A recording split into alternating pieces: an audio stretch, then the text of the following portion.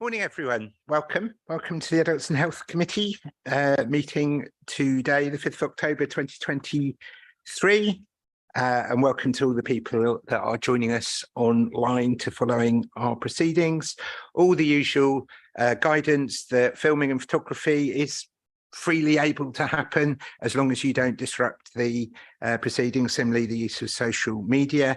Please, everyone, turn off your mobile phone, or at the very least, put it on vibrate and silent only while the meeting is taking place. We are being live streamed, and a recording of this meeting will be available on the County Council's website. Usual housekeeping points. If you wish to speak, please raise your hand. As we'll hear in a moment, in apologies, Susan at very short notice has had a health issue, and we send her our best wishes. And that means there won't be a vice chair available today. And Councillor Nessinger has kindly agreed to sit in the seat, not the vice chair, but known to us as the leader of the council. And she's going to be doing the important job of assembling people who want to speak. So put your hand up. Councillor Nessinger will see that and will assemble the speakers lists. If in the afternoon, when we have co-opted members who may be joining us online, they will raise their hands by using the hand function on Zoom and turning on their camera. As always, in accordance with the Constitution, I'll build in a comfort break this morning at the latest within 2 hours. There's no fire alarm test scheduled for today, so if the alarm sounds, I will fairly swiftly adjourn the meeting, and we'll all leave via the fire escape, which is situated halfway along the corridor outside this room to the left, next to the kitchen, and use the external stairs to the car park, and we all assemble outside. We now move to item 1, which is apologies for absence. Apologies, please, Tamer. Sorry, please. Thank you, and good morning to you, Chair. You did say in your introduction that the recording of this meeting would be available on the Council's website. Can you advise when it would be available on the Council's website, since I'm finding that there is increasing delay in meetings actually getting onto the Council's website? Tamer? Generally, it's as soon after the meeting as possible, but I believe it does take a while sometimes for the for it to upload onto YouTube. But I can, if that is an issue, I'll take that away and make sure that we've dealt with it properly. Thanks. Yeah, I think that's the most sensible thing. It's a completely fair question, so we'll just check that. Apologies for absence, please, Tamer. Apologies received from Councillor Van der Ven and Councillor Graham Wilson, substituted by Councillor Lucy Nessinger. And for part 2 of the meeting, Councillor Corinne Garvey, substituted by Councillor Joss Hales. And Councillor, also apologies received from Councillor Matt Maguire. And Councillor Healy? Yes, please. Oh, Councillor Campbell. sorry. Not sure it's welcome. By the way, welcome to the Adults and Health Committee. We've got the two leader of the council, the leader of the opposition here, so it's going to be a high-quality meeting. Welcome. And also, Councillor, apologies received from Councillor Kevin Reynolds, substituted by Councillor Steve Count. And Chair, thank you for that warm welcome, and I look forward to engaging my first time with you as Chair here. But the leader on this committee for the Conservatives is Councillor Bowden. I'm here as merely as a substitute. Thank you. Well, I'm sure you'll be very, very loyal in following his lead at every point in the meeting, and I will be watching for that carefully. Right, we've done apologies. Can we hear from any member who wishes to declare any disclosable pecuniary interest or non-statutory disclosable interest? None. I'm proposing to change the order of the agenda slightly and to hear item 8, Ombudsperson report, before item 8, rough sleeper drug and alcohol national grant funding. Everyone happy with that? Yeah. There'll also be a change in business in the afternoon in the health scrutiny session. Unfortunately, the report presenter for the winter planning report is unwell and unable to join us today. So I propose to use the first hour of the meeting between 2 and 3 to report back on the training that happened on health scrutiny and some of the conclusions that follow from that, to discuss the future potential items for health scrutiny to enable us to discuss that. And if we get time, to bring forward a discussion about the training plan and development sessions in relation to health scrutiny. So we'll do that between 2 and 3, and then we'll have the meeting on ICB finance starting, the scrutiny correction on ICB scrutiny finance starting at 3 p.m. So any quick comment about that? Everyone happy? Yep. We now move to item 2, the committee minutes of the 29th of June 2023. We're asked to approve them as an accurate record. They're on pages 5 to 31 of the agenda pack. Any questions on the accuracy of the minutes? None. So we'll take it that the minutes are carried unanimously. Are there any matters arising that any member wishes to raise that is not covered elsewhere on the agenda? Councillor Seif. Thank you, Chairman. I will be brief. It concerns our discussion that we had last time on smoking. Members will remember that I told you all that I had given up smoking when I was 9 years old, and I recommended that that's a pretty good policy for everybody. And I talked about and I think you'll find it mentioned in the minutes, the New Zealand legislation, which increases progressively each year the age at which people can buy cigarettes legally. Well, the Prime Minister announced that he proposes to bring in such legislation pretty well immediately. And although I am a Liberal Democrat, proud Liberal Democrat, what's right is right. And of course, the devil is in the detail. We'll see what happens with the legislation. But I think that I'd like to acknowledge that I very much, this is me personally, I can't speak for the committee, but I think that it's something that should be welcomed as a principle. And we look forward to seeing the detail in due course. Thank you. Councillor Bowden. Thank you very much indeed, Chair. I welcome the comments made by Councillor Seif, and also welcome the announcement that was made yesterday. And as Councillor Seif says, the devil will be in the detail, and we'll all wait to see that. But already there is a fight back against this. We're hearing people say it is restricting freedom of choice. We're hearing people saying that it is infantilizing people, saying that if they're 39 years old, they won't be able to buy cigarettes. Well, the answer to that is we restrict people's freedom anyway in a whole host of ways. We stop them from buying and using heroin, or at least it's illegal. We stop them from doing the same with methamphetamines. We stop in lots of ways. We stop people behaving in certain ways. And it's right as a society that we do so. And I think that we need to be vigilant to ensure that those who will be arguing against any change which takes place are robustly met by the comments from this committee.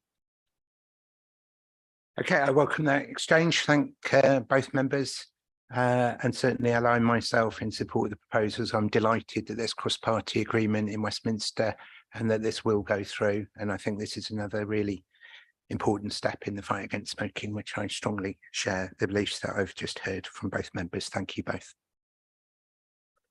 We now move to the action log, which is on pages 32 to 37 of the agenda pack. Any questions or comments?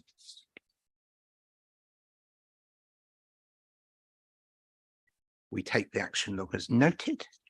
We've got item 3, we've got no petitions or public questions which have been received, so we simply move to the next item.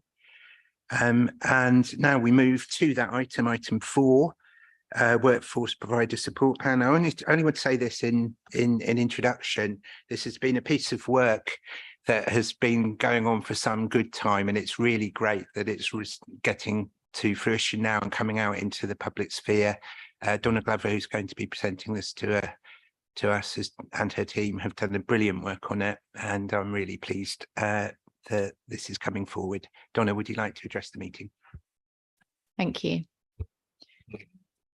So the paper I'm bringing today, which I'll assume is read, is about the external workforce. And if I just give you a bit of a parameter around what I mean by that, as a local authority, we have responsibility to support people that have care and support needs in our communities. That's adults with care and support needs, elderly people. Sorry, I'm being asked, could you bring the microphone a little closer to your mouth? So as it's a little bit low, sorry. Is that better? Okay, thank you. So the paper I'm bringing today is about the external workforce. When I say external workforce from an adult social care perspective, that's largely, but not exclusively, the workforce that sits within private providers who we have contracts with to deliver care and support to adults in our communities, including residential care homes and in their own homes. There are also workers within the council who are employed to do that, but they're in the low hundreds compared to the overall number of this workforce, which is around 16,000. There are also a small number of people who receive payments directly from us to employ their own workers to meet their care and support needs. So they're included when I talk about this external workforce as well. So the paper asks for your support to invest some further monies in this work programme. We've already invested £451,000 that we received as a ring-fenced grant from Health Education England, which is now NHS England. And that was in recognition that actually we have a shared workforce across health and social care. And if social care has a strong workforce and health has a strong workforce, then collectively we're stronger for it. We now have an opportunity to invest further. So the decision today is around the 845,000 investment across the next 2 years to bring a further skills intervention to this workforce. So the reasons we're wanting to do that is because this is a large workforce. It's as big as the NHS workforce. It's crucial for us to deliver good outcomes to people in our communities. But there are challenges in the workforce, which I think are well represented in the media and other places. They suffer with poor retention and recruitment, and they also don't have a standardised baseline of skills. So when you become a care worker, there isn't a set standard of skills that's expected or measured against. So where we see care done really well, and we do see care done really well, I want to make that point because we have a lot of care workers working extremely hard across Cambridgeshire to deliver great care. That produces good outcomes for our citizens. Where we see it delivered not so well, on the flip side, we see poorer outcomes. And it's those poorer outcomes that we want to address. So of course, care providers, if they're employing staff, have a responsibility around training and skills, but as I've set out, there isn't a standard baseline that's accredited or adopted nationally, nor is it inspected against by the Care Quality Commission in a standardised way. So we want to make best use of resources we have in the council, given that we're a powerful procurer of this care, to intervene and strengthen the skills in the workforce. We've already done work around the real living wage to look at the pay question, which is really important. And we know next to pay, skills and professional development is the thing that providers and workers tell us are the things that make them come into the workforce, stay in the workforce, and do a really good job. So we're not looking to take all responsibility for this, but we are looking to galvanise whatever we can to improve the skills. So the programme that we've instigated and led is jointly chaired with the Cambridgeshire and Peterborough Combined Authority. We've drawn in partners from health and importantly Skills for Care, who have a remit around the skills in this workforce too, and organisations like Healthwatch to offer the perspective of people with lived experience. So we're not standing on our own and saying that the council has to be completely responsible for this, but we do have a responsibility to make sure we're achieving the right outcomes for people in our communities. So the paper gives you an update on the programme progress to date. It's been very targeted initially around the care certificate. which sets this as a potential strong baseline of skills for the workforce. So we would want all of our workforce to at least have achieved the care certificate, which gives us some assurance that they've got skills that have been accredited to a similar level to help towards those good outcomes. We now want to go beyond that and invest further in areas that we know we have pressures and where we know quality is held. Those areas for the additional funding would be around support for people in our communities to allow them to stay in our homes who have the most complex needs, and that's the workforce we have the most difficulty in sourcing, and then has an impact on what we then have to pay, maybe in more institutionalized settings, to meet the needs of those people, and targeted support and skills interventions for people who are managing those services, because we know that good managers are key to good quality. I would also just like to correct and thank you, Councillor Howitt, for being eagle-eyed on this. There is an error on point 5.1 on page 284, which states the date of the 24th of May 2023 around one of the funding points. That should, of course, be 2024. So apologies for that typo. I'm going to stop there because there's a lot of information in the paper and I want the opportunity for you to be able to discuss and ask questions. I don't encourage questions on that last point, which was a typo. The order is going to be as follows. We're going to take questions to Donna. We're then going to take the amendment, debate and vote it. We will then have the general debate and vote. That's how we're going to do it. So just initially, are there questions to Donna? Councillor Slatter. Yes, C of the recommendations talks about branding.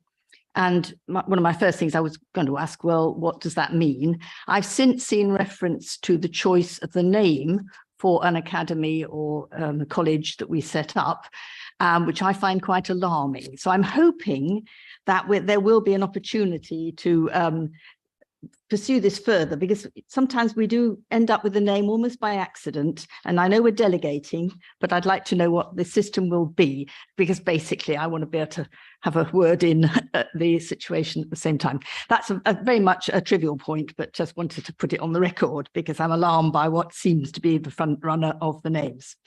More to the public point, though, it's a brilliant, really welcome this report. Like many people. Do you mind if I ask you to stick to questions? Yes. Because for the time we've got. The question is, what's the name being suggested at the moment, and can we hear a bit more about it? And the second question is the ways in which we are involving the partners we are involving, and particularly district councils, because I'm aware that a certain amount of training, particularly in exercise, share-based exercise and walking companionship, are very well run through the district council. I've had them myself, and I've always been pleased if some of the agencies are there as well. So I want to be just sure that we are involving them at this stage. I'm sure we are, but I just wanted to make sure that was the case. And some of the well-recommended agencies who provide our carers. There are an awful lot of them out there, and it would be good if we can recommend particularly good agencies who we feel would be good partners. Thank you. Thank you very much. Councillor Seif, questions, please. Yes, thank you. I understand the issues, which are very well explained, and I support in principle, the application. But there is one figure in this report which horrifies me, which is the turnover of personnel. 40% every year. This is extraordinary. I don't know how you can operate a system with that. My question is, where do they go to? Where are we getting them in when to replace people, staff that leave? And in particular, is there some danger if we are creating a hybrid care certificate that those that we train may be more encouraged to leave and go elsewhere, taking their qualification that we've given them? Fair question. Councillor Count, please. Thank you, Chair, and restricting myself to questions only at this stage. Is there any link between gaining a certificate and an increase in pay on people outside our organisation. We obviously have a mechanism to bring our own workforce to get them certificated. I'm checking what mechanisms there are for the external. And if there is no direct link with pay, is there some kind of link between an onus on the outside care provider to reach a certain target in terms of linking that to gaining certification? On the comparison figures on page 48, where it talks about the pay, the 0 hours, etc. The pay was slightly under on the pay. Does London distort the figures? And normally in other areas, I'd see a comparison to our statistical neighbours. But in this comparison, we're compared nationally, which I find less helpful. So is that possible to have that compared to statistical neighbours? And does that make, are you aware of any difference in that? And I'd like to know, what is the reason for no real targets in the KPIs? As an example, staff turnover rate 39.9%, England average 29%. Target is reduce rather than actually giving us an ambition for a figure so that we know what we're spending our money on. Thank you.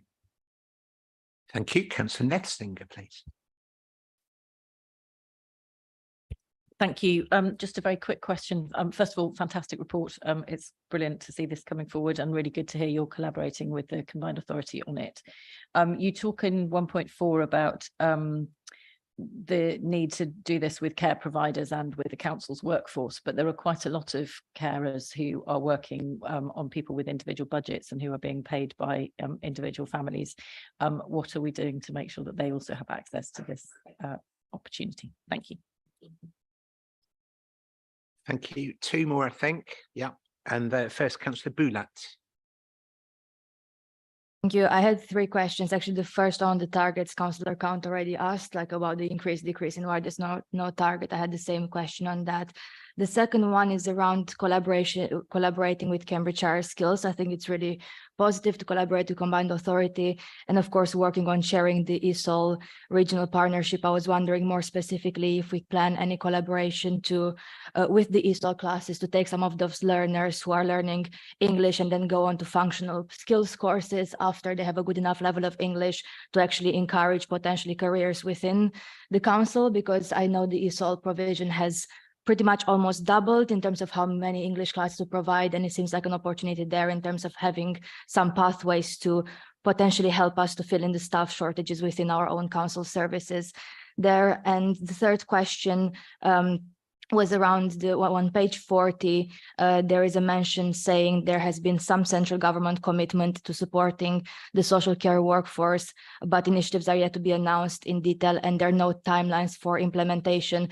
So I was wondering if there are any more recent updates in terms of like when do we expect a timeline around this? I know there have been many announcements in the last few days from various ministers and people associated with, working on this. So could officers tell a bit more about when do we expect those timelines from government and whether there's any indication of what those commitments entail? Thank you.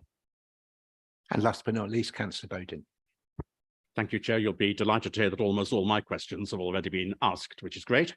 I just have one other question, and we tend to concentrate on things which we are not doing as well as the rest of the country, and quite correctly so, we question failure.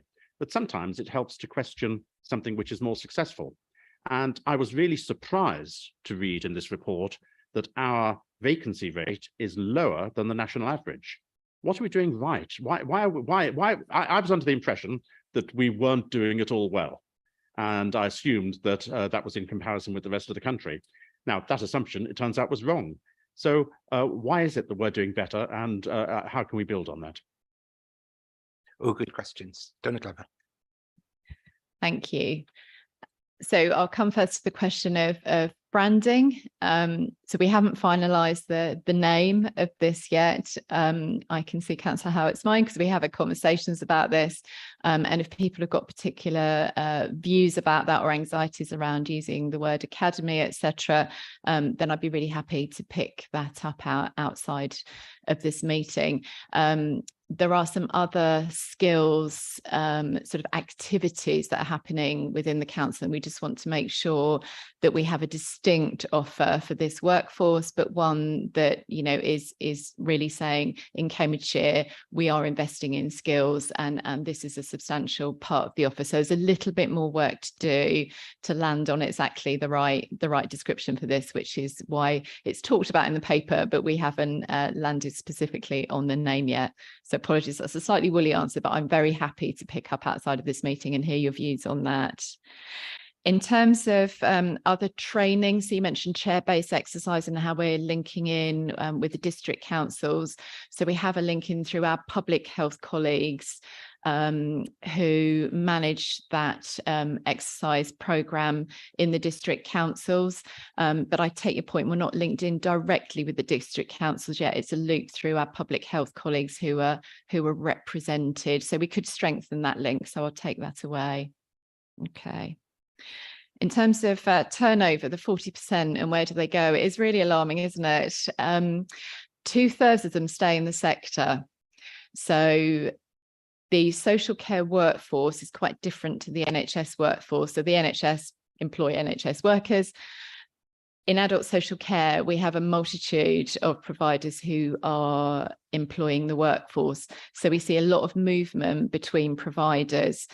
One of the compelling reasons to really secure the baseline of skills is so that when those workers do move, the next employer has confidence in the skills that they have. At the moment, every employer is offering something slightly different. Some of it's very high quality, some of it's, you know, much poorer quality. So there's a huge amount of replication in induction training, etc., which produces a pressure on the workforce given the level of turnover. So we want to, in Cambridgeshire, give confidence to providers that they understand the skill sets that the workers are coming to them with if they've undertaken training that we've endorsed through this portal academy or whatever we decide to call it. So I hope that helps to answer your question. So 2/3 of that 40% are staying within the workforce. The other third are probably going to other sectors, and the main competitors are places like distribution centres, retail, etc.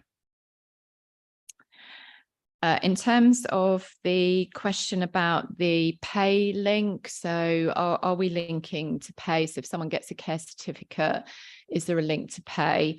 Not directly is the answer to that question. We're looking to leverage influence on contracted providers by strengthening our contractual arrangements, by specifying more clearly that we require workers to have this strong baseline of skills when they join their workforce. As I said, we have already gone to the real living wage in terms of pay, and we don't have the ability, you know, realistically to go further with that at the moment. I take the point about comparison to statistical neighbours, and if it's okay, I'll bring that back because I don't have that off the top of my head, but we can bring back to you some different data around that, because it's cut in various ways in what's produced by Skills for Care. So I'm happy to produce a summary of different ways of looking at that outside of this meeting. KPIs is a really good point. Wendy's here, she's the programme manager who's been leading on this. We grappled with that and decided to initially state whether we wanted to improve, as in increase or decrease, rather than set an arbitrary number. But we will review that as the programme goes on, and I take your point about looking actually and making sure we're at least performing as well as we can see is happening elsewhere in the country. So if I can take that point away and programme board to think about if we can put some more specific numbers in, which I think is what you're asking for, so you can see what you're buying and measure against. Okay, thank you. Really good question about people who have personal budgets and how personal assistants will access this. So the offer, the skills offer around the care certificate and the enhanced offer that we'll procure through the 845,000, if that's agreed today, will be open to providers to access, but also individual care workers, because we really do want to support those care workers that are employed directly by individuals with direct payments. That helps us to get the right care in the right place for people, particularly with more complex needs, improved choice and control, etc. So Wendy and her team are doing a lot of work to understand in our engagement and comms how we can make sure we get to that group, because obviously there are even more splintered group to get to, but they are our priority. We want them to have the same access and ability to access. The point about ESOL classes, we haven't picked that up yet, but I will take that point back for discussion. It's probably also relevant for the international recruitment work that we're doing regionally, which we're playing a strong lead in Cambridgeshire, to understand how we can take advantage of international recruitment, but doing it in a way that really supports us getting the right workforce. So I think that links really strongly in with that agenda. Do you agree, Wendy? Yeah. Okay. You also asked for a bit more detail about the national government initiatives that have been announced but not to come to fruition yet. So in September 2021, the government announced social care reform. There have been several changes to that since then, as people around the table will know. In that initial announcement, there was a 500 million commitment to skills in this workforce. That was reduced to 250 million, but we're yet to see an implementation plan behind that. And we feel we need to be acting now. We're not sure what that will look like, if, when it will come to fruition, etc. And in the meantime, we've still got these pressing recruitment and retention issues that we want to address. And thank you, Councillor Bowden, for pointing out that our vacancy rate is actually a bit lower than the national average, only by a bit though, and the turnover is still high.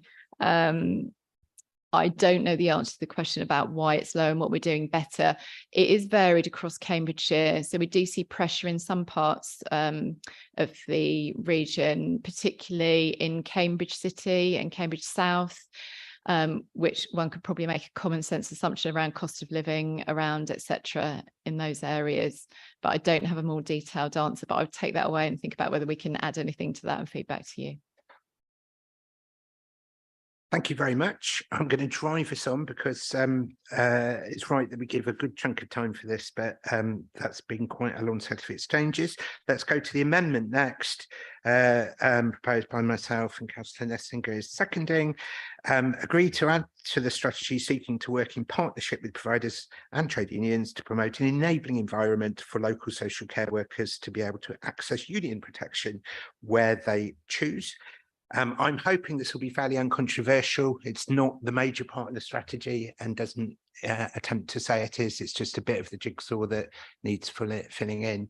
And many care workers we know are in precarious and vulnerable settings. And if they choose to join a trade union, us having as part of a policy, having a enabling relationship between providers and unions seems a sensible part of this strategy. Anyone want to speak on that? Councillor Count. Yes, thank you, Chair. And I take it as this is being moved as an amendment. We're restricting discussions to this point.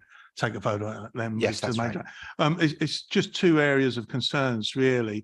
So the first is obviously this paper is drawn up with the chair yourself, and this is your amendment. So I'm just wondering what went wrong in the drawing up. Was it a case of you weren't involved with this at a stage in order to get it in the paper, or do officers have some concerns they didn't want it in the main paper, seeing as it's under your name that the paper is? The second one is, do you actually have any evidence that this isn't going on as a normal practice? Because I understood that we had a warm relationship with our unions and promoted that naturally. Is there things that I'm unaware of, and this committee are unaware of, that you want to draw to our attention that we have a disabling relationship in either internally or with any of our providers? Thank you, Chair.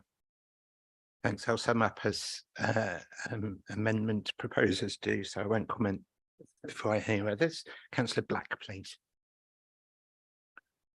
Thanks, Chair. Just like to draw attention to the paragraph 1.3 this the state of our workforce on page 42. I mean, there it says, and I suspect this is in an earlier national minimum wage regime today, the average hourly rate for care workers in the independent sector in Cambridgeshire was £9.68 compared to £10.03 nationally.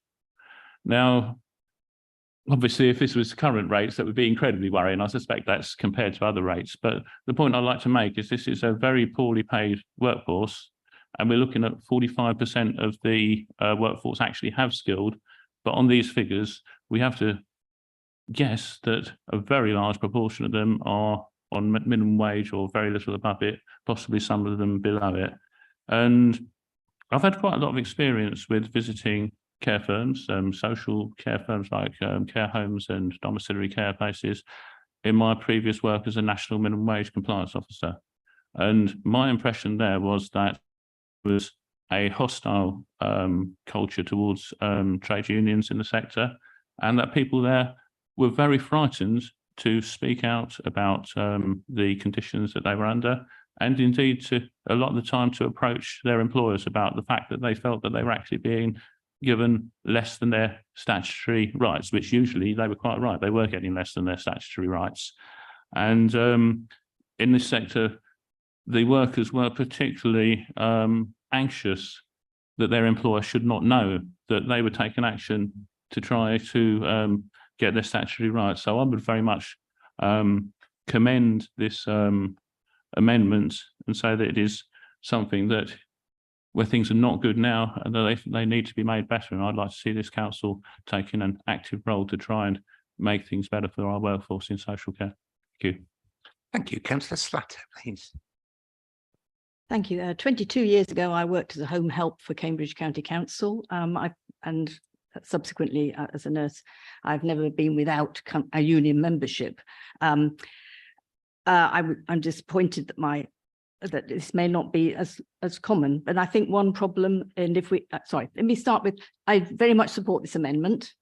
I'm hoping that it will imply that where we commission any of our services and where we are in communication with agencies and providers, they know that we encourage union membership. We may want to add the word professional associations, and that does bring in some. Unions aren't just about money, of course, it's the protection when there are any safeguarding or other challenges, or even we might say allegations against carers. We know that that is a major vulnerability that may drive them out of the profession without them being at all guilty of any malpractice. So I thoroughly support this, and I'm hoping it's universal. One point though, not all unions have graded subscriptions, and I think that is a deterrent. I've been into this with Unison. It is a deterrent to some people on part-time work or even 0 hours to be giving a massive proportion of their money to a union or professional association. So I think we would be wanting to influence the unions to think again on that. This is particularly in the context of this workforce to whom it applies particularly. Thank you. Thank you. I hope the words enabling environment could be deemed to cover that. On Councillor Count's questions, democracy is a wonderful thing. So when our members met together in the groups to prepare for the committee, it was felt that this would balance up the report. So just a normal part of the process. In terms of the evidence, I was reading an academic study recently from Queen Mary College in London about how difficult it is to recruit care workers in the sector, and how when people get union membership, there's a direct relationship with them getting better access to training, to pay, and to protection. So I think there's some good academic evidence behind this. In terms of the local situation, it's a fair question, but this is primarily not about the council. I don't think there's any questions that I'm aware of which are about the council and its relationship with trade unions. 84% of the workers we're talking about are in providers in the private and voluntary sector. And it is notoriously more difficult, we all know, and Councillor Black has referred to it, for trade unions to recruit in that sector because it's more fragmented, more decentralised, and there are sometimes some difficult attitudes out there, and that's why it's worth putting this within the paper. We've completed the debate. We'll take a vote. All those in, oh, sorry. Who am I looking at? Sorry, I do apologise, Councillor Howell. Thank you, Chairman. I'm not going to add masses to the debate, but I just want to have my little say, if you don't mind. Chairman, I think it'd be fair to say I'm one of the few people acknowledging Councillor Slater, obviously, who's acted as a carer, and I still work as a support worker. And UNISHIP membership, even though I'm very supportive of it, and I was a member of NUPE originally, so I was going back how long when I was a carer, it is a luxury, because if you are on a very small wage, to then pay out as well to a union is sometimes seen as a luxury. And it's very difficult. And being a carer, just in general, is very challenging, especially when you get an allegation made against you, when you then go to a supermarket and find you're getting £2 £2 an hour more, or £80 a week more. It's a profession that is very transient, and we're going to have this problem time and time again. But I'm very much supportive of a union representative of carers, even though they do find it very challenging to pay that fee. But thank you. Thank you. And just to accentuate, the words "where they choose" are in this amendment. So this is not about us saying you have to join a union in any way. It's about ensuring that the real choice is offered to workers in the sector. Those in favour of the amendment, please show. Looks like it's unanimous. Yes, it is. It's unanimous. Thank you very much. Now let's have the major debate on the report. And typically I will say some things in introduction. Every local authority in the country has this problem. This is not about problems unique to Cambridgeshire at all. The social care crisis is all that we talk about when we meet other local authorities in the country. Everyone's got problems of very high turnover, very high vacancy rates that is really impacting on the quality of the service. So we've been thinking for some time, can we do better in Cambridgeshire? Can we do something that will not solve all of the problems? I don't think anyone would suggest this, but can actually put us in a markedly better position. And of those 16,000 care workers we have in the county, that 30% levels of plus of turnover, 30% plus levels of 0 hours contracts, the fact that our care workers in Cambridgeshire are beneath the national average in terms of qualifications, those are real problems that we'd have to try to solve. And this is our way of doing it. And I genuinely hope that this initiative will help us. I'm not saying we're going to be the best in the country, but I'd like to be us as one of the leading authorities in the country on this issue. We've had some feedback from the Department of Health and Social Care that this initiative does reflect that, which I'm particularly proud about. And I honestly believe that in the end, the extra money that we're putting into this, and it is going to be over £1 million if we pass the recommendations today, given what's already gone in and what we propose today, will pay itself back, because we all know that the way that vacancies are dealt with is through higher cost agency staff in many situations. So I honestly believe, and obviously the costs of recruiting staff, if we can lower the turnover, all of this is going to be healthier for the finances, as well as providing that more consistent and better care for the people that we care for.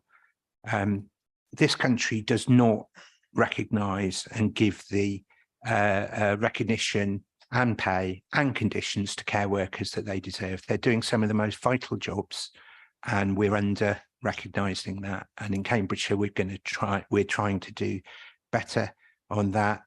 I am pleased that the decisions we took 2 years ago now, when we came into office, to introduce the real living wage for all, not just all of our own staff, but for contractors, introduced progressively over time. We're hoping that that will that target will be reached by next year. And I was at 84%, we're there. So care workers have already had an increase on average of over £1,000 thanks to that policy, 84% of whom in the county. And that's made a difference and can make a difference again.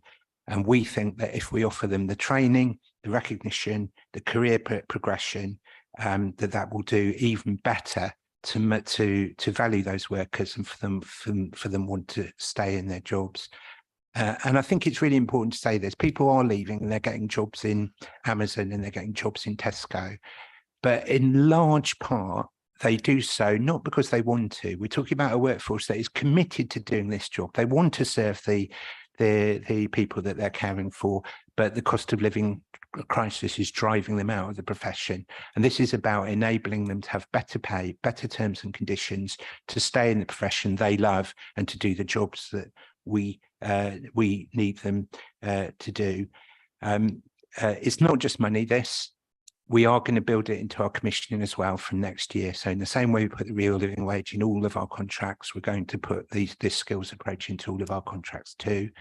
And I'm absolutely certain it's the right thing for Cambridgeshire County Council to do, and deeply proud of the work that Donna and her team have undertaken to get us to this point. Who else would like to speak in the debate? Councillor Slatter, please. Yes, leading on from what you said at the end there, it is also a matter of public perception. And I think it is the duty of everybody in this room and all councillors really to boost the work that it will be going on with this workforce training and skills development, to see the career of caring as a good one, to hear that their children and grandchildren are going into, and to mark whenever we can those achievements of people within this college as it's growing now. I mean, I remember, I mentioned earlier that I was trained by the County Council in the old days as a home help. And I remember at the end of some thing about confidentiality, the chief executive turning up. Now I'm making a bit of work here for Patrick and other people who they come in, and I was impressed, and I was pretty in middle age at that point, but I was impressed that they took the trouble to say thank you, and thank you very much indeed. And that has stayed with me. The tabard was pretty good value as well, and I'm aware of that too. But seriously though, we need to take every opportunity we can on social media. I'm sorry we haven't got these on the table. That's another thing that we can promote as well, how the County Council plays a part in enabling people to find care and values those who have the skills to produce it. So sorry about this, Patrick, but I really think you should be putting in some appearances at the end of training sessions, even now where they're happening. And we as councillors certainly should be doing that. Sorry, that was a preach, wasn't it, rather than a debating point, but I detect support from everywhere. Thank you. If any councillors want to take part in visits to the service, we'll always enable that. And we've done some very good ones together, Councillor Slatter.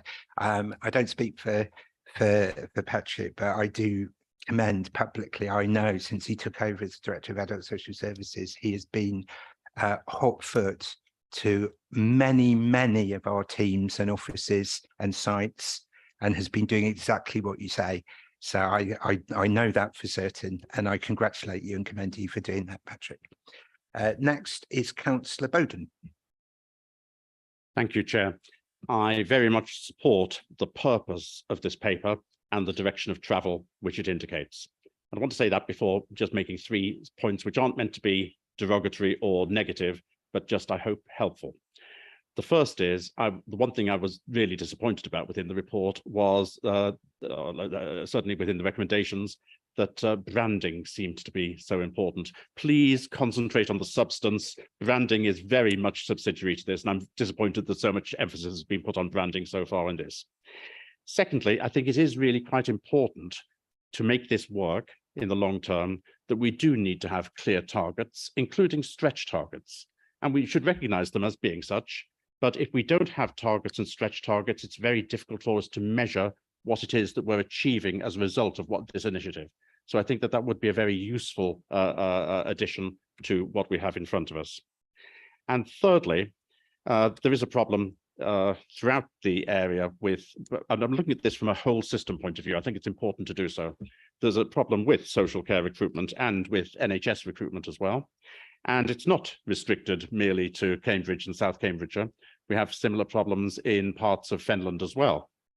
And I note the comments which are made about international recruitment, and I continue to be disappointed that we fail to attempt to target one particular sector of our community in terms of recruitment. And I've gone on about this, not merely in terms of social care, but also in the NHS. And that is certainly in Fenland. We have a significant number of individuals within Fenland who have immigrated into this country from Eastern Europe in particular. Many of them are comparatively well educated, and many of them are in jobs at the moment which are lower than their skills would potentially allow for. And I'm disappointed that we don't do more to try and target the communities who have come in from Eastern Europe in particular, to try to get positions that we're talking about here and comparative positions within the NHS filled. I think that there's a really good workforce there potentially, and for some reason or other, we've never tried to target that, and I think that we should. Thank you, Chair. Thank you. And I agree that we should have an entirely proportionate debate about branding and focus on the bigger issues. Councillor Black. Thank you, Chair. I'd like to just say that I think there is at least a light at the end of the tunnel here. We have a social care system in crisis. There are lots and lots of things wrong with this, and it really worries me.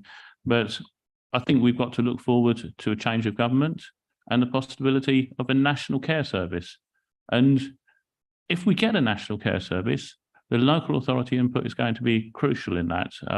We will have something from central government, but it will be down to us to drive things like moving to a better mix of more public sector providers and fewer private providers, certainly fewer that are headquartered in the Cayman Islands. When it comes to this, I think this is a step forward. In the National Care Service proposals put forward in the Fabian and Unison report, support guaranteed, there is quite a lot about skills in this. And I agree to some extent we shouldn't be worrying too much about branding, because we might well be aligning ourselves with a national branding for upskilling that has got a really decent amount of money behind it and a decent amount of money coming into the social care service altogether, because we've got to look at this and realise how far social care is behind, for instance, the NHS in this sort of issue. So yeah, I very much welcome this. This is a great step forward, but the light behind the end of the tunnel is, at the end of the tunnel, is that possibly we might be looking forward to a much better funded social care service, and a social care service where the logjam is broken, and we start to really address the reasons why the workforce here has been so poorly rewarded, and its reputation and the reputation of how of this as a possible career has been so poor. I'm glad we're doing something about skills here in this county. I thoroughly support the motion. Thanks. Thank you very much. Councillor Daunton. Thank you. It's not a comment about branding, but it is a comment about marketing. And I think we've had a good discussion this morning, and we know around this room and out in the general public that care workers and the care profession is valued. So it's really important to get that across in the marketing, and to make sure that the tone and content of the marketing is appropriate for what we're trying to do, that the importance of this profession. And I would also like to think that those people who are currently in the profession would be involved in drawing up the marketing campaign. Thank you. Councillor Counts, please. Thank you, Chair. I also welcome this report and support the ambitions of building on the accreditation of the workforce, both internally and externally, which was instigated at Cambridgeshire some years ago now. With regards to the union amendment, which I supported, I appreciate the feedback from yourself and Councillor Black, which enabled me to support that amendment as an enabling amendment based on the feedback of where there are difficulties in gaining union accreditation. I hope that somehow translates, because that's now been introduced into the paper at late date, into some kind of additional clauses in our contracts moving forward, or perhaps even an additional safety mechanism of whistleblowing or something like that through the county council as the ultimate contractor rather than the direct provider. I also welcome the words of Councillor Howell and Councillor Slatters in the difficulties with the cost of union membership, and therefore really found it necessary with those words that you put in, Councillor Howell, about those that choose to go. So that gained my support. Overall, I support the direction of this paper. I think it's good. At this stage, you will have noted from my earlier questions that we're being asked for over £800,000, but it's unclear what we're going to get for that. And by that, I refer to the KPIs, where it simply refers to up or down rather than actual targets. Officers have agreed to go away and think about that some more. And on that basis, I'd like to be in a position to support the paper rather than actually go against it. But I'm not really used to spending money where I don't have what I believe to be sufficient insurance of value for money for this committee. I therefore think, and I hope that the chair would agree that when the officers have considered what those targets may be, to have a discussion with the chair, put it in as action log, and so you can reveal those to the committee, and then the committee, when it sees the action log, decides whether that was sufficiently ambitious or even over ambitious, and actually get a view of that. So on that basis, I'm happy to support this paper. I welcome it, and I think it's the right direction of travel. Thank you very much. Thanks, and just say I agree that that could go in the action log, please. And I thought, thank you for those constructive remarks throughout that contribution. Last speaker is Councillor Boutlat. Thank you, Chair. I welcome the report with the amendment. I want to make a comment on the unions and the amendment. I think it's really important to underline it's a choice, of course, but also to make for every worker to make an informed choice. And by this, I mean that when you're, entering a workplace, you should have the information you need to be able to know your rights and exercise your rights. And working with migrants of various nationalities in different sectors over the last 10 years or so, even the idea of like whether you're entitled to join a union is not necessarily information that people have when starting working in this country. For example, myself, when I arrived in the UK, I was 18. I had no idea really about my workers' rights. I misassumed that I don't have the right to join a union if I'm not British yet. It's a misassumption that a lot of people do have. And also because people come from countries where, the idea of a union means something different than what it means in the UK, especially if you come from some of the Eastern European countries, which have different histories around unions and union membership. So I think it's really important for our workforce to actually have this information to say it is a choice to join a union and who is entitled, and that everyone is entitled to the same protections and workers' rights in that sense. And I wanted to comment on Councillor Bowden's point. I do agree with Councillor Bowden in terms of exploring some of the other opportunities in some of the populations that are already here. And that's why I made the suggestion around linking the ESOL class progression with some of the careers within local authority services. Because, for example, when I attended, I observed some ESOL classes, and I've seen the diversity of learners, some of them who just arrived in the UK and want to go on an English course, but some of the learners there actually have been in the UK for several years, often working in retail, in cleaning, in other kinds of jobs, and actually they are attending the ESOL classes because they want to progress in their working life, to perhaps try another career, or perhaps to progress in their work and gain other qualifications for which they need a certain level of English. So I think actually, especially with the ESOL learner numbers growing so much over the last few years, is really important to look at what the needs are there, because it might be that quite a few of the learners there may consider some of the careers in social care and NHS and other areas where we have skill shortages. But also the final point I will make is actually making the opportunities available where communities actually are and get this information around work. So I'm, for example, part of many Romanian, Polish, Lithuanian Facebook groups on Facebook. Some of them have thousands of members, and often people get jobs and know about jobs because people post in those kind of community Facebook groups. And if there's no information about council or council services or other kind of workers' rights there, that's where a lot of people get their information from. So if you have retailers posting the job opportunities, it's more likely people will go on trust. Someone recommended this job and I will go work in that area, rather than considering perhaps I might have the qualification even to work in social care, for example. So actually, on the point on marketing, actually getting the information where communities are and meet and where they share this information is really important to encourage more people into social care. Thank you. Thank you. I think we've heard in the debate from cross-party basis the importance of more targeting with migrant communities in this work, and the officers already said that she'll take that back. On KPIs, I also struggled this a bit when I saw the first draft, but I think it's important that officers give us their honest advice and not just put in anything arbitrary, and I think they struggled with it. But I think also the point of having a debate is to hear what members think, and I think we've given some strong feedback there, and so we'll act on Councillor Cant's proposal. And it's not been discussed in any great detail, but in principle, I would like this to be a joint initiative with the National Health Service, because I see the labour force in health work being a single labour force with social care. But I've been persuaded, again, through advice from our officers, that if we were to try and do that today, it wouldn't work.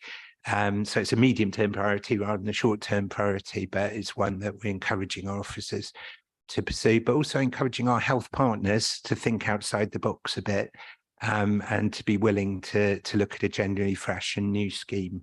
So it's a challenge to them as well. The recommendations are A, to approve the procurement of further skills interventions up to the value of £845,000 to support the ambitions in the workforce plan, and to delegate the awarding and executing of contracts to the Executive Director of Adults Health and Commissioning. To B, fully support the initiatives by Cambridgeshire County Council to support the workforce now, developing local initiatives to strengthen the workforce based on specific challenges faced by care professionals, providers and individuals in the area. To note this report and approve the continued focus of the Adult Social Care Workforce Programme Board on the priorities identified. C, to delegate the approval of the branding of the, I'll say this quickly to keep Councillor Bowden happy, to delegate the approval of the branding of the Adult Social Care Provider Workforce Programme to the Executive Director of Adults Health and Commissioning in consultation with the committee chair. No pressure there. And D, to add to the strategy, seeking to work in partnership with providers and trade unions to promote an enabling environment for local social care workers to be able to access union protection where they choose. I think this is such an important report. I am actually going to take a vote of by hand. Those in favour of the report, please show. And as I hoped, it is unanimous. Thank you very, very much. Donna, also to Wendy Crossan-Smith, who's been here listening and having contributed deeply to this initiative. I can't thank you warmly enough, and I really think this is a huge step forward. So thank you very much. We now move, and we're going to have to speed up, folks. We spent double the time on that we planned, but I think it was justified. But can officers be very concise in their presentations, and we'll just see how much we have questions and debates from members. Item 5 is the Adult Social Care Local Government Association peer review. So this is not the first time we've seen this, but it's an update on the actions since the peer reviews that first took place. And Gudef Singh, welcome, Gudef, Head of Commissioning Adult Social Care, and Kirsten Clark, Service Director Adult Social Care. Good morning. I'm here to present this report. Gudef first. Thank you, Chair. Good morning, committee. So this is, Chair said, this is an update. This is an update to the December 22 paper, and the update takes place alongside our preparedness for the work we're doing for an expected CQC inspection. There are 10 recommendations. If it's okay, I'm going to ask my colleague Kirsten Clark to report back on the first 7, then I'll report back on the final 3. It's got to be done concisely. Kirsten, welcome. Welcome. Thank you. Can you hear me okay? I'll go straight to the 10 recommendations then in terms of speed. So there were 10 recommendations following our peer review last year. Recommendation 1 focused on the local authority having a stronger story and narrative around our shared services arrangement. Obviously, that's moved on significantly since both local authorities have separated. So that's resolved that outstanding issue for us.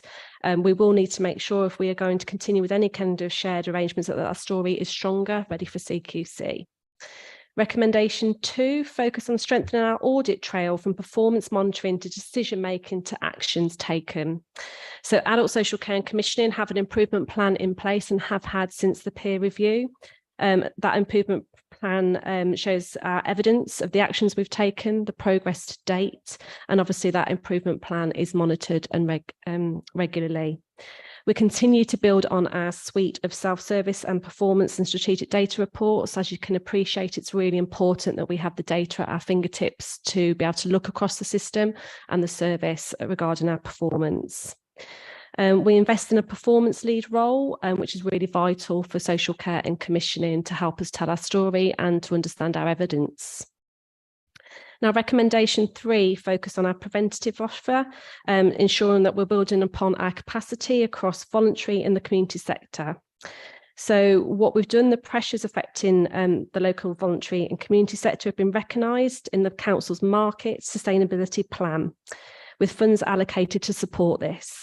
Now, as an example, there are many, but for today, Care Together is one of those programmes, which has invested £200,000 during 2022 and 2023 in set-up funding to expand voluntary community groups and social enterprises in the community. Recommendation 4, focus on us reducing our backlogs for assessments, reviews, including those within our deprivation of liberty safeguard arena. So the council has supported adult social care to make significant investments in our annual review position and decreasing the backlog since COVID. Our current annual review target is at 83%, which I'm pleased to say is now pre-COVID rates. And actually that's recognised regionally and nationally as a high percentage figure.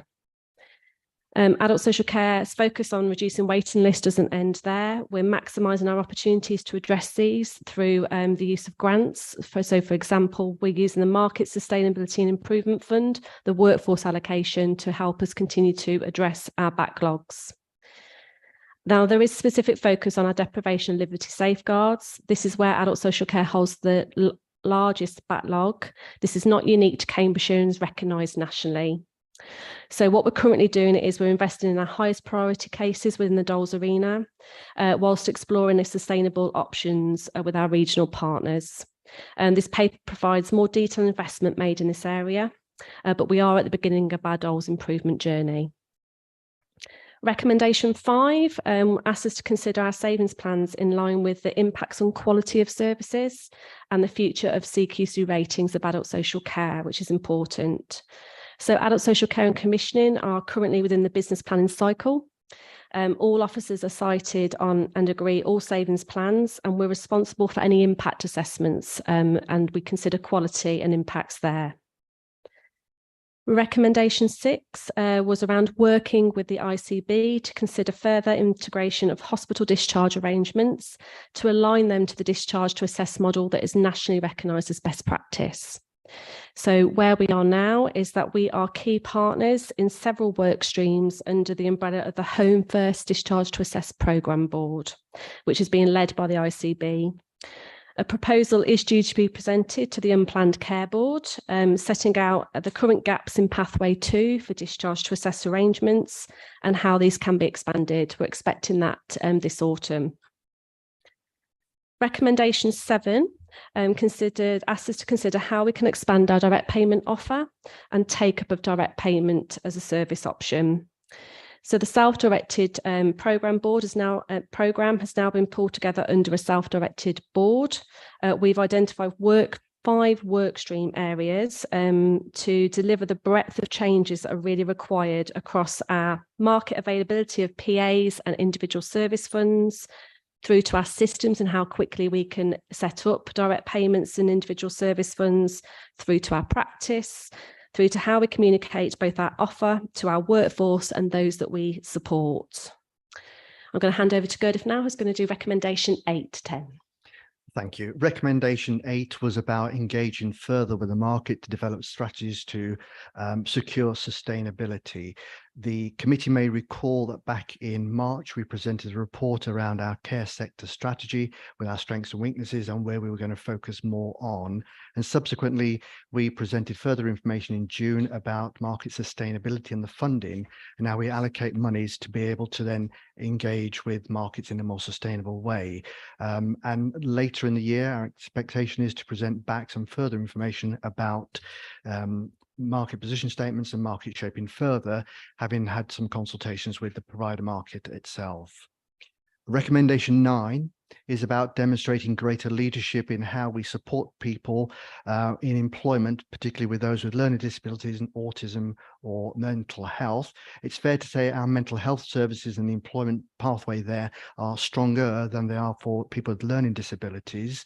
So we are actively pursuing further work with those with the learning disabilities, particularly whereby earlier in the year, we carried out lots of workshops, including people with lived experiences, developing the pathways and focusing on now the business planning process to make sure we have access or make available, should I say, job coaches, employment support officers, and also travel training, training when it comes to CVs and job applications. So the whole process.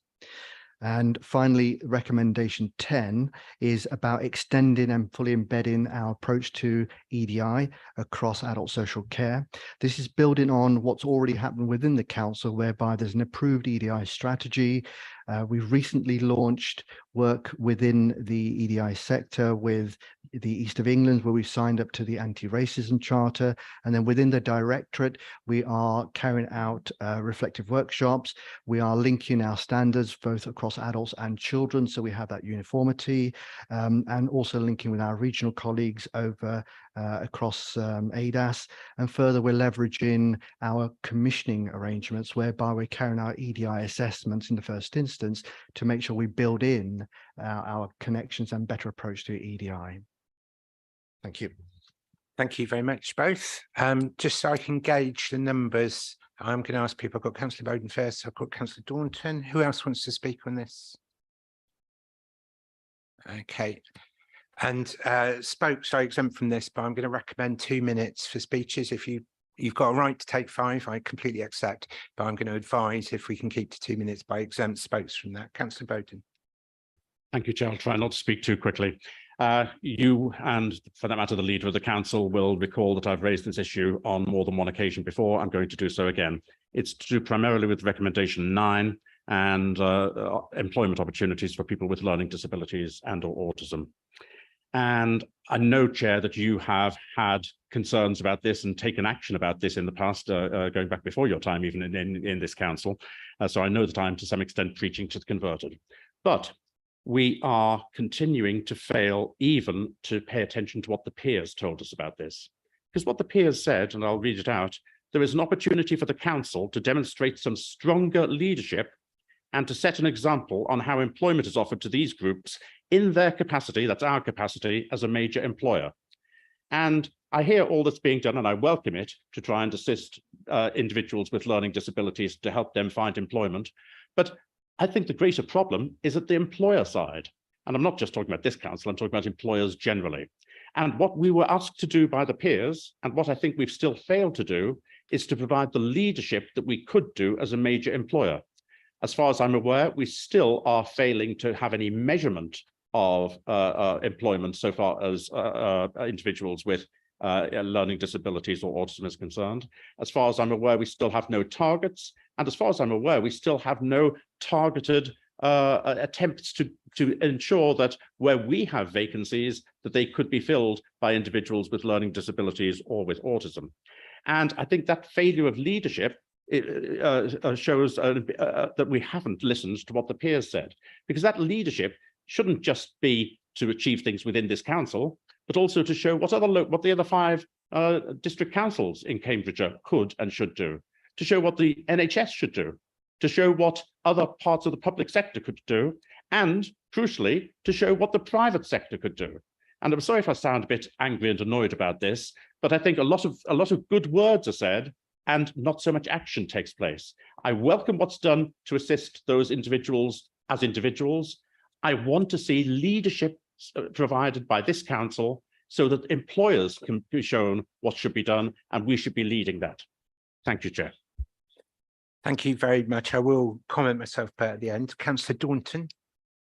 Thank you. Well, much of what I was going to say on recommendation 9 has been said by Councillor Bowden. I would just add a little footnote to that, and that is what are we doing in terms of transport about getting people here to help recruitment? Because that might also be a deterrent. There's very little public transport. But I won't go over the ground that Councillor Bowden has spoken about. My second question relates to Care Together. It's mentioned at several points in the paper. I'd like to know a bit more about how Care Together is being rolled out in other parts of the county, because that's relevant to the points that are made in this paper.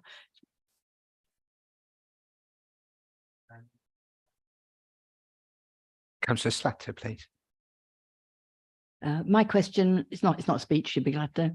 My question relates, I think, to recommendation 4, but it's to do with financial assessments and help.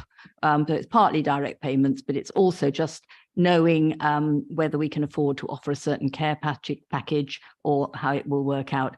I'd like to ask the officers if they have concerns about the skills available to them, whether they have enough people able to do the books, and whether we have any strategies to offer those sort of qualifications even within our own workforce.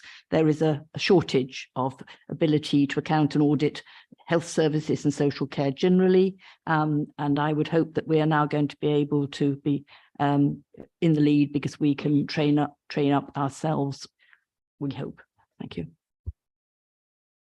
And short comment from me. One is on the points raised by Councillor Bowden. I just recall that was said at the full council when we discussed the people strategy.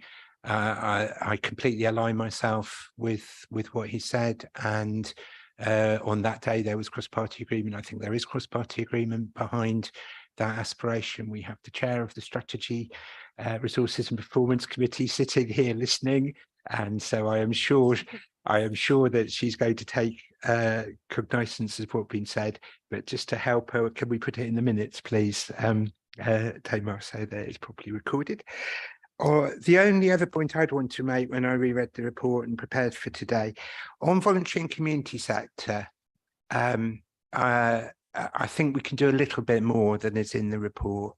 The point made by Councillor Daunton about Care Together, I think today isn't the day. We are going to have a report, Patrick, I believe, on Care Together at some point. Yeah, it's our intention to bring Care Together, but wrapping it into a broader market shape in discussion, but we will bring that. I think that's aiming to come to the December committee. Okay, because I think it merits a much longer discussion in truth. And many of us are discussing it in detail outside of the committee. So I just promise we'll do that. But I did feel that just saying Care Together is the answer to all the recommendations on voluntary community sector wasn't sufficient. And I personally would like to see our officers meeting with major leaders of the voluntary community sector within the county and actually just discussing this finding and seeing their response. And that might lead to other actions as well taking place, similar to a meeting that took place earlier in the year where Gurdev Singh was there and I was there, which was really constructive. And I think that could happen again, specifically around this recommendation. So I would again hope that might appear in the minutes. There's no vote required on this report because it's an update. Everyone happy? Yes, they are. We now move to another tricky one. Item 6, a review of the Learning Disability Partnership Section 75 pooled budget financial risk share arrangements. It's pages 65 to 74 on the agenda, and Gurdev Singh again will be the report presenter, please. Thank you, Chair. This is quite a detailed report, and there are quite a few things I'd like to point out. So I'll be as quick as I possibly can on this particular one.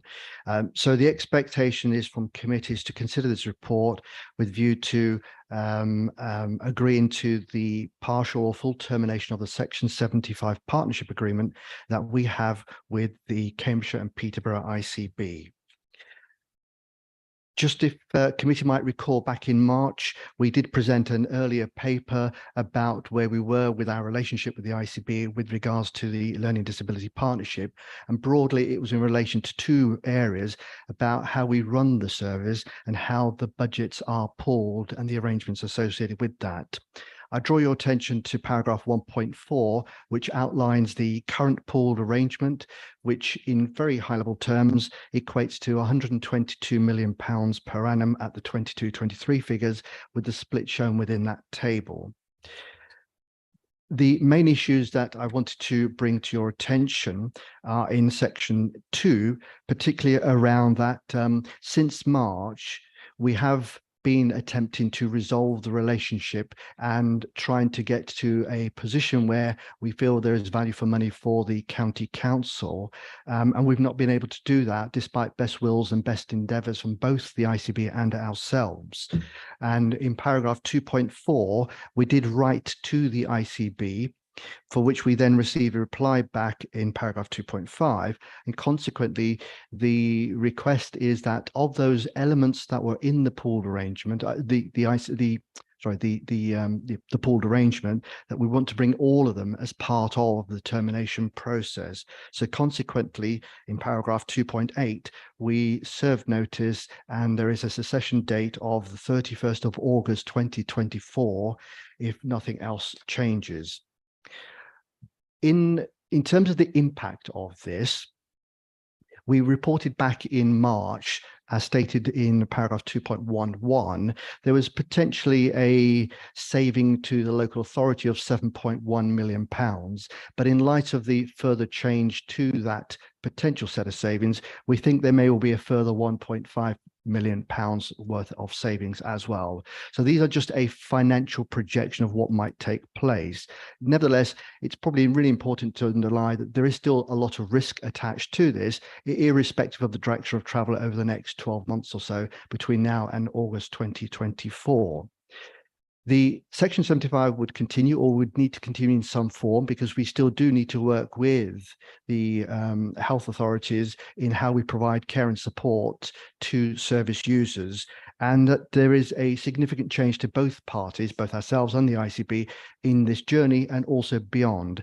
So consequently, there may well be financial risks in terms of a one-off, i.e. to be able to go through the journey, to make a transition, and then to settle that transition down as outlined in paragraph 2.14. And finally, towards the end in paragraph 2.15, when you have two systems operating side by side, then naturally there are complexities at the handoff points between both sets of partners.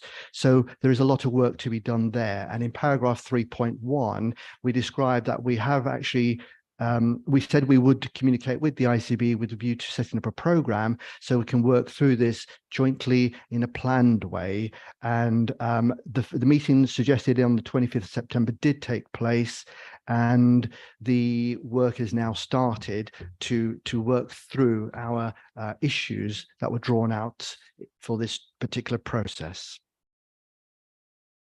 And I've seen Councillor Bowden. Can I just see any other members that want to speak on this?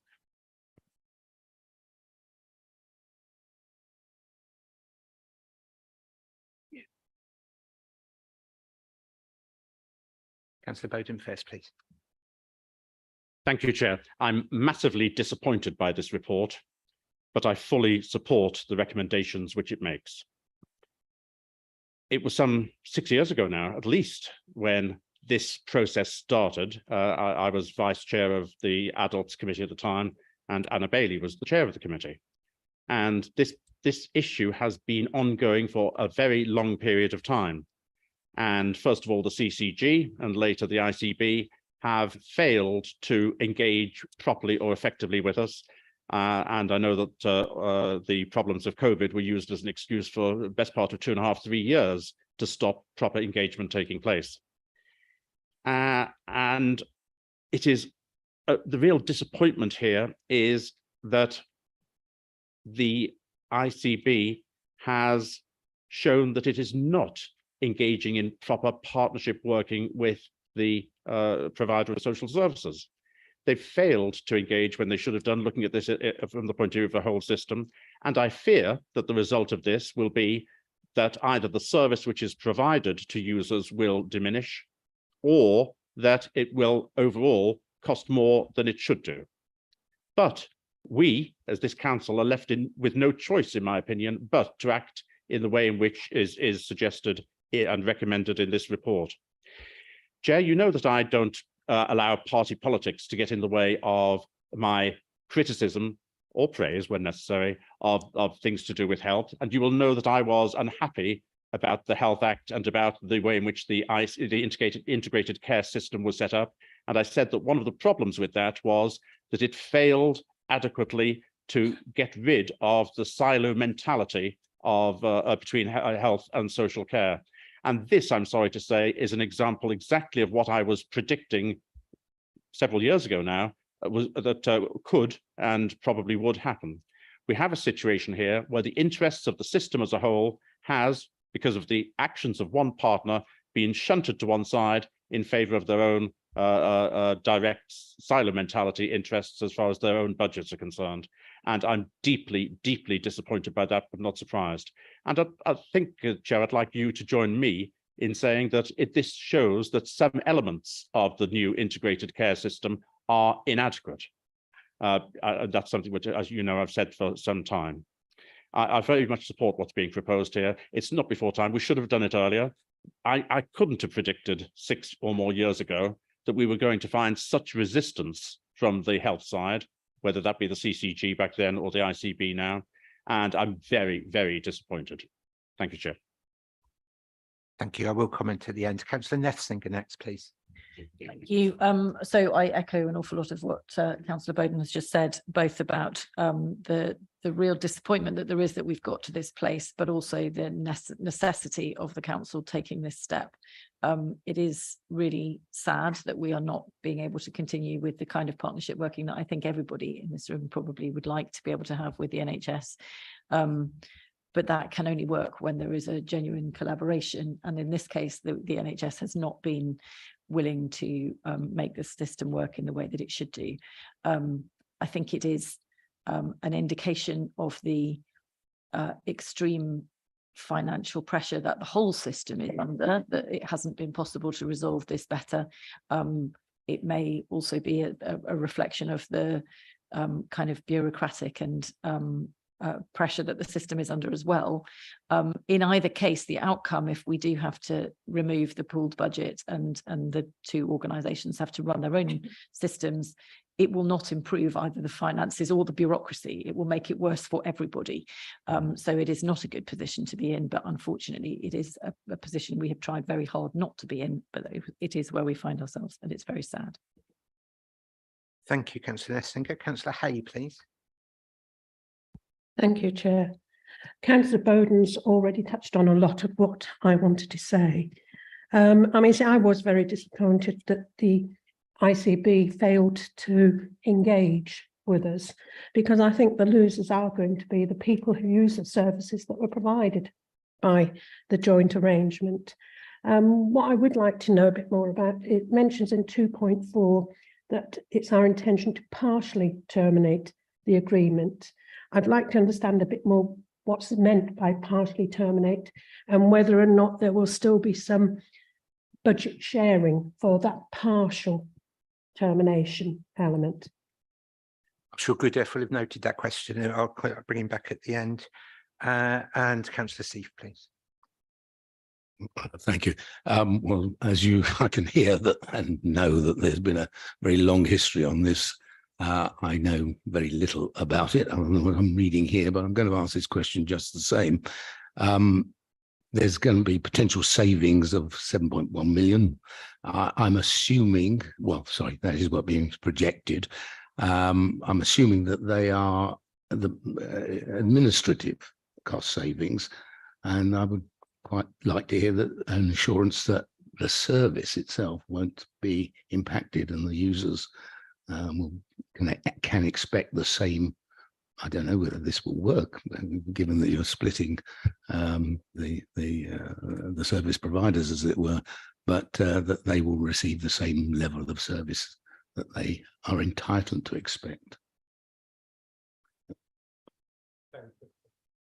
Just to be helpful, we've heard twice the mention of savings of £7 million and more, but is it not correct that we've already in our business plan for more than 1 year assumed that we were going to receive these savings? So they're not savings on the business plan, they're savings overall. And in fact, for next year, the so-called savings will be a negative of about £3 million because this won't come into effect until August.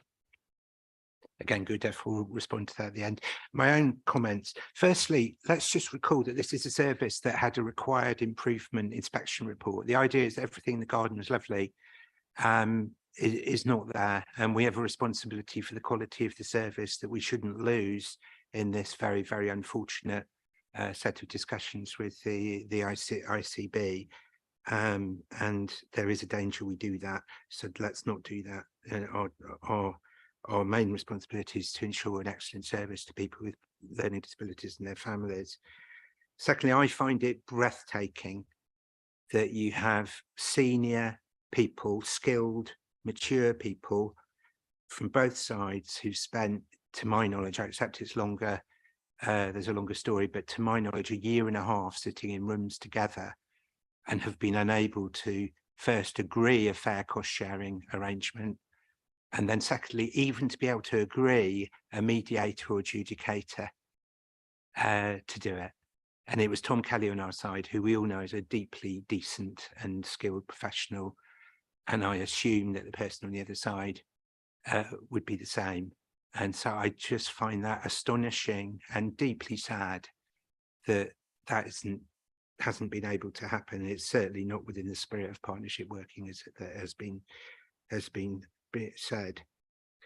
What is also deeply sad, as Gurdev Singh has referred to, is in the letter that we got, it was said, well, we're going to withdraw from integrated management of the service. We said we'll withdraw from the joint cost sharing arrangement, which essentially would mean more work by finance people on both sides. But we wanted to carry on providing an integrated service, which is better for the service users. That's what we said, and they've said no, they won't agree that, although we hope that they can be persuaded to change their mind on it. And I believe if they do withdraw from the integrated service, there will be a poorer quality of service, Councillor Seif. And that's why I think the next phase of this is us advocating very strongly with our health partners that they shouldn't go through with that threat. 2 questions that I have for Gurdev Singh. Firstly, when the ICB wrote back to us and said, well, they'll decide what to do, including consulting the people with lived experience, I just found that extremely hypocritical, because if you consult the people with lived experience in this case, they would say, don't create extra barriers in our service, don't create more silos to go through. And so for that to be used as an excuse, I think is appalling. But I think it's really important that we do our bit to not just consult people with lived experience, which clearly should be done in this instance, but also their representatives in terms of the major voluntary and community sector organisations serving people with learning disabilities and their families in the county. And I hope that we have, again, a fairly quick meeting with their representatives to review this and to hear their input. So I'd like Gurdev's response on that. And then if we go back to the whole ICB paper that went through this committee in February 2022, a big part of that was that we're setting up collaboratives with the ICB, not just in the area of learning disabilities, but in other areas too. And many of us had some concerns about that at the time, but as part of an overall strategy, it was one that we fully supported. Do you think that there are implications from this in terms of our progress on working on other collaboratives with our health partners? Gurdev. Thank you, Chair. So there were several points there. Perhaps on the very last one, if I may ask Patrick to comment on that particular one, but if I may take the others first, I would have to say, during this period of time that we're in now, between now and August, we're committed, as is the ICB, to continue to work in an integrated way, so there is no loss of quality or support to end users, people who are beneficiaries of the service. And this was sort of reiterated in the September meetings. Like with all these things, we have to work through now to make sure we continue that and maintain that particular position. And that would include, from our side, also to then consult with people with lived experiences, so that we get what might the shape of this look like going forwards from the voice of those who will experience the use of this particular service. With the question in relation to, so Councillor Hay, in relation to point 2.4 about the partial, paragraph 2.4 about the partial termination. So that was the status we were at back in March. It's subsequent to that, as per 2.5, the ICB wanted to include everything in scope rather than just some of the things that we talked about. The very last bit being the joint management of how we actually run the integrated service. So in essence, that partial has been superseded by everything's in scope. And with regards to Councillor Seath on the 7.1, and is it real or does it link to business plan committed savings? In our business plan over the next several years, we had assumed some of that would come through. The actual total number of 7.1 and or the additional 1.5 is based on our judgments from a consultancy report that we had earlier in the year. So it is our best judgment on where we think it might go to, but it's not all new numbers. And finally, with regards to the collaborative, if I pass that back to Patrick. Patrick Warren-Hicks. Thank you, Chair. So in terms of the collaborative and the integrated way of working, the NHS and the ICB in particular have been very clear that they want to continue to promote and work with us in an integrated way. And I think the opportunities for adults to work closely with the ICB, but also with the accountable business units, and to really develop some of the creative collaborative solutions that I think are possible. They have indicated they want to do that, but it's important that we work on the basis of focusing on that levels of improvement. I think in particular around the Learning Disability Partnership and the Section 75 here, I think the pooled fund and the particular financial challenges that have caused the concern here and the reasons why we've felt the need to serve notice. I think we need to be mindful of that as we start into other conversations around other ways of working, particularly into the neighbourhood working. Thank you very much. The recommendations are to A, delegate all necessary legal steps to facilitate termination of the Section 75 agreement with the Executive Director. B, to note the potential financial impacts are set out in paragraph 2.11 of this report. C, to allow the Director of Adult Social Services to proceed and terminate arrangements and put in a new model of working as per section 3 of this report. And D, to support the Council in seeking to retain the management of an integrated health and social care teams for people with learning disabilities. Again, I would view this as extremely important, so I'm going to take a vote by show of hands. Those in favour of the recommendations, please.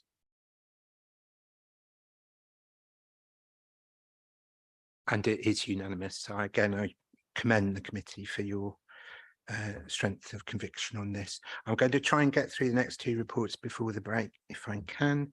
We move now to item 8. We changed the order. Ombudsperson report on prescribing in drug and alcohol services. It's on pages 83 to 104. And Jyoti, actually, Val Thomas is unwell at the moment. And so the reports that Val would have been presenting, Jyoti kindly is presenting. Jyoti. Thank you. The origins of this particular Ombudsman report lie in an original investigation that was conducted around a particular client, where they found that long-term prescribing of diazepam hadn't been audited in line with NICE guidance.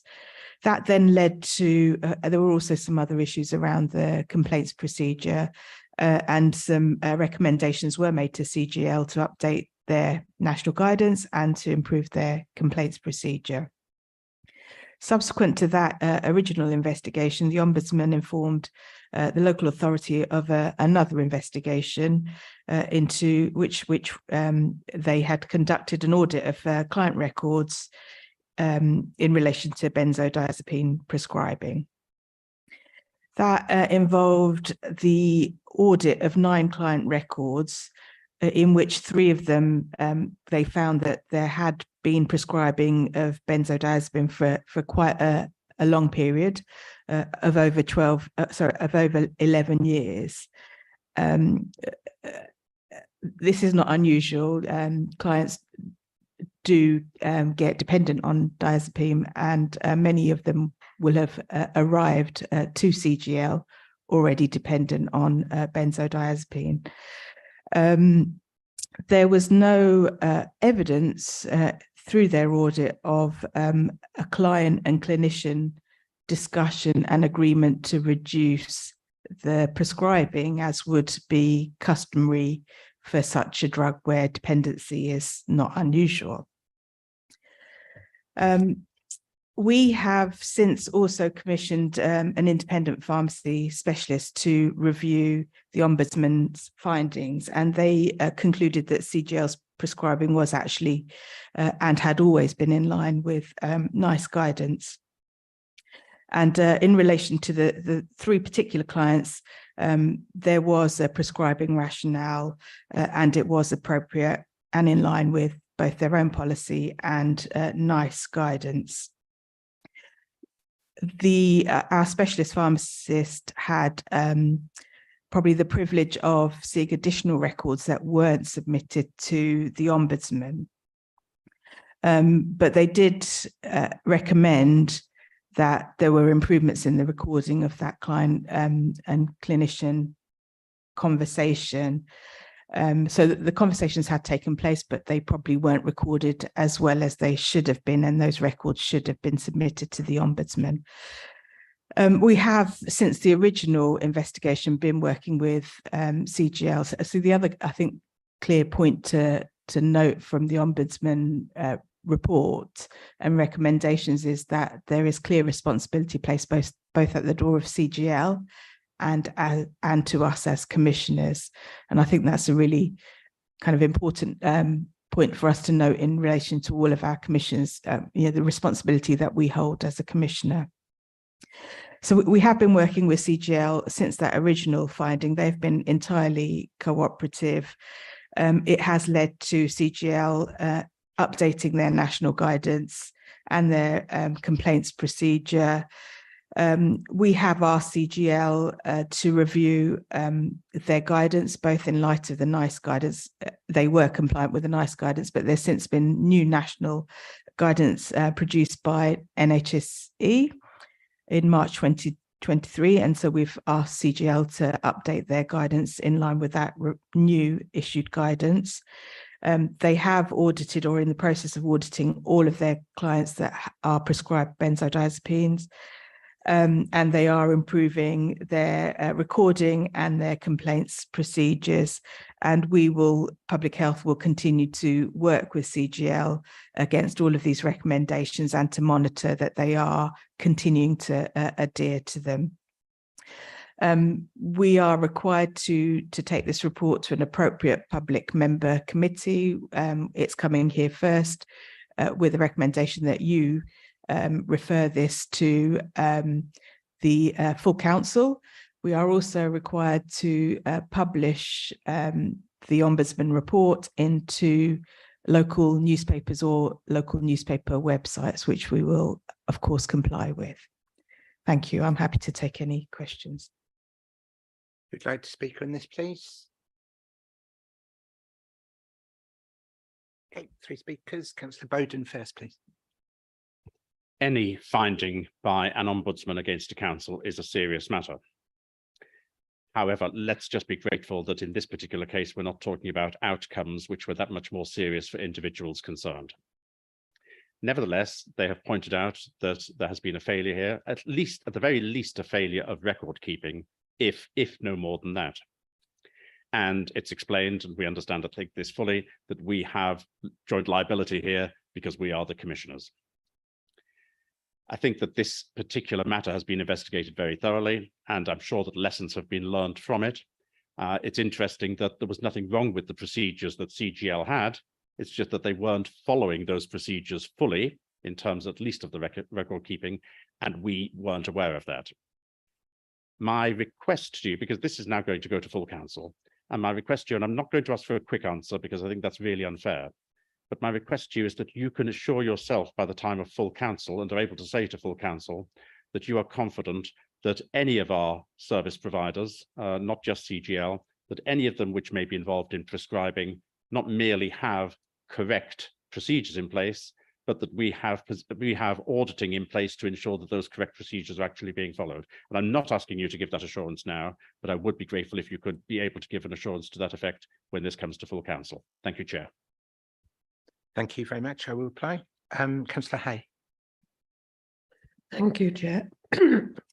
I read this with interest.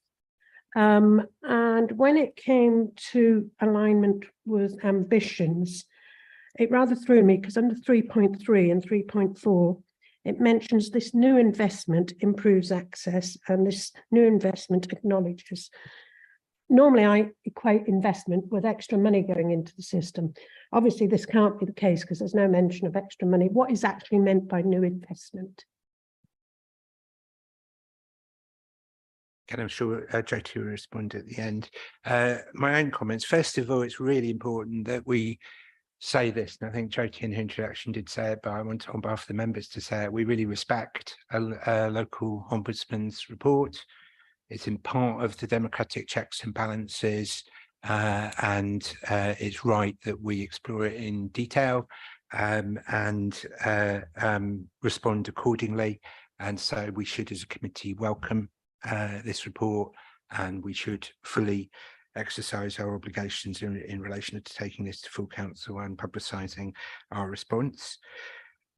Secondly, as I'm sure members will have expected, myself and the Vice Chair have studied this really carefully and had deep conversations with the officers before this.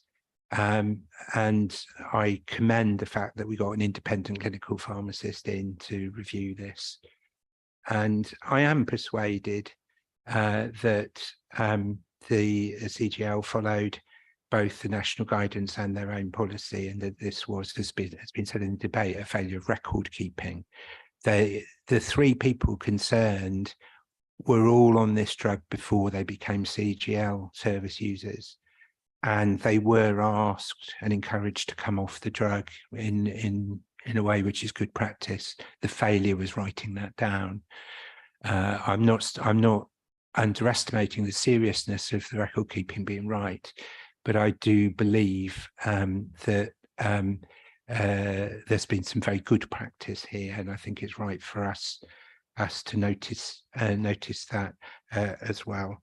And on Councillor Bowden's question, that's been heard by me, but also the Director of Public Health, and probably will go in the minutes, and we'll make sure when it goes to full council that that is commented upon. No, I saw a late hand. Councillor Slatter, just briefly, please.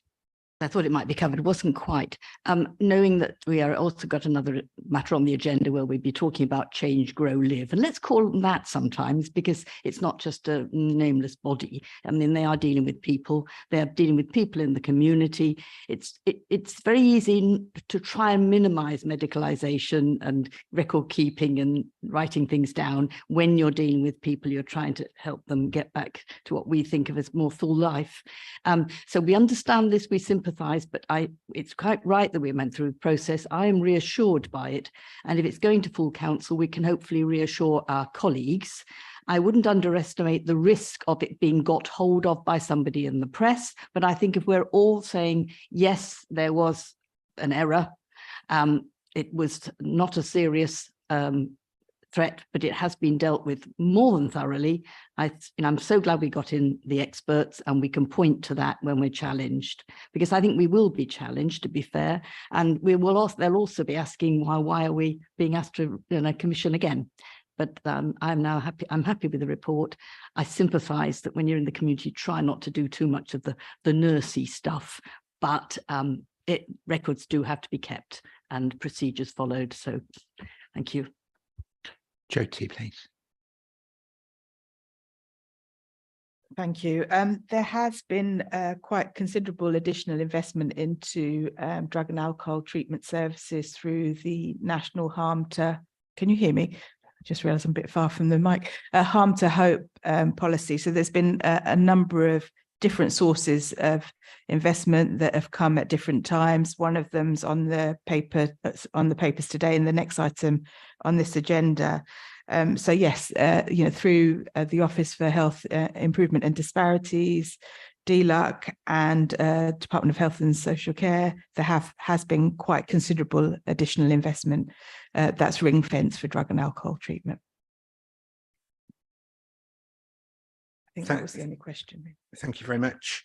The recommendations are to A, consider the findings and requirements of the Local Government Ombudsman's report, to note the actions proposed and already undertaken by Public Health in collaboration with the provider, and recommend referral to full council to consider the report. Anybody against that? Can you nod at me if you're happy, basically? Yes, that's clearly agreed across the whole committee. Thank you very much. One more before the break, which is item 7, Rough Sleeper Drug and Alcohol National Grant Funding, pages 75 to 82 of the agenda pack. And Jodie Attree again, please. Thank you. This is one of those additional grants that we've received for drug and alcohol treatment. It's focused on rough sleepers, or those who are homeless, or those who are at risk of becoming homeless. It's a targeted grant, and because we've got a particular issue with rough sleepers in Cambridge City, it's targeted at that area. It's designed to support people who are already addicted, who are on the streets or at risk, to get into treatment and to have some stability if they then go into more longer term accommodation of that treatment. And the grant will pay for outreach workers, a prescribing doctor, nurses, psychologists, as well as peer support. We're proposing that the additional funding goes to Change Grow Live, because they have already been commissioned to provide drug and alcohol treatment services. They have also been the recipients of this grant formally, and allowing them to have this grant again will allow for continuity of service provision. It's also been designed in collaboration with CGL, and to maintain that continuity with that provider from the last grant to the next grant. I guess the timing of this following the previous grant might raise some concerns or alarm. Firstly, I'm entirely confident that CGL have addressed all of the recommendations of the Ombudsman report. And furthermore, they are a good provider. You know, their other outcomes are very good and comparatively good. So I'm confident that they are in the best place to continue this service provision. Thank you. Thank you. Again, just see which members want to speak on this.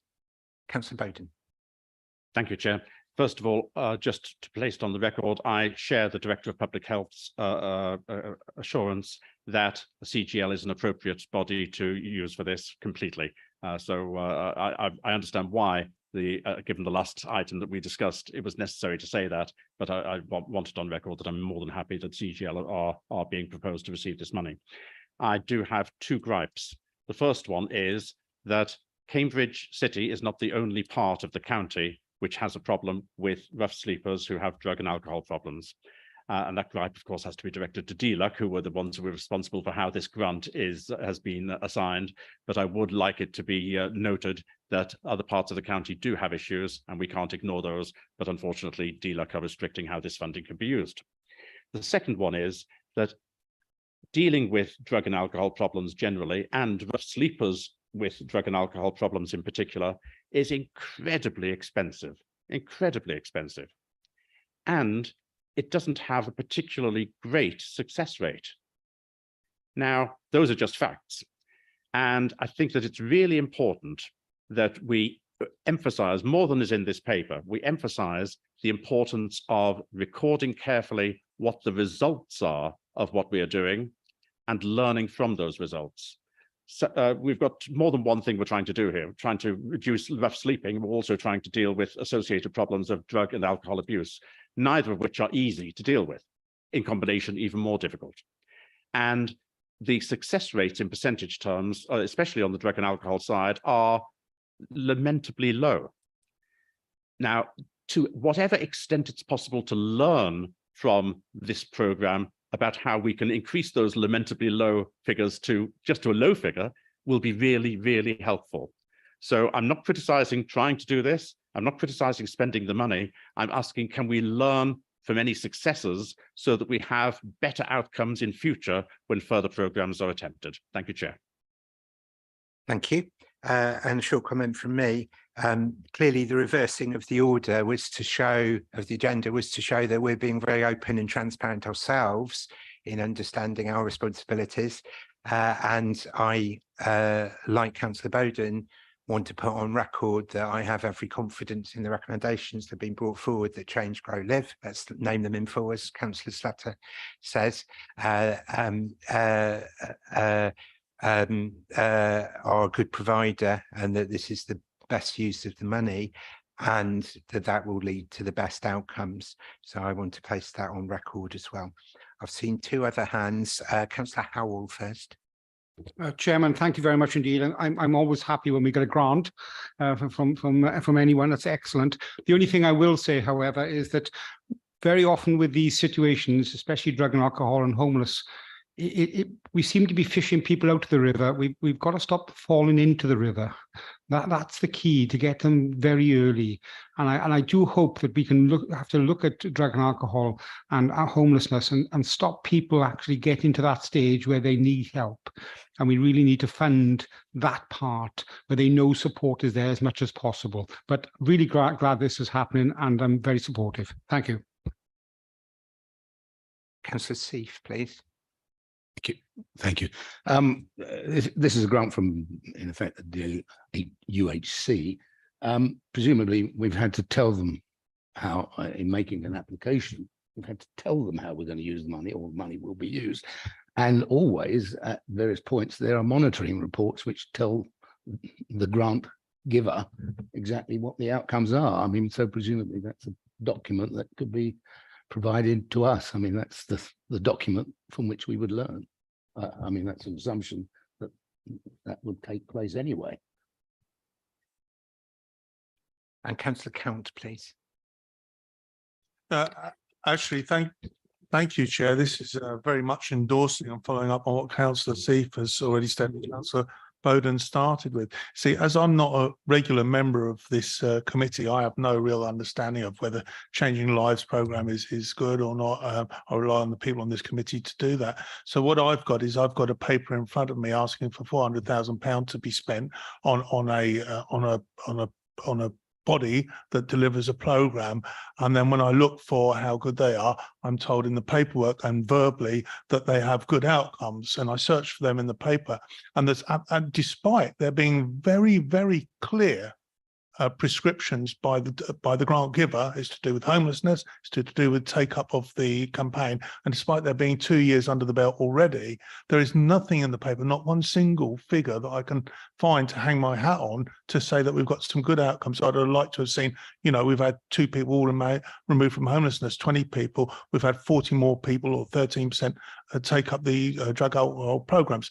There's nothing in the paper, and this is the same point that I was making about an earlier paper where it was asked for £800,000, where we actually have to wait for the officers to come back to tell us what we're going to get for that money. This one, we're being asked for money, and I'm being told that it's a good way to spend it. But as one of those decision makers who's supposed to put their hand up at the end of this, there's nothing in the paper to tell me it is good. There's nothing I can hang my hat on. I'm going to have to take the word of all those of you with experience and the verbal assurances, but the papers, the residents out there, look at these papers, they look at these committee meetings, they expect to be able to verify this for themselves with some facts and figures, and I'd appreciate some fine tuning on that in the future. Thank you. Not in relation to that last point, but the earlier point. So what I'm hearing from committee members is they'd like a longer discussion at some point about the effectiveness, not of this service provider, but of these programmes in order to address the issues. I'm hearing that.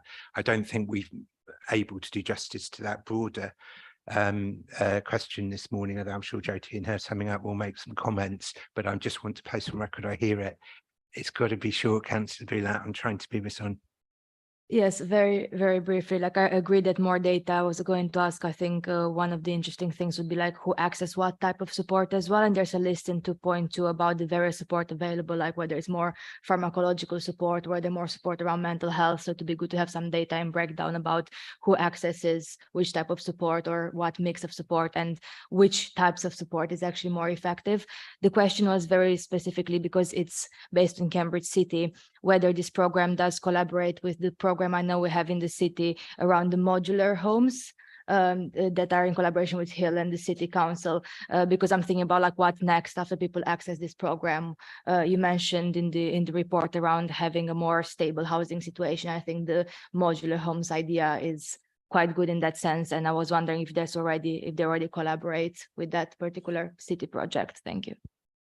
I've 3 times closed the speakers list, so I'm not going to take other speakers. I apologise to my colleague Jyoti Attry. Thank you. With regards to outcomes for CGL overall, there are many outcomes that are monitored, and I can bring a report that outlines those in the future. With regards to the rough sleepers grant in particular, it's currently under independent review. And that review will be complete in December. So I can again bring that back if the committee would find that helpful. I'm being supported by the commissioner online. She's watching and giving me some pointers here. And I think you couldn't admit to that. I'm always upfront, and I think it's great that our colleagues are watching online. With regards to the modular home, she's saying that they're working in collaboration with housing providers in Cambridge, including the modular home. So I wouldn't have been able to answer that without her input. So I'm very grateful. Thank you, Susie. Susie Talbot. We're going to put in the minutes. Thank you to Susie Talbot as well as to Jyoti. The recommendations are that we support the proposal for investing the additional grant funding into continuation of services to support rough sleepers, homelessness or at risk of homelessness. C, the numbering isn't quite right, but C, the commissioning of the current provider of the drug and alcohol services, Change, Grow, Live, to provide the rough sleeper treatment provision of the service for an additional year, 2024-25, and D, approve a contract variation for the estimated value of £499,190 for the current CGL integrated treatment contract, subject to confirmation of the final value of the rough sleeper drug and alcohol grant. Those in favour, please show. It is a unanimous vote of the committee. Thank you very much. Thank you, Jyoti. 12 on the dot. I've done it in 2 hours. That's quite good, but we are behind. So we start promptly at 12:10. We have our break, please.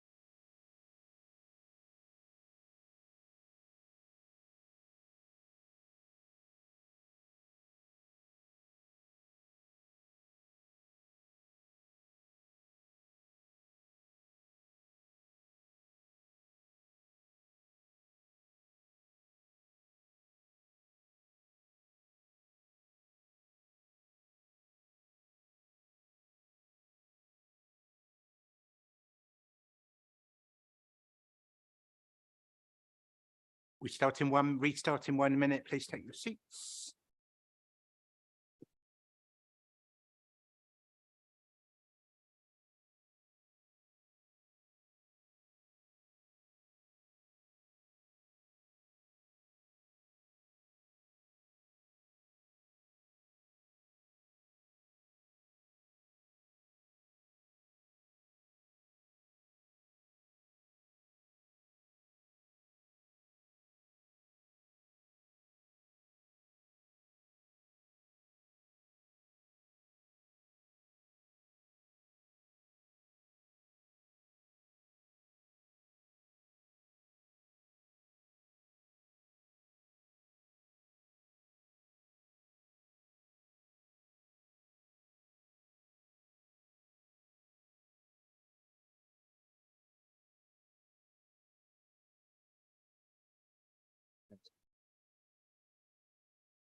Okay, folks, please take your seats.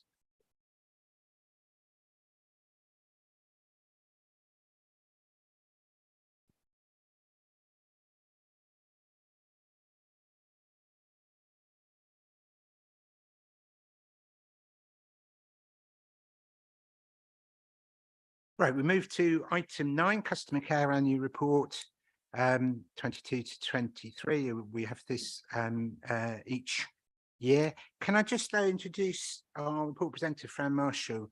She's our principal social worker. I believe this is the first time you've presented at the committee. For people who don't follow all the nuts and bolts in the structure, the principal social worker is a really important post for us. So she leads essentially on professional practice in the organisation, and the principal social workers in authorities are incredibly important in terms of ensuring the high quality of the work. And we're lucky to have her. So thank you, Fran, very much, not just for this report, but for the work that you do. And it's really great that you've got visibility of being here at the committee with us. Thank you very, very much. So having said that, we move to the report, which is on pages 105 to 144 of the agenda pack. Hi, yes, I'm here to present the annual customer care report for Adults Health and Commissioning. Just very briefly, because I know you're short on time, so the report highlights how we've used the feedback to improve, so the feedback and the data to improve our services. The report is being presented just to provide assurance to the citizens of Cambridgeshire and to committee. We're always receptive to the feedback and we welcome the feedback that we get, which enables us to constantly improve the service provision that we have. And you've also got the skill of being able to be concise. Everyone's already thinking this is a wonderful person. Right, who would like to speak on this report? Councillor Bowden, please. Thank you, Chair. And I would agree with you. Excellent, concise speech, because of course we've already had the chance to read all of this, so there was no need to repeat it all. So thank you very much indeed for that. I can't help but feel, having seen this now for quite some time, that we are beginning to be a little bit formulaic in the way in which this report is produced. And I wonder if some consideration could be given for the future to changing it a bit, whilst keeping the statistics so that we continue to have a record of statistics, just to make it less look as though almost the same words have been used from the previous years. We're just dropping in different figures from the ones we've had before. And there's a particular point I'd like to make on this. We've got a report in here about what the Ombudsman has done, how we've learned and acted as a result of complaints. We can hear the voices of those who give compliments. We see all of that. What we don't hear are the voices of those who have complaints, especially those who have complaints and they still haven't been satisfied. Those voices are not given in the report. And I think for balance and for learning, hearing those voices would be really helpful. Even if we may feel that they're not justified, we need to hear those voices. We're only giving voice to those who are giving compliments in this report, and maybe in future years we may be brave enough to give the voice to those who give complaints as well. I'm not surprised to see that in percentage terms, the greatest amount of complaint takes place to do with transfer of care service, and that's not really surprising that it is so high. However, at 7.2%, that is a very high figure, and it is something which I hope attention is being given to see the extent to which that can be reduced. But I do appreciate it is a function which almost invites complaint. So I do appreciate that, but nevertheless, 7.2% is quite a high figure. And finally, whilst we did only have 6 complaints on adult social care which were upheld, we shouldn't really have any at all that go to the Ombudsman and which are upheld against us. We should have procedures in place to be able to solve all problems to our satisfaction, except where the complainant is being unreasonable. So I don't see 6 as being an acceptable number of complaints which were upheld by the Ombudsman. The acceptable number and the target should be 0. Thank you, Chair. Thank you. My own comments. As at this time last year when we looked at it, I do differ from the opposition spokes in terms of saying we should have fewer and fewer complaints. I just don't agree with that. I think we have to accept that we run a big and complex service which can never be perfect, but which we should also strive to improve. But the mistakes will happen in the system. And what we want is a culture where when they do happen, we're non-defensive about that. We're willing to hear them. We're willing to bring in redress where that's necessary. And we're willing to learn lessons. And of course, any individual error, that doesn't mean I don't agree that it's desirable to make sure those errors don't happen. But I just think it's a fact of life that errors will happen. And if we don't accept that and then work out how we manage them, I think then we would be wrong. So I just do have a slightly different view in relation to that. In terms of the content of the report, a lot were to do with finance, a lot were to do with wrong invoicing or late invoicing or chasing inappropriately and all of those things. And that does accord with some of the anecdotal experience I've had in my casework. I have to say, I don't think we've got those systems right. I think the report is right to identify those as areas of needing to learn. And I hope that happens, because I do think that's a systemic issue that is highlighted by this report. I'm not surprised when there are complaints or dissatisfactions about assessments, because that, again, it's a part of the process where difficult decisions have to be made at the front line by our staff. So I'm not surprised by that. And I think that probably will always be there. But I do worry about the finance ones. I think there are just too many of those for us to not think that some of the systems really need improvement. And so I do hope that we'll hear that from time to time. I think I welcome the point that was made by the opposition in relation to hearing the voices of complainants as well as compliments. I think that's good feedback, and I'm sure that'll be taken into account for future occasions. Fran. Yeah, no, thank you for the feedback. We can certainly take that forward to the next report that we can provide in terms of the voices of those who are our complainants. That's really helpful, and look at how we format the report next year as well. And I think just in terms of our finance, we are always reviewing the way in which our systems and our structures are. So that's an ongoing piece of work, so we can ensure that we take that feedback forward as well. Yeah. Thank you. The recommendations are that we note and comment on the information. Sorry, have I missed someone? Councillor Cant, I apologise. Very quick and no issues this end, a matter of fine tuning and preferences. It would be more useful for me to see the tables where it says the number of complaints and the number of comments, to see that additional piece of information and charts of what percentage that is. The overall numbers are going up of the people that we look after, and therefore we expect a certain amount. Now they're given in detail, but if we had bar charts presented in the percentage terms, then that would give us a direction of travel for the quality of this organisation, which we can't get from the bar charts we've got. So that's the first point. The second point would be whether we proactively seek feedback. And the reason I suggest that, I know this isn't a business, but that doesn't mean we can't learn from businesses.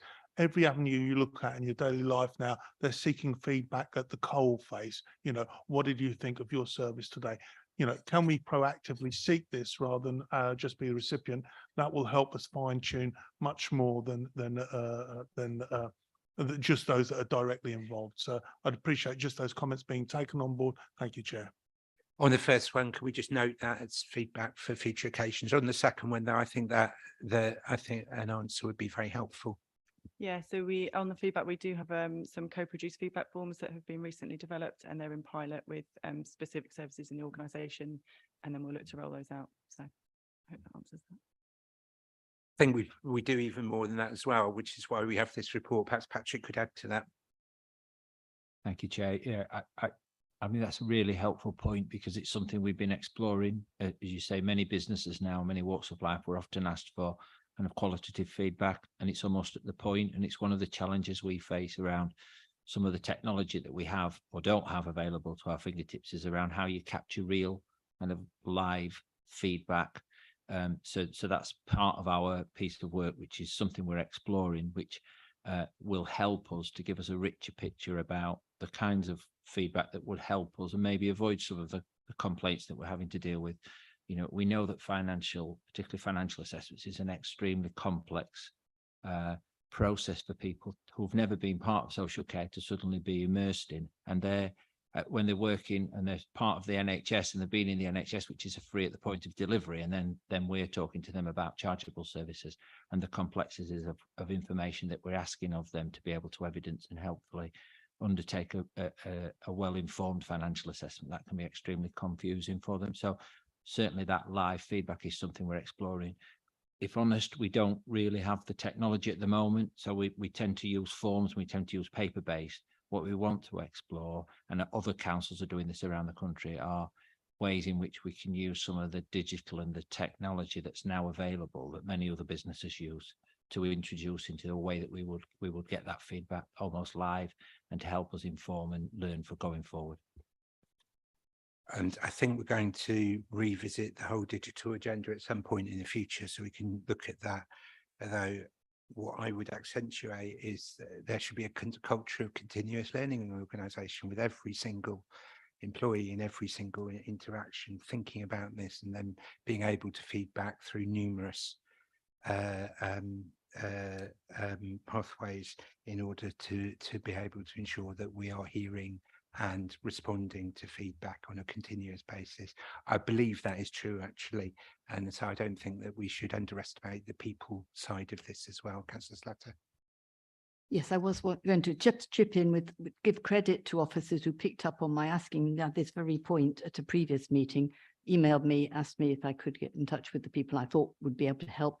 The trouble is they are so weary, they really don't want to revisit it. And this business about live feedback, I think we need to give people the opportunity perhaps 2 years later, or actually essentially when the person who was the person being cared for has, you know, died, and think they have recovered, because pressing people for feedback and filling in forms or whatever it's hard if you're in the middle of a really difficult life. So just to bear that in mind, we're talking about people and not just bar graphs. Bar graphs are useful. And the officers had tried to come to get that, and I asked them if they did want to help, but they were too weary, the two that could have done, I think, maybe later. I agree with that, but I accentuate the fact that you don't have to fill in a form for your feedback to be heard and taken seriously. The recommendations are to note and comment on the information in the annual Adult Social Care Customer Care Report, and to agree to its publication on the council's website. Everyone happy with that? Anyone against? No, again, nods all around the room. Thank you very much. Carried by consensus. We now move to the Adults Health and Commissioning Risk Register update, which Councillor Bowden is eagerly looking forward to. It's his favourite report of the year, this one. Patrick. Yeah, thank you, Chair. So as an adult social care, as a directorate within the council, it's our requirement to make sure that we take a full assessment of the risks that we as a directorate and as a service are facing. We've done a full refresh, which is standard practice, to make sure that the risks are still relevant and that the potential implications and the impact are appropriately scored. The contents are something that we've submitted. We're happy to take questions on. You will see that this fits within the broader corporate strategic risk framework. So anything that would end up into the of the table on the appendices, which is the top right, which is the high risk. they would then be raised through our corporate leadership team and onto a more corporate risk register if we are either not mitigating the risks that are exposed or that the risks continue to remain high, even with mitigations. Thankfully, we've been able to take proactive action, and our mitigations are maintaining all of our risks within a safe space, albeit they continue to be a risk and therefore were reported today. I'm happy to take any questions on the contents of the paper. How did I imagine that the first speaker wouldn't be Councillor Bowden? Thank you very much indeed, Chair. I won't replicate previous speeches. I'm going to have a slightly different tack. One of the advantages of the committee system that we've got is that we have an opportunity as councillors to triangulate different bits of information we get in different areas. And Councillor Seiff will understand what I'm talking about here, because he was in this very room on Friday afternoon last week when we had a meeting of the Audit and Accounts Committee. And when we had the head of internal audit presenting a report and speaking to us, and I was concerned to see that of the high and essential recommendations that the head of internal audit made, 5 of them, 3 of them related to the work of this committee.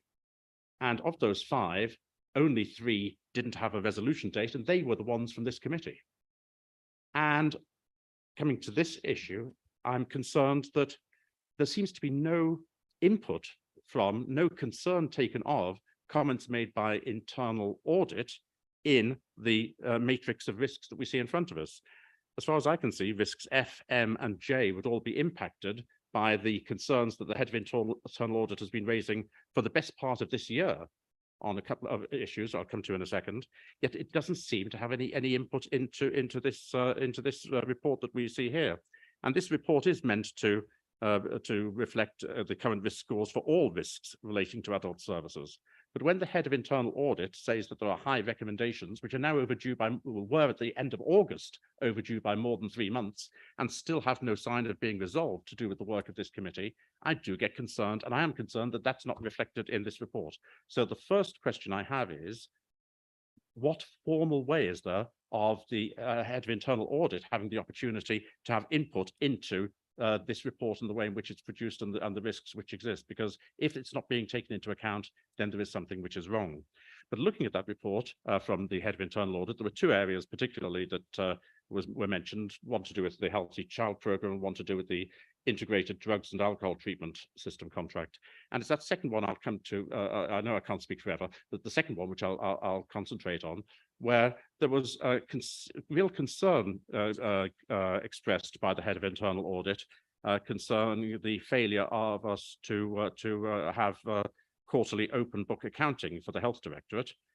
We were told that it's been escalated to conversations at the Procurement Governance Board involving the head of diligence and best value, and it's been discussed at least one meeting of the Procurement Governance Board, but a conclusion is yet to be reached on the best way forward. But this is really important when it comes to obtaining best value and to ensure that we don't have systems in place where, by means of failure to reconcile, we are potentially failing to identify errors or even worse, fraud, quickly or at all. So there are serious risks involved there, and I don't see any of that reflected in the report which I see in front of us here. Two elements to that, Chair, if I may. And the third is, and I'll come to this as a later agenda item, I think this is something where you do have reports like this coming before audit and accounts. It's something which should also come before this committee. And I will be requesting that we get a report at our next meeting about the outstanding items which have been overdue now for more than 4 months, in some cases much more than 4 months, and which are regarded as being high recommendations. And we are the only committee in this council to fail to give dates for resolution of such matters. Thank you, Chair. When we get to the agenda plan, that's heard, and we can probably deal with it fairly quickly. Councillor Black. Thank you, Chair. I have a couple of questions on the risk register here. At page 153, we've got risk B, and at 161 risk I. Now, I'm sorry if I'm a bit new to this committee and I might not be understanding what the risks we're mitigating here, but I'm looking at risk B, which is the in-house providers might not do safeguarding correctly, which, you know, I can see that's something we can control. But I'm wondering where there is on our risk register about our contractors not safeguarding properly. And I wonder if that's a risk that's failing and sort of read already. And I keep reading CQC reports where our contractors are being lambasted as not safe. You know, there's perhaps getting inadequate markings, requires improvement markings, even when they're getting overall good. You sometimes see that there's items that are adverse on the CQC report. So I'm sorry, I mean, I might be misunderstanding here, but I'm wondering why that isn't a huge risk for this council and something that in social services we're sort of dramatically failing on already. My other question was the one that's green here is risk I, providers fail and are unable to continue services, leading to insufficient availability and capacity. And I'm wondering whether we're underestimating the risk on this. We've just had the situation where HC1 Limited, a failing provider that's had multiple failures on its CQC inspections, has just walked away from the old people and others within its care and is closing its home. And this strikes me as an example of provider failure and either unable or actually refusing to continue services, you know, perhaps because it's not making them enough profit, or they feel they can use the land to more profit elsewhere. I don't know what their reasons are for walking away from this, but with perhaps devastating effect for the old people who are being cared for by them. And you know, having become a service that we felt was not good enough to be referring more people to. But that strikes me as that under risk I, that we are facing a real risk. Now, I accept that when it comes to social care, a lot of this is just out of our hands. We are not getting enough money from the government to do social care services properly, really. And the actual provision of services is done by private providers, some of whom are very well-meaning, but some of whom may well simply just want to be extracting as much money from the system as they can for the least employment of workforce and expenditure of money. But yeah, I'd just like a little comment on, are we really sure that I should be green as it is? Thank you. Patrick will respond at the end, but I think it's important to say we should, as those were very pertinent questions, and we should be extremely concerned where any of the organisations we contract with have any shortfalls in terms of quality or safety. But that doesn't mean that many of the contractors are not doing an extremely good job on our behalf, and that service users and their relatives should be assured of that. I think we mustn't give the impression in this committee that we think that there's a dramatic shortfall amongst all of our contractors when we have clear systems to ensure that that's not the case. I do think it's important for me to say that from the chair. Councillor Seif is next. Thank you, Chairman. This may sound as though we're all working in cahoots against the officer's report here. I certainly agree with Councillor Bowden on the follow-up, if you like, of the various risks that have been identified. And I actually agree with Councillor Black on his first point, which I shall come to in a moment.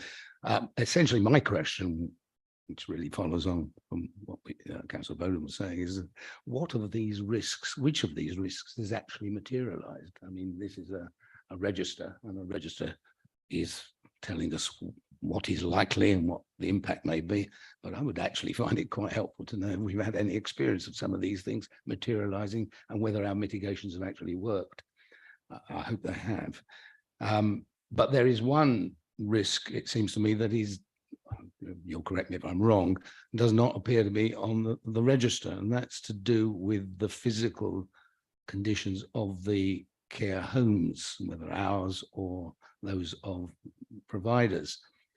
Let me start by, before going into the detail on that, just to say that Mike Bloomberg, the former mayor of New York and the founder of the Bloomberg Business Bazaar, turned 80 a few months ago and was asked what he thought the secret of a long and healthy life was, and he answered one word: banisters. Now, I'm sure you know where I'm going there. I'm sure that at the time, for example, an external provider puts in his bid and is commissioned, there is an inspection of the properties that are going to be used as a care home. I have no doubt about that. The question is, is there regular inspection by ourselves? Because don't forget, we are responsible for those people that we commission. And, you know, have we considered all the factors that make those physical facilities safe for the residents? I'm talking about residential care. Sorry, I should have said that. I had the experience of looking after my parents until I no longer could, simply because I didn't have the facilities that would have enabled me to provide them the care that I would thought that they needed. But we put them into a very, very, that's a terrible expression, isn't it? We transferred them to a residential care home, which was run by one of the major companies. And it was things like the baths, the bathrooms, cupboards out of reach. There was just a whole raft of things that represented hazards and dangers to residents. And I suspect that it's falling that causes some of the accidents and problems, and therefore represents a risk to us. So my question is, am I wrong? I mean, I've read I think I've read through all of the risks identified here. Is that another risk that we should be examining? And, you know, is there some evidence that where problems do occur in residential care, they've either been identified in this register or might have fallen out of the register because they are things that are not on it? Thank you. Councillor Howell, please. Thank you, Chairman. Chairman, what Councillor Black said, I just want to add something to that, if you don't mind. I would like specifically to know, with regards to risk item D, how we stand in Cambridge are standing with regards to approved social workers. And I say that because we did make a very concerted effort several years ago under your chairmanship to try and include more and promote more improved social workers, and therefore it would be nice to know where we stand on that particular subject at the moment, because that is very much a statutory duty and something that we do need to do. Thank you very much. Thank you. Councillor Nethsinger. Thank you. A couple of things. So firstly, the point about risk I that Councillor Black made was also on my list of things to question. And I think that the issue there is that it's the likelihood for that risk is 1. And I do think that that seems a little bit surprising under the circumstances. The other thing I was going to ask about is that I don't see anything on this risk register around the situation in the NHS. That may be because the risks are things that are set some time ago and the situation changes. But the scale of industrial action and the workforce crisis in the NHS seems to be ongoing, and I'm sure does have an impact on the social care sector. So I just wondered whether that was something that we should be looking at including in the future. Thank you. Thank you. Councillor Count, please. Yeah, thank you, Chair. I think we've got a prime example of one of the risks that has failed to be mitigated is actually I can draw attention to, and therefore what went wrong and how we're going to deal with it. It would be something of great use. I'm just going to refer to the risk, the actual definition now, which is page 159, and it's risk H.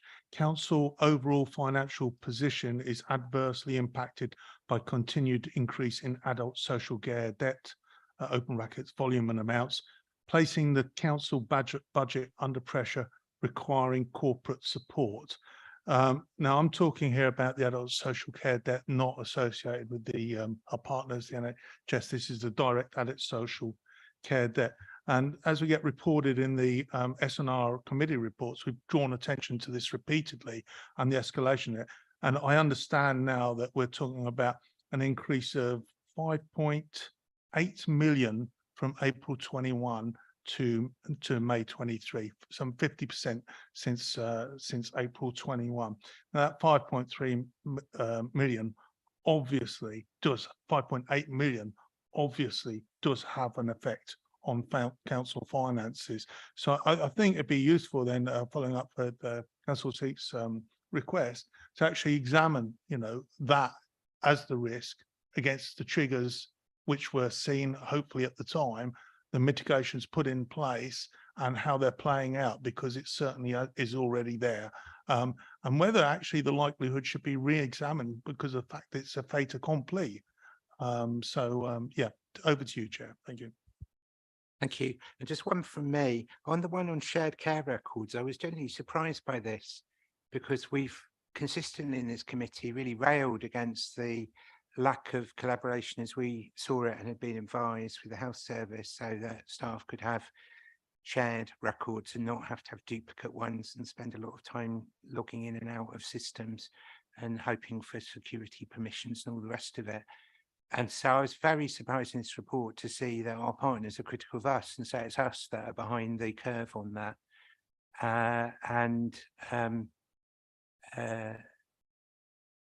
Should we be doing more, frankly, than what is said in the report, was what the idea that was provoked in my own mind, or maybe I haven't understood it properly. So I'd ask Patrick to respond to that. Patrick.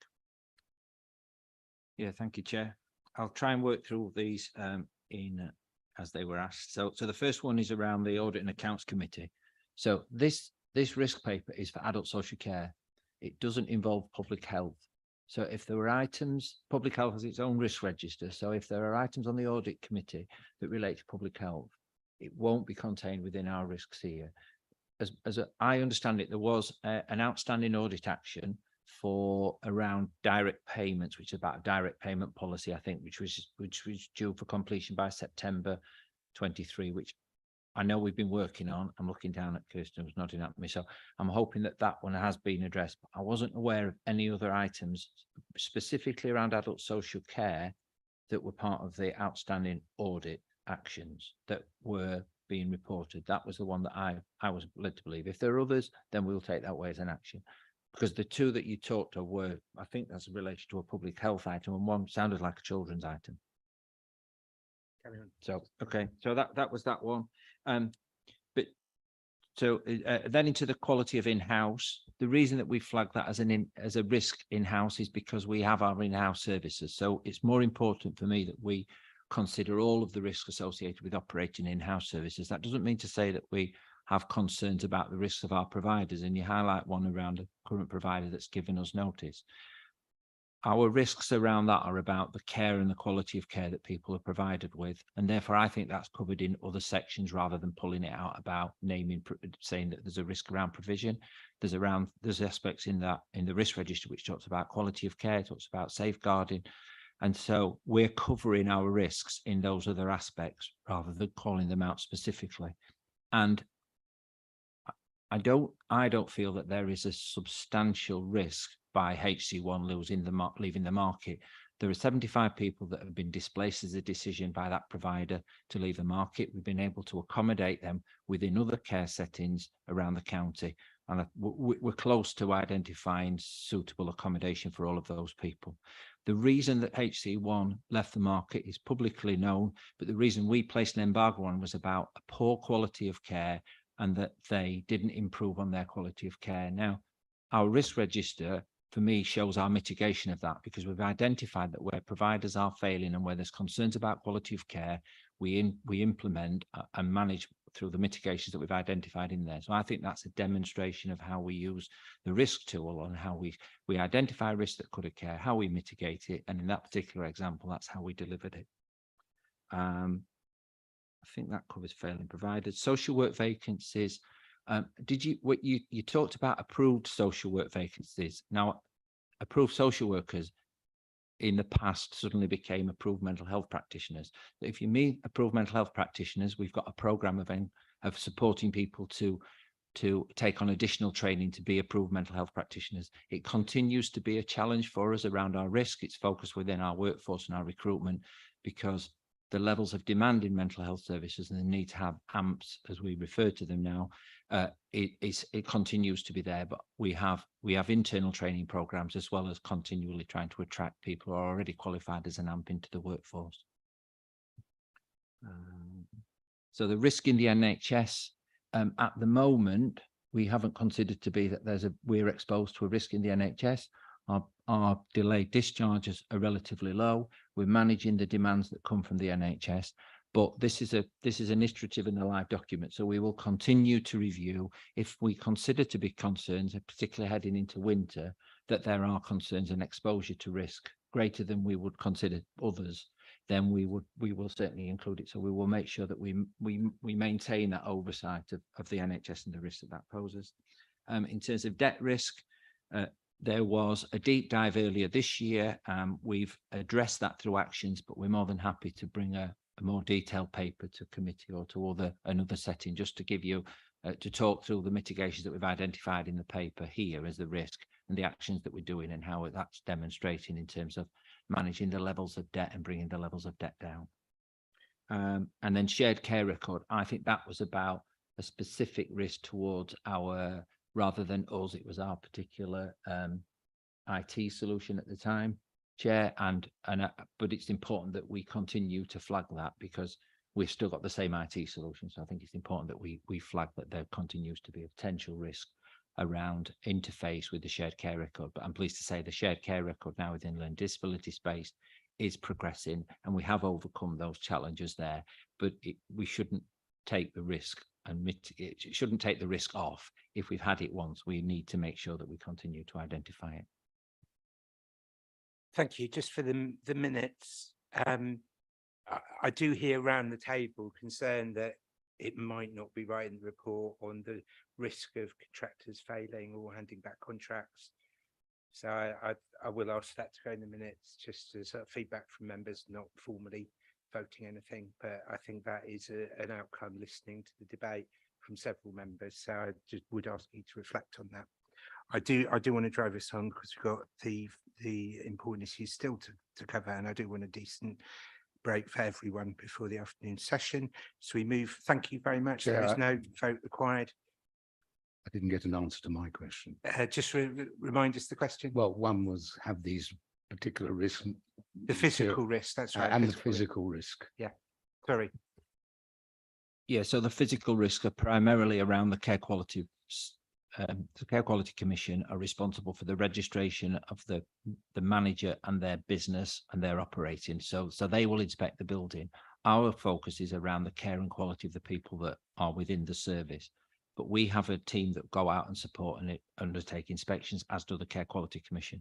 So we will always be working together to ensure that the buildings are suitable and safe. But naturally, the care and support, on a continuous basis, yeah. We have a regular meeting internally with all of the team to make sure that we've got a program of work of those areas that are high risk that we're out visiting, that we've got a regular program of visiting other establishments and feeding back about any concerns that we may have.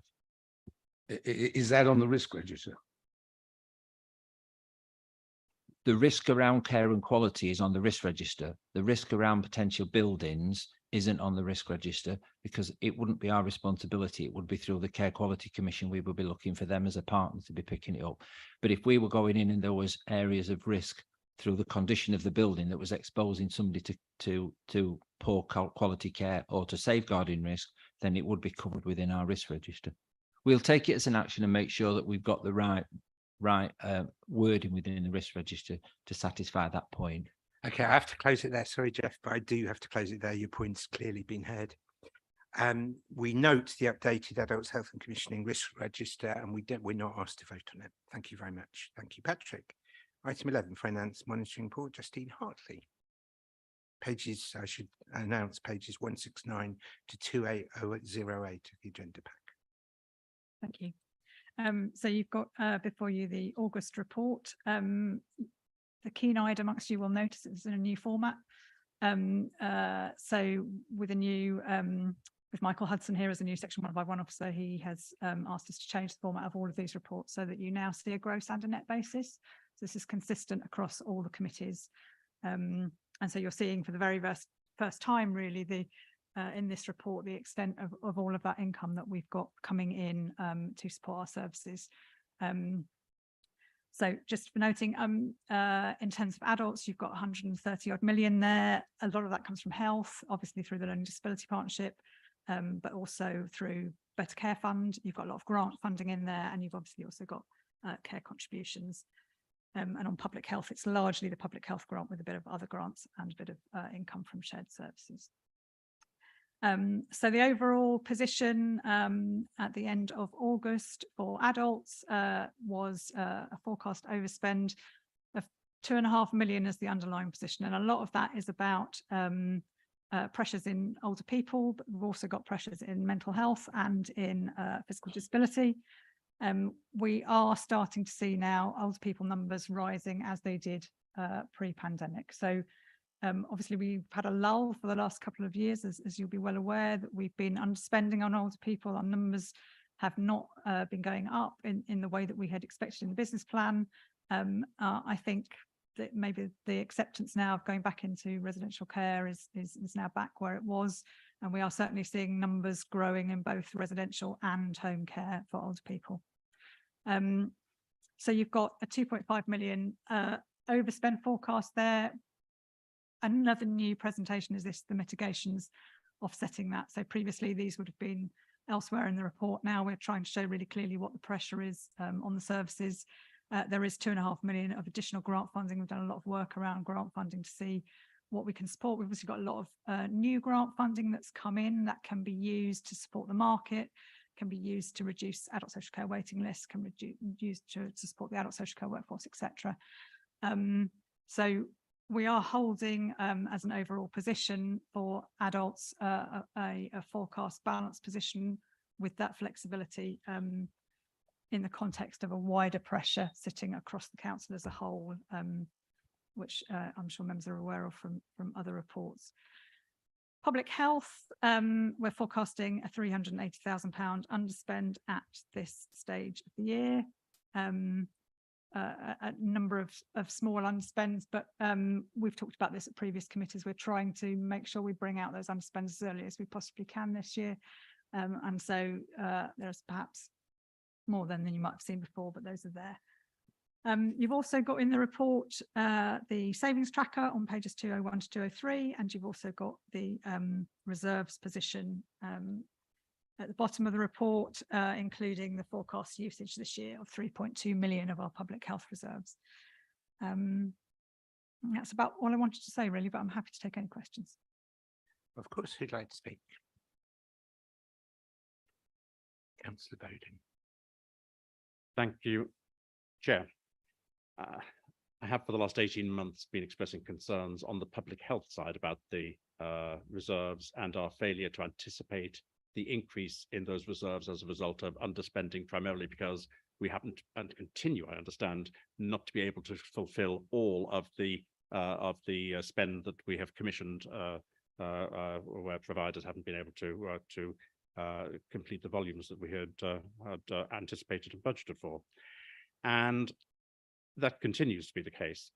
But I am now more concerned as a result of that Audit and Accounts Committee meeting that we had and the recommendations from the head of internal audit about the accuracy of the estimates that we are making for the outturn variance, even this late in the year. Let's take drug and alcohol misuse, for example, which is a big contract, over £6 million gross. We're working on the assumption still that there will be no variance to budget on that. That's possibly true, but there are lots of others. Children's health, no variance to budget, not directly our responsibility, I accept. There are lots of areas where we are still saying that there will be no variance to budget. In fact, of that 380,000 that was talked about, the largest individual item is to do with Public Health Directorate staffing and running costs, not to do with service delivery. Now, I've been expressing this concern for some time. I've been proven right now twice about the fact that the outturn in terms of the spend has been significantly less than we'd been projecting all the way through the year, and therefore the reserves increased more than we anticipated. Therefore, there was more money we weren't spending on public health that we could have done had we been more proactive. But The comment made by the head of internal audit about the concern about the financial reports which are received, which are not being, we are told, reconciled to prime evidence, and which should be, really does concern me that that's been outstanding now for more than 5 months and still has no sign of being resolved. I don't know the effect it has, but it does concern me that we may be, at the very least, failing to forecast our outturn variances effectively and in time, and at worst, be suffering from potentially not getting best value and not having early identification of error or fraud. So my concern is, how reliable should we treat these forecast outturn variances in light of the comments made by the head of internal audit?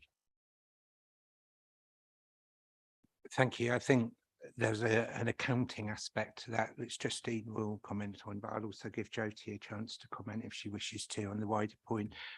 I'm not criticising personally yourself, Councillor Bowden, but I do want to put on record that I thought we had a really constructive spokes meeting where we did address this wider issue, where you contributed very extensively. And I think it's important to put that on record because there was a high degree of agreement, I think, on that day in terms of how we're dealing with the backlog. No one else showing? So just, oh, sorry, there is Councillor Count, sorry. Thank you, Chair. Yeah, my question is directly related to the savings tracker and a paper we had earlier on. There's a black mark against, or black coding, I should say, against the savings tracker for expansion of direct payments. Now, I was discussing that earlier on, and it seemed to be delayed somewhat. We didn't go into any detail, but I've just realised the damage that delay is doing. There was £113,000 expected, and none of that's going to be delivered this year. So I was wondering if you could expand more than the commentary, which just basically says, you know, the investment's been delayed and the savings has been delayed, but I don't really understand. There's nothing here for me to know, or earlier, what the delays are caused by. Thank you, Patrick. My comment on that as well. Justine first, though, please. Thank you. In terms of the reliability of the forecasts, I mean, there is a huge amount of work that goes into a lot of these forecasts month on month. We do have a particular issue around public health, and we've talked about this before, with some of the billing from health partners that doesn't come in on a particularly timely basis. But we are looking much harder at that this year and looking to, so we've just hit obviously the end of Q2. When we do the September report, we will be looking really hard to make sure that those forecasts are as accurate as we can get them to be. So one of the areas that's coming out is smoking. That's got a big underspend. That's about GPs and pharmacies. And I know that public health are looking at how that might be done differently, because we can't get the GPs and pharmacists to focus on that in the current sort of post-pandemic world. So it's always our best estimate of where we can get to, and you know, we'll never get it completely right, but we have heard the comments that you've made, and we're trying to make sure that we look really hard at some of these areas this year. So I don't know whether Jyoti, you want to come in there, or whether you want me to finish, Councillor Howitt first. Yeah, you could finish, please. Okay, so I mean, I don't think there's that much I can add really on the direct payments bit. The self-directed support programme, the whole programme is delayed. So as I say, the investment hasn't been spent, the saving hasn't been delivered, but that is being worked up now, and we will have the next time you see the savings tracker, we will have a much clearer picture of how that's being delivered. So I don't think there's too much of a obviously we show it as not being delivered at the moment, but in terms of the investment offsetting it as well, it's not too much of a sort of financial impact at this stage, but obviously there is a time impact in terms of what we said we would deliver and when it will get delivered. Thank you, Jyoti. Thank you. The reason we have the variance is down to our activity-based contracts. So, for example, primary care, we pay on each activity, each smoking cessation that's carried out, each health check that's carried out, and that's where our risk really lies. Whereas with our drug and alcohol contract or our children and young people contract, they're given a set amount for a number of activities, and that's broken down quarterly, and it's an equal payment that's given every quarter.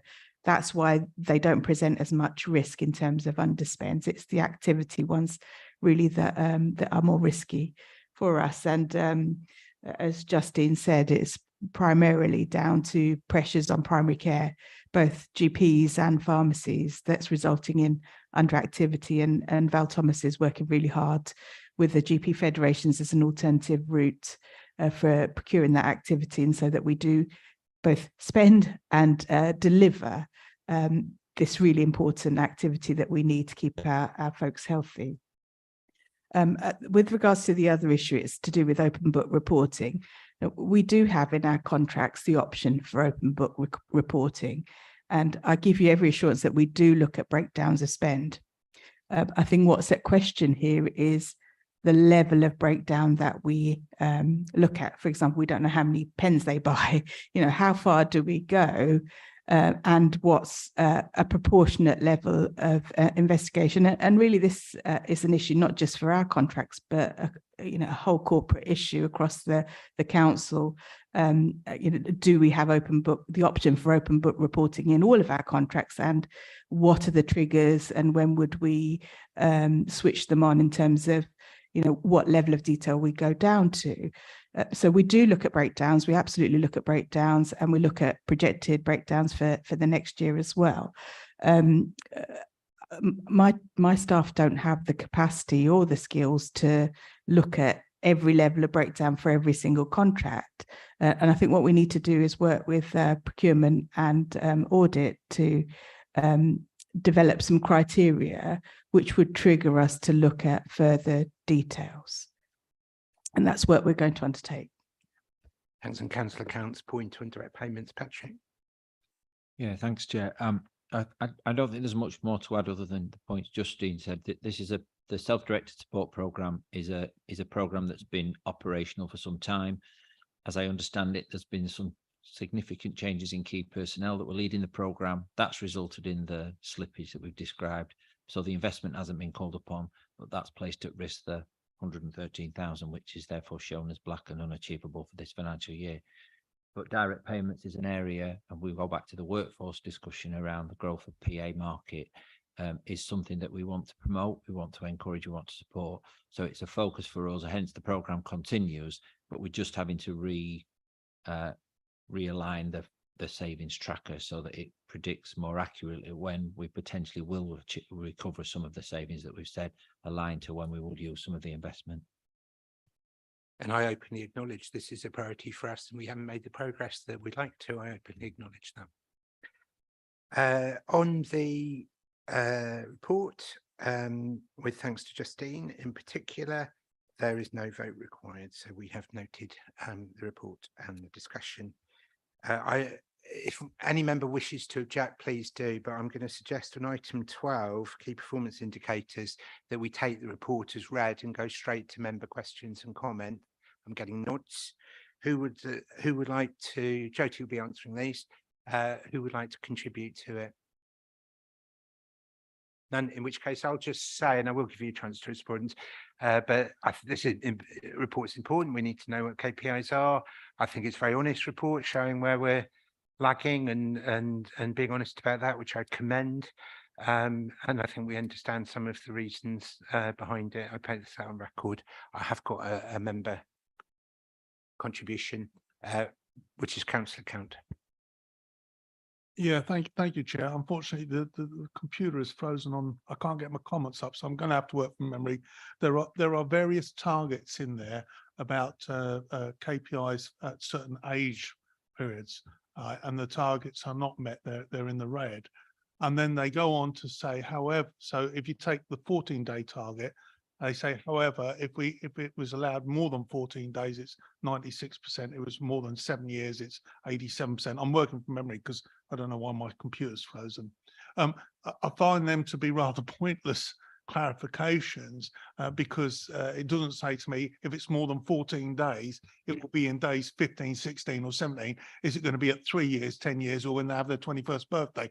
Taking it to the extremist to prove a point of view. A target is there for a reason. If there is going to be some added clarification to say we were close, surely they would have been amber if they were close and not red. And if they are close, surely it would have helped to have said, but they were done within the next 7 days. So there's a number of those that kind of say, okay, we're bad, but not that bad. But actually the explanation doesn't help us whatsoever. Thank you. Councillor Counters proves that he's been reading these papers carefully, which I commend him for. Jyoti. I absolutely agree with you, actually. Most of those targets are met within a couple of extra days, but those targets are there for a reason, and it's my intention that we absolutely meet those targets. The reasons why we're not are large. Well, there's a few reasons. One, we haven't recruited enough health. We've got health visitor vacancies, quite a lot of health visitor vacancies. The other reasons are that health visitor time is being sucked up to the higher end of need. So more targeted support, particularly post-pandemic, there's an increase in those with higher needs and safeguarding responses. We are working with the provider to look at a skill mix. So if we can't recruit specialist health visitors, can we have a range of nurses that can help to get us back up to target? These are really important targets, and they're important because we shouldn't spend all of our Healthy Child Programme resource on the high end, because if we don't do those universal visits, we don't identify need, and we don't identify need at an early stage where we can prevent escalating need. So to me, they're absolutely fundamental targets, and it's my intention to work with the service to get us back into compliance. Thank you very much indeed. And we're asked to note and comment, as we have done, on the performance information outlined in this report, and to recommend any remedial action as necessary. And we've done all of that, so no vote is required. Yeah, thank you. Item 13, which is the committee agenda plan, training plan and committee appointments. I think you've made your case earlier, so can you say it very quickly what your proposal is? I've got two proposals. The first one is that at the December meeting of this committee, that we have a report on the resolution, and I'll say that positively, the resolution of the 3 head of internal audit outstanding recommendations from May 2023 and earlier relating to the Healthy Child Programme and the Integrated Drugs and Alcohol Treatment System contract. And the second one, which I'm suggesting for March or April next year to give enough time, is that we have a report, and you'll understand where this wording has come from, how CCC as a major employer is demonstrating stronger leadership in employing people with learning disabilities and or autism. Okay, on the first one, I'm happy to accept that. Though it might go into Justine's report, we'll think about the best way of doing that, but the fact that it's on the committee agenda. On the second one, I do think that's an issue for Strategy, Resources and Performance Committee, with greatest respect. I'm happy to take a proposal that is formally referred from this committee to that committee, if that satisfies you. Yeah. Happy with that. But the chair might disagree with me. If the leader is happy with it, I'm happy with it, but the leader may suggest it should be taken here. What I was actually going to say is that during this meeting, I have emailed to say that I think it ought to be on the staffing committee's agenda, which happens in November, and it will be on the agenda for that meeting in November. I think that's helpful. Have I broken any rules if I say that's a formal reference from this committee, Tamar? Is that all right? Yeah, thanks. Very good. Anything else on the agenda plan, training plan? 2 hands at least. Councillor Slatter first. I think there was a suggestion that training, particularly with an eye to scrutiny, could be done in the afternoon because we're not getting the ICS report, and that would then involve district council colleagues.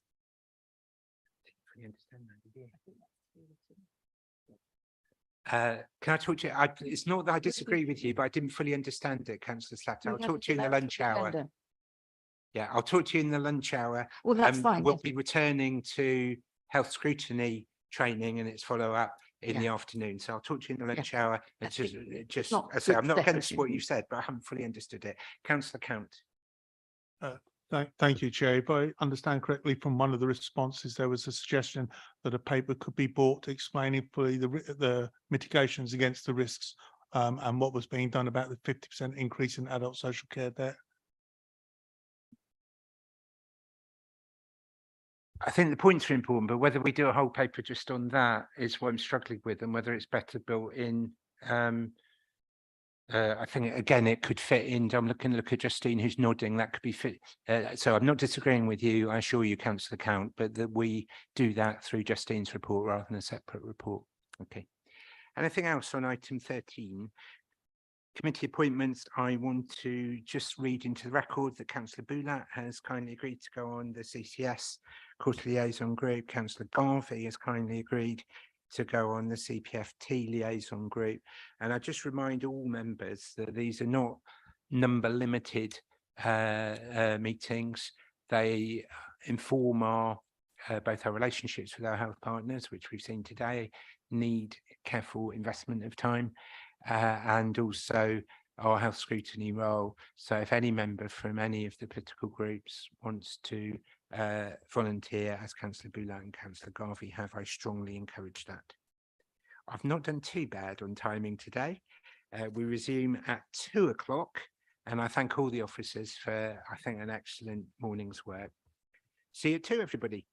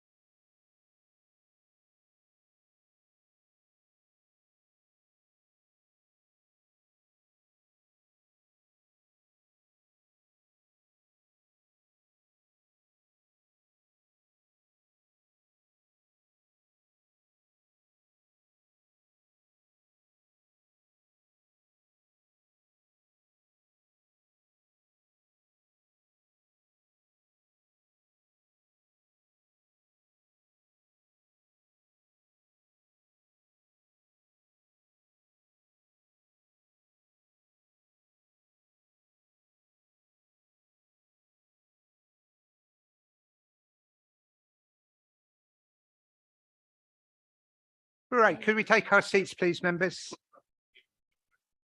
I will have to disappear at 4, Richard. Okay. It should finish by then. Yes. And I think the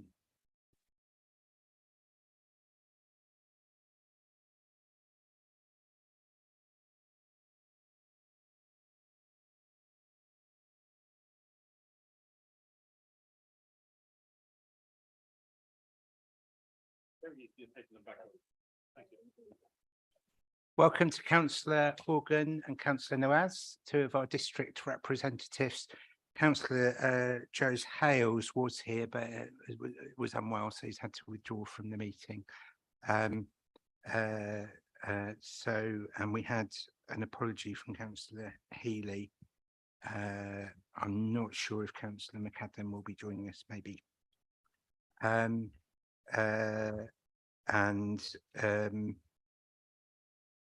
The housekeeping reminders I have to repeat.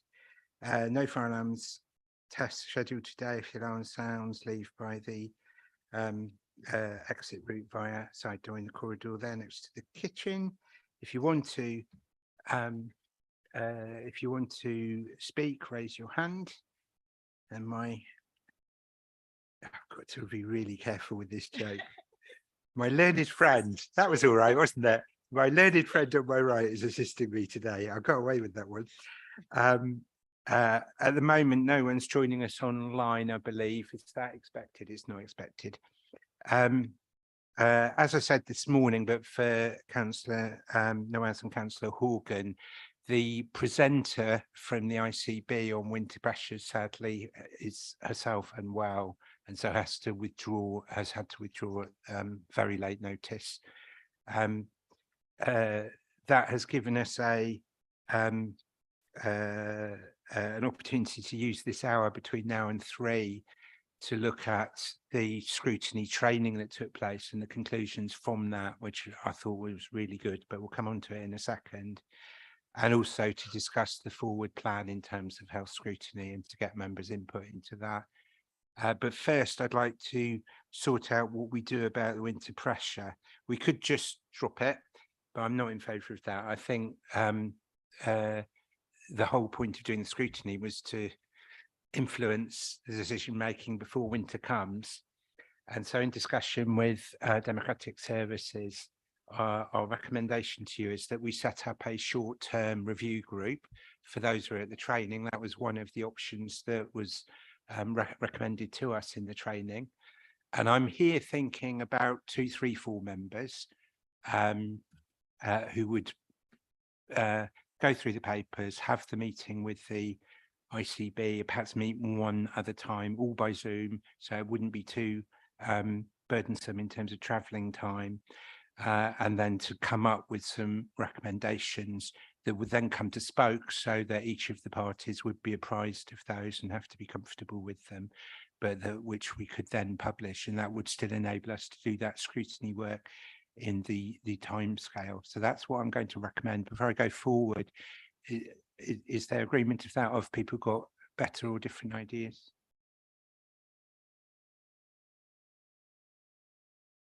Please put your microphone on, please.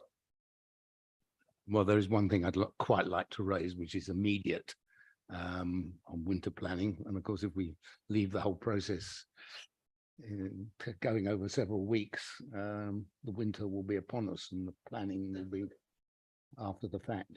So there is one point that I'd like to raise anyway. Shall I raise it now, or I would take it now? Okay. It's to do with COVID jabs. And flu jabs probably, but there's certainly COVID jabs are much more immediate, in the sense that last spring, St Neots in particular, but there may have been other areas, did not have any location within a reasonable radius, probably 10 miles either way, where people could get their jabs. They would have had to travel from St Neots to Biggleswade, which I think was the nearest centre. I think people knew about it from the NHS app, but of course, what actually happened was that many people did not take the jab. Many people do not have cars. There's a really awkward bus service to get to Biggleswade. This is probably not unlike other areas as well. This winter, the jabs are again available to people over the age of 65, were not told initially that there were centres in St Neots. In fact, I don't think they were. I had been in touch with the PET, which was organising this, and after a while they said, yes, there will be centres in St Neots, and there are now established 3 pharmacies and a centre where people can go on Saturdays, I think. Otherwise, they've still got to go to Biggleswade. The point about all of this is that there was no communication. People do not know.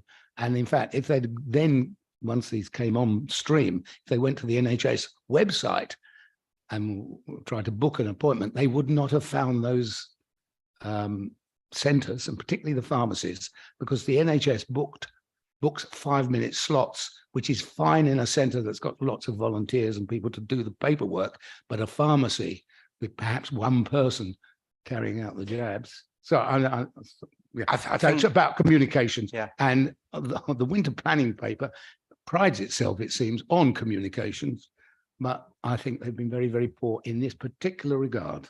Okay, so I think what we should say for today is that point should definitely be taken on board by the review group.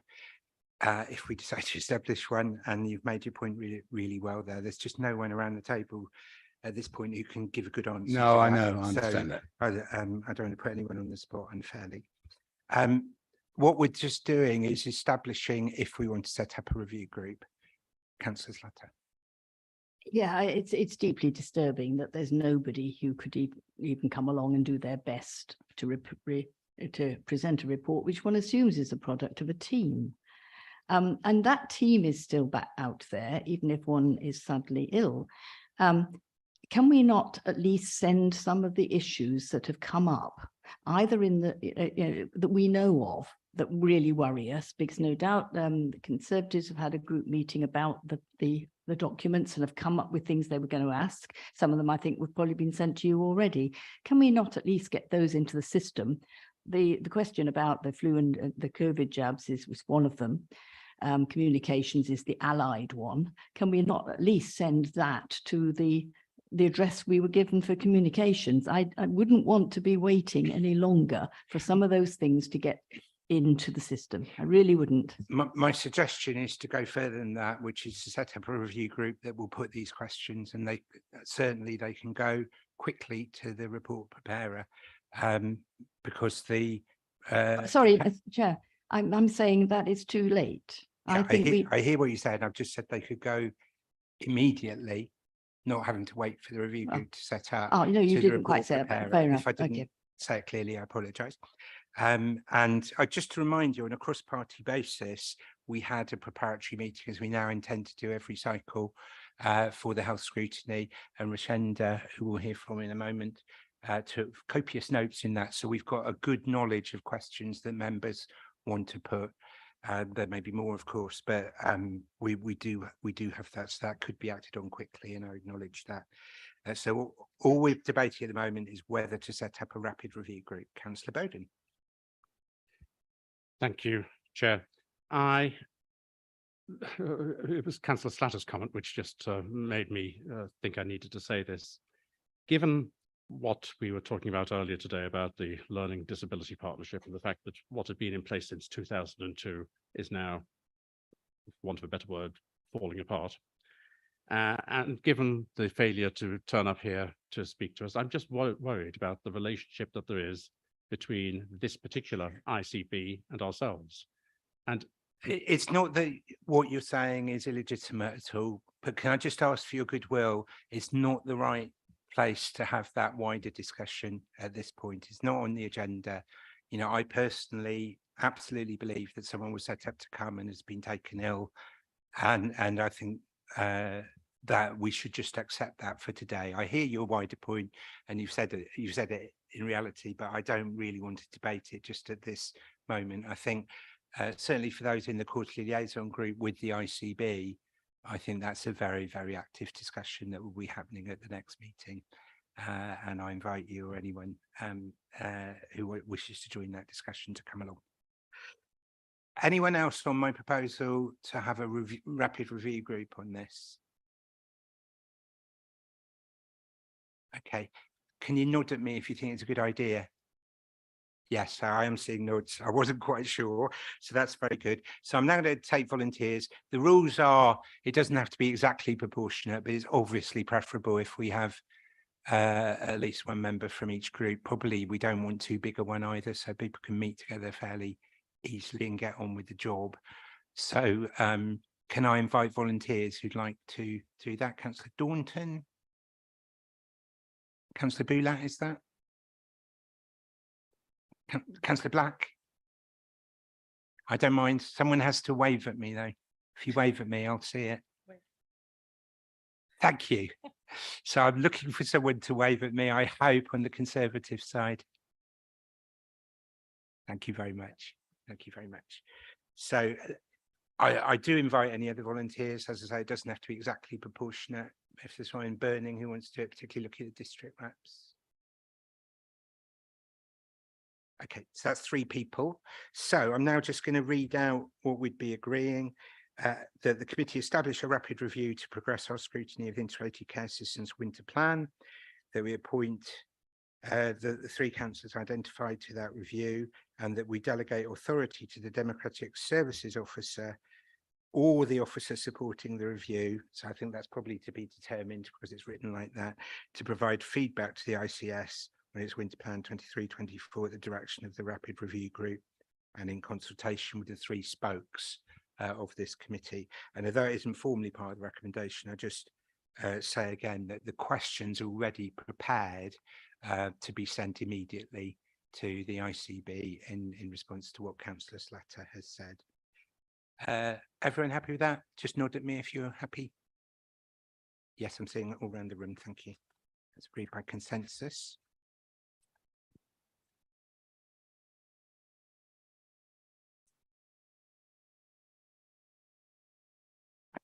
We had contingency plans in case you didn't want to do that. Right, let's move on. It says here, let's move on. A good number of us attended the recent training on health scrutiny best practice, and this reminded us of the main purpose of health scrutiny, to make and enable a positive difference to the lives of Cambridgeshire's residents. We looked at the Health Overview and Scrutiny Committee principles published by the Department of Health and Social Care. So identify 5 principles of best practice for health scrutiny, being outcome focused, balanced, inclusive, collaborative and evidence formed. I invited feedback after the session and gave an undertaking that we would reflect on it collectively to see which aspects we might want to apply to our own scrutiny practice. Individual members' feedback has been collated, and we all had an email. In fact, we had a second email last night updated from Rashenda. So that's gone to all members of the committee and our co-opted members from districts. And we've also copied that email on the meeting webpage, so that in debating this, those who are following us online are able to see that. So what I would like Rashenda to do, if that's okay, is for you to introduce that note and for us to formally receive the results and the recommendations that come from the training, and then that will help inform our practice in terms of health scrutiny going forward. Rashenda. Thank you, Chair. Yes, I think, as you said, following the health scrutiny session, members did provide some quite detailed feedback there on the way that they felt that could be applied usefully in Cambridgeshire. Those have been circulated. They are on the website, as the Chair said. So I think at this point, we're looking to see if there's anything members feel that they would want to be adding to that. In terms of the actual training, I obviously won't go through that in detail. Lots of you were there, but I think it's just worth perhaps picking out a couple of points from that. There was some discussion around the format of scrutiny, and the 3 key areas that were identified by the trainer and which were discussed were public committee sessions, which obviously are happening already and which are used to put a spotlight on a topic and bring it into the public domain. So that's what you will be doing this afternoon in terms of the ICB finance report. There's the rapid review, which now you have established, which is bringing together a small number of councillors working very quickly, perhaps meeting just once or twice and making recommendations. So that's an agile way for you to respond to matters between committee meetings.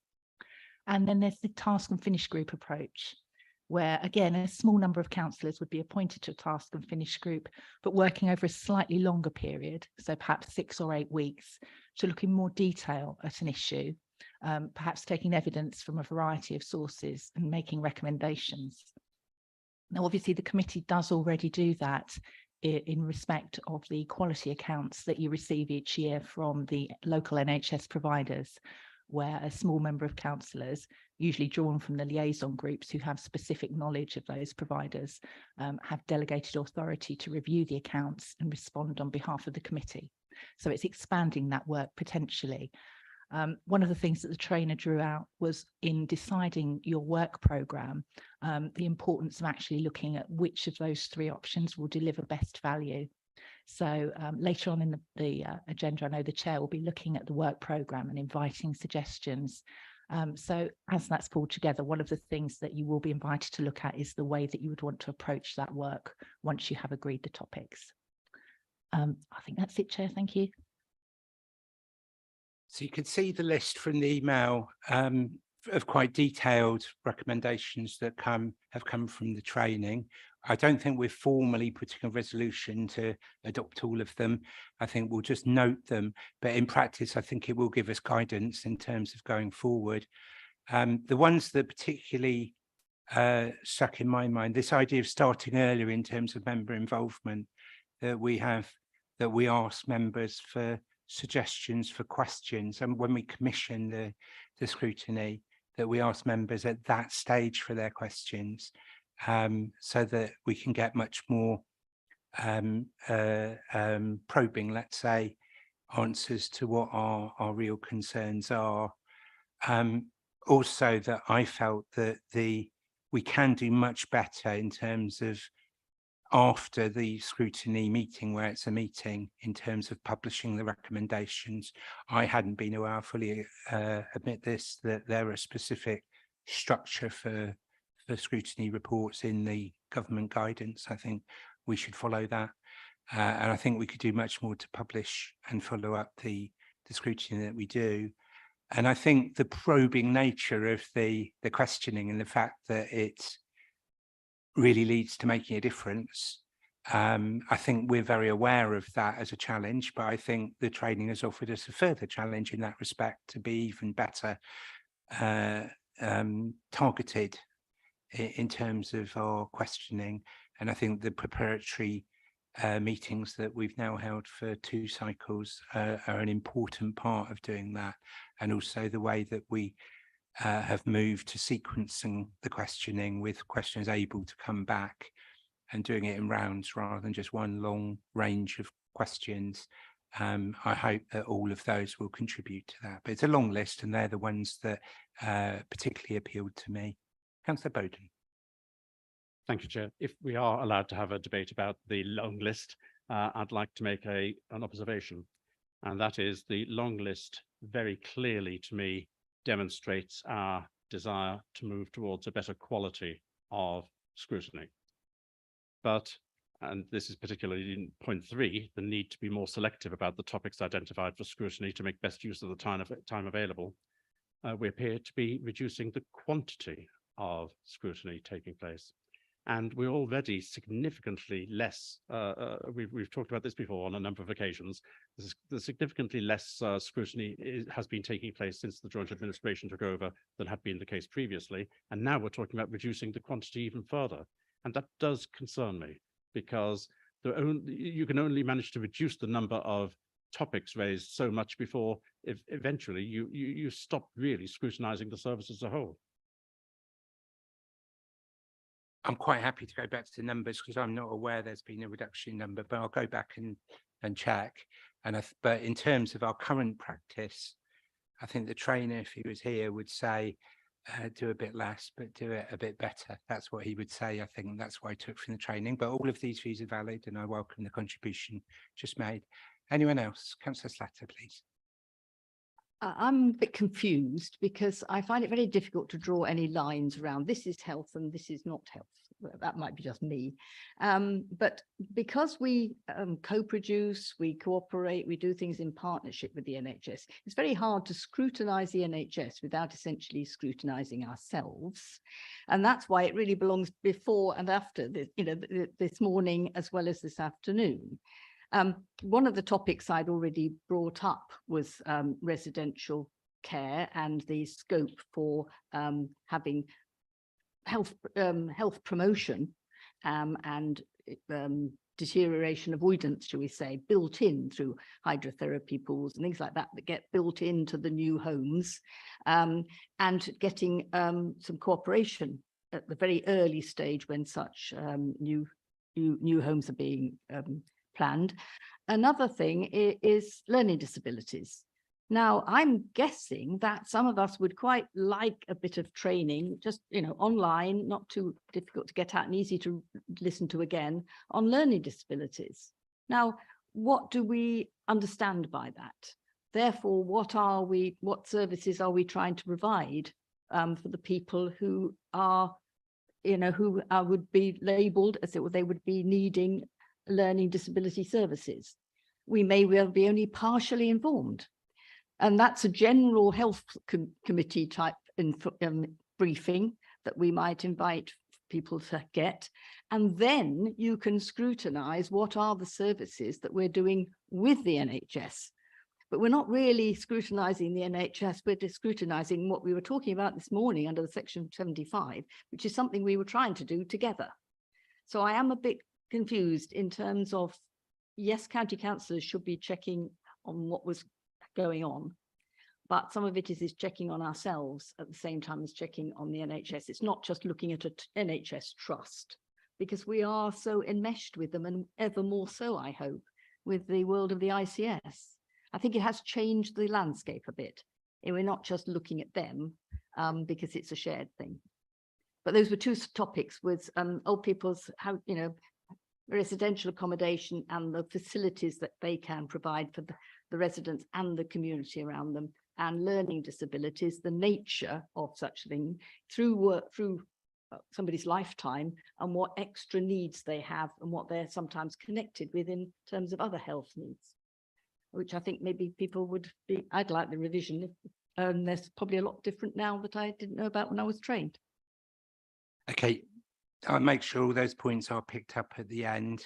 I'll reply on the partnership myself, but perhaps also ask Patrick to comment. So what we're doing is we're looking at the contents of the email and what that means in terms of learning lessons about or how the most effective possible health scrutiny. Councillor Count. Yeah, thank you, Chair. Obviously, I wasn't at that meeting. I'm only a sub today. I'm not aware of the full contents or how you arrived at those decisions. But I would like to just row in slightly behind Councillor Bowden's comments from my point of view. What we're talking, or not necessarily what he was talking about, but when I listen to those comments, what I'm thinking about in the lack of quantum of scrutiny and some of the lack of quality of scrutiny is in the previous administration, we had health for children analysed by the Children's Committee. We had health, basically public health in the Health Committee, and we had adults separate. Now, I totally get on board the comments made that it's difficult to separate the outcomes and the co-integration of adults and health as in NHS health, which is different to as public health. There's also the matter of the moving from one meeting a month to quarterly meetings. We know in the governance review, this committee was picked up as having not insufficient scrutiny, and the discussions went on behind the scenes about having extra meetings, which was rejected by the administration, not by the Conservatives, and instead an alternative proposal was put forward by the independent review that there should be a split up of the meetings. However, that wasn't able to go ahead for very valid reasons raised by the Public Health Director due to her statutory duties. So that didn't fit. So now what we have is another attempt to improve the scrutiny that we've got. But in my opinion, it's not getting us back to where it would have been a better way to have these, certainly the children's ones separated out, and an element of the NHS and the public health not being sort of confused as they are. The way I see it is very much like children is getting upstream of adults' difficulties, public health is getting upstream of NHS difficulties. And the fact that we're trying to do it all in 4 meetings a year, with sometimes the use of reserved meetings, makes it very difficult for this committee to give it the full attention it deserves. But I do welcome the fact that there's an attempt to improve scrutiny, which has been recognised. Haven't read all the contents, as you are quite aware. I recognise that. And I do appreciate the one that you brought to the front, which is the fact that Q&As are necessary for scrutiny. And so from any committee, when you ask an officer a question, it's not sufficient to stop that with reply, because quite often it's opening a tin of worms, which leads to the subsequent ones. And the fact that you're now going to adopt that in the new method is very welcome, because that was stifling under the old method. As leader of the Conservative group, I had many members complain to me about that particular approach. I'm glad you're adopting it. I took it up with Stephen Moore, the chief executive, saying this was very difficult to achieve scrutiny under that. So I'm glad you're moving ahead with that. Thank you, Chair. It's a good example. It was raised in the spokes meeting and agreed. So that's a good example where we are able to work together cross-party. I've made some notes and I will make sure we come back on the points. Anybody else before we try and join this? Let me just try and do it together. On Councillor Slatter's points, I think on learning disabilities, you're right to say that that would be generic training for the whole committee that would probably come under not a specific health scrutiny issue, but a general issue. But then, as you say, that we could offer to open it up to the district reps. So if Tamar's with us still as well, if you could just take a note of that as a request for a training need. I can't read my own writing on a second point you made. Oh yeah, the care homes. I just happen to know that Patrick's got in the pipeline a whole set of things he wants to talk to us about accommodation. So with your permission, Councillor Slatter, I'd quite like him to have heard that, but to respond to that at a later date, because there's quite a lot of issues about accommodation. Thank you for that reminder. I'll come back to your partnership point because I want Patrick to come in. On Councillor Cant's point, so the system that we've developed in the so far has been that we've got an agreement between the Adults and Health Committee and the Children's and Young People's Committee. The Children and Young People's Committee can propose items for health scrutiny, and that the spokes from CYP come to this meeting and fully take part, lead on it, not just fully take part, but lead on it. And we've done that 2 or 3 times, maybe 3 or 4 times already, and it's worked pretty well. But I think it's a fair question, and I'm quite happy to discuss it again with the chair of Children's and Young People's Committee, whether we can further review it, because frankly, I've got an open mind on those issues. And I do think, like the point about the NHS is it provides children's services. I know you know this, I'm not talking down to you, but it provides important children's services too.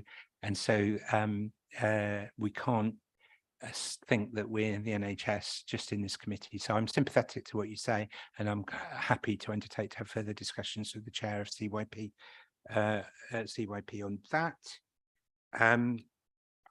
I hope we won't revisit the whole argument that we've had time and time again about the best structure of committee to deal with all of this. I think there are well-established positions from the different political groups on all of that, but I don't think that takes away from the questions that have been put by both Councillor Cant and Councillor Bowden, for example, on the quantity. You know, there's no wish to reduce the quantity of the scrutiny. I think we should hear what the trainer said about quality rather than quantity. I think he made some good points on that, but I think there's no intention overall from the administration. I know there's no intention overall from the administration to reduce the quantity compared with the previous time. So I'm quite happy to undertake to go away from that. And again, maybe the spokes can further review that when we meet. On partnership, we have talked about this in committee before, but particularly I talked with Councillor Van der Ven about this, and it is patently obvious to us that we're meeting health colleagues as partners in many meetings that we take part in, but at one and the same time, we are scrutinising them from an independent perspective. And I remember Councillor Van der Ven saying to me one time, and I accept the criticism, that I was being too cosy, too friendly to the health people that came. And so there is a difficult line there. I think what Councillor Slatter says is right about that. But the personal conclusion I formed on that is that this is a fact in the world, that we are both a partner and we are a scrutineer. We're a scrutineer under the legislation. We have that role, but we're a partner under the ICS legislation as well. So I think we just have to come to terms with it and recognise that when we're undertaking the scrutiny function, we've got to be as objective and probing and prepared to be constructively critical as possible, and not diminish our sense of inquiry just because we're in partners and seek partnership in other roles. And I think we just have to be mature as politicians in recognising we have both those roles. But I fully accept that there's a difficult line there, and there's one that we all have to be aware of. So that would be my personal answer, but I think it'd be useful to hear from the officers on that as well. Patrick. Yeah, thanks, Chair. So I do think there's probably a place for scrutiny around our partnership, but it's probably less around just health. It's more about us as a system, and it's whether it's appropriate that health scrutiny has that scrutiny of me probably moving from this seat to that seat over there. And I think the same is true for learning disabilities and residential care. So residential care isn't an NHS responsibility. It's a social care responsibility. Whereas nursing provision, they do have an oversight of. So if we're broadening residential to be the broadest spectrum from people who are frail to people who need nursing input, then it would be appropriate that we sit together and talk about what our ambitions are for care for people in a 24-bedded setting.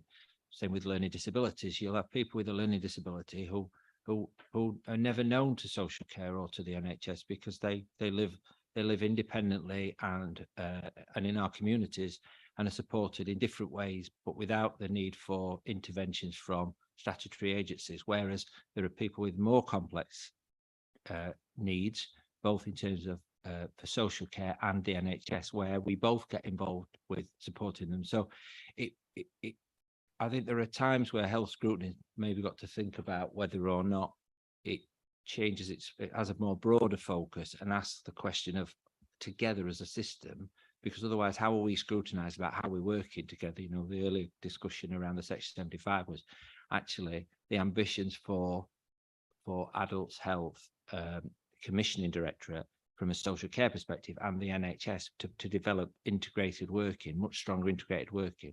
That probably needs to be more scrutinized than it is, because you don't have an opportunity. You will invite. So the winter plan that's coming today, if I could speak openly, it says the ICB, but it's the NHS winter plan. We've got on our own winter plan in adults. We're developing that as we speak. So it would be better if we produced a joint winter plan. It came under the heading of an ICB, and we were both sat there with including our district partners and our third sector partners, because the importance of supporting people in their own homes at a time when cost of living is significantly impacting people's ability to be able to turn heating on or turn heating up to the right levels. How are we supporting people effectively as a whole system as we go into winter? So I've looked at the NHS winter plan, which came, a lot of that was focused on what the NHS is doing within its acute trust around supporting people and making sure discharge and there's flows out of hospital. I think the question for scrutiny is, how are we as a system or as a whole system supporting people as we go into winter? But that involves maybe me and maybe Jyoti and other people sitting down there answering to scrutiny. Did you want to add anything, Jyoti? Don't have to. No. Well, what I feel is that it's a bit uncharted territory. The ICSs are fairly new as well. I don't think any of us know for certain. Would I be comfortable having you sitting over there and saying, no, I'm not sure, because I think you're our authority, not just you personally, obviously, but everyone you represent. But maybe we should experiment on it once, who knows? Can we just all agree to reflect on that rather than necessarily come to a decision? But I think it's been an interesting debate. Yeah, Councillor Nessinger. Just a thought on that, that if you don't feel comfortable scrutinising things that are the responsibility, I mean, I think that within our committee system, it is our role to scrutinise areas of our work as well as to make decisions on them. I don't think that there's any conflict within the constitution on that. I think that is what we're supposed to do across all the committees. But the Strategy and Resources Committee also has a role in scrutinising performance across the whole council, and the Assets and Procurement Committee has a role in scrutinising procurement across the whole council. So if this committee at any point wanted to refer something to somewhere else to be looked at, there are plenty of places where that could happen. I'm not actually suggesting that you should, because I do think that the way in which our constitution works is intended to be that scrutiny is supposed to happen within the committees where it sits, because that's where the expertise is, and it's much better done there. But if you did think that there were outside views were needed, there are places and ways in which that can be done. Thank you for that. I personally agree with what Councillor Bowden said this morning. The role of internal audit is particularly pertinent in this respect, and referring things to internal audit is something I agree with. I'd want to comment. I want to move us on fairly quickly, but I agree. Every question we asked this morning was scrutinising. So the idea that we're not scrutinising our own officers, it's whether we do it in this different format and what that means for relationships, I think is worth some reflection. But maybe we should try it once and see how it feels and whether we think that's a good idea or not. So yeah, Richenda, please. Thank you. I think it's just to mention, of course, the way the committee is set up, it does make very clear that there is a different role that you're discharging in the morning as the Adults and Health Committee, and in the afternoon where you discharge your statutory scrutiny function of the health service, which is specifically of the health service. And I entirely take the point that members have made that the way the health service works and in conjunction with the local authority now and with other partners does very much blur those lines. But I think in terms of the statutory function, it is very much on health. And as yourself and other members have said, the scrutiny of the council's elements comes under your work programme in the morning session as part of your committee business. Okay, I think that we can note that discussion. Oh, I don't think we can note that discussion because I see arms shooting up. Can it be about 1 minute each though? Because I do want to get on. So Councillor Daunton first. Thank you. I just want, it's a very specific question. We've looked in the past at NHS dentistry and at the GP services, and we've had some serious concerns about both of those. Do we come back to that, and over what time frame do we come back to both of them? What's the procedure? Again, I'll make sure we get a response. Let's hear from Councillor Satter first.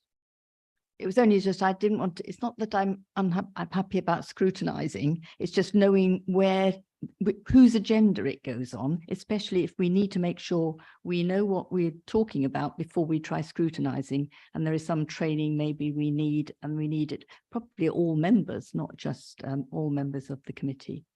That was what was my problem. As Richenda said, it's a blurring, but we do have statutory duties, and I'm quite happy to scrutinise myself. I could do a joke there, but I'm not going to. On the prior information, one of the things I've talked with Richenda about is in her research role, how much she can provide papers and information to us in advance to help inform our thinking in determining questions. And that very much is part of what can do, but we've got to be careful to not over ask what's available in the time that Richenda and Democratic Services have got. But that's something we've been discussing. Although as I've said before, we're there as elected councillors. The point of scrutiny is that we use our independent minds as well to ask questions on behalf of our constituents from our concerns, and not simply from the papers and the advice that we're given, and both are important. But it's a fair point in terms of proper information in advance that Councillor Slatter raises. On the dentistry point, because this has been discussed quite a bit by Councillor Van der Ven and myself with Richenda, the ICB has only just taken over dentistry, and it's like a poison chalice from their point of view. It's in a diabolical position. I don't think it's unfair to say that. And so they recognise the need to move but how quickly do we get them in and say, what have you done, when they've only just taken it over? So both Councillor Van der Ven and myself are very apprised of that, and would wish to support it coming back onto the agenda, but at a time where it's reasonable to say to the ICB colleagues, you've had enough time, what have you done?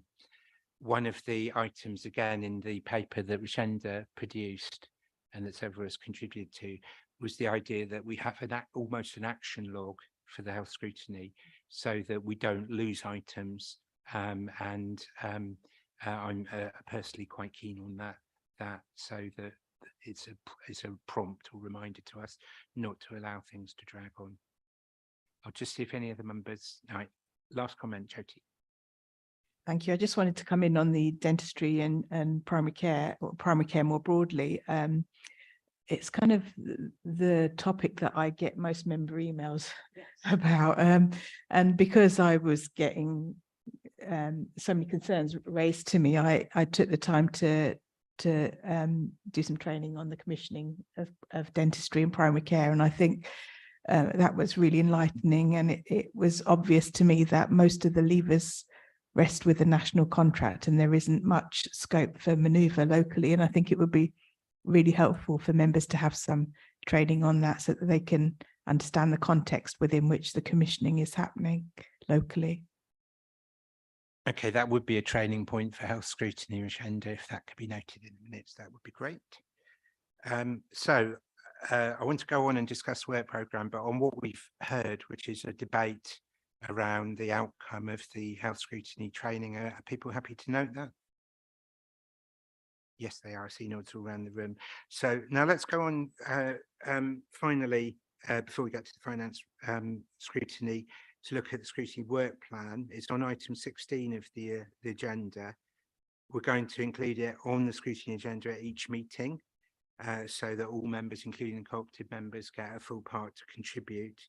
And we'll use time either in the meeting itself or in the preparatory meeting to discuss future items, so that there's an input from all members in terms of the future items coming up.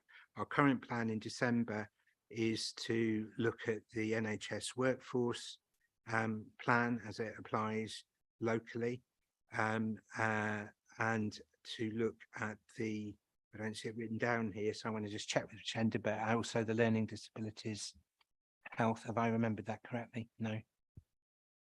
You certainly mentioned that, and I think, yes, you were going to raise that today. So the impact on the health of people with learning disabilities, which is pertinent to what Councillor Slatter said earlier. They're the two items that we are currently proposing for December. So if anyone's got any comments about that, please do comment.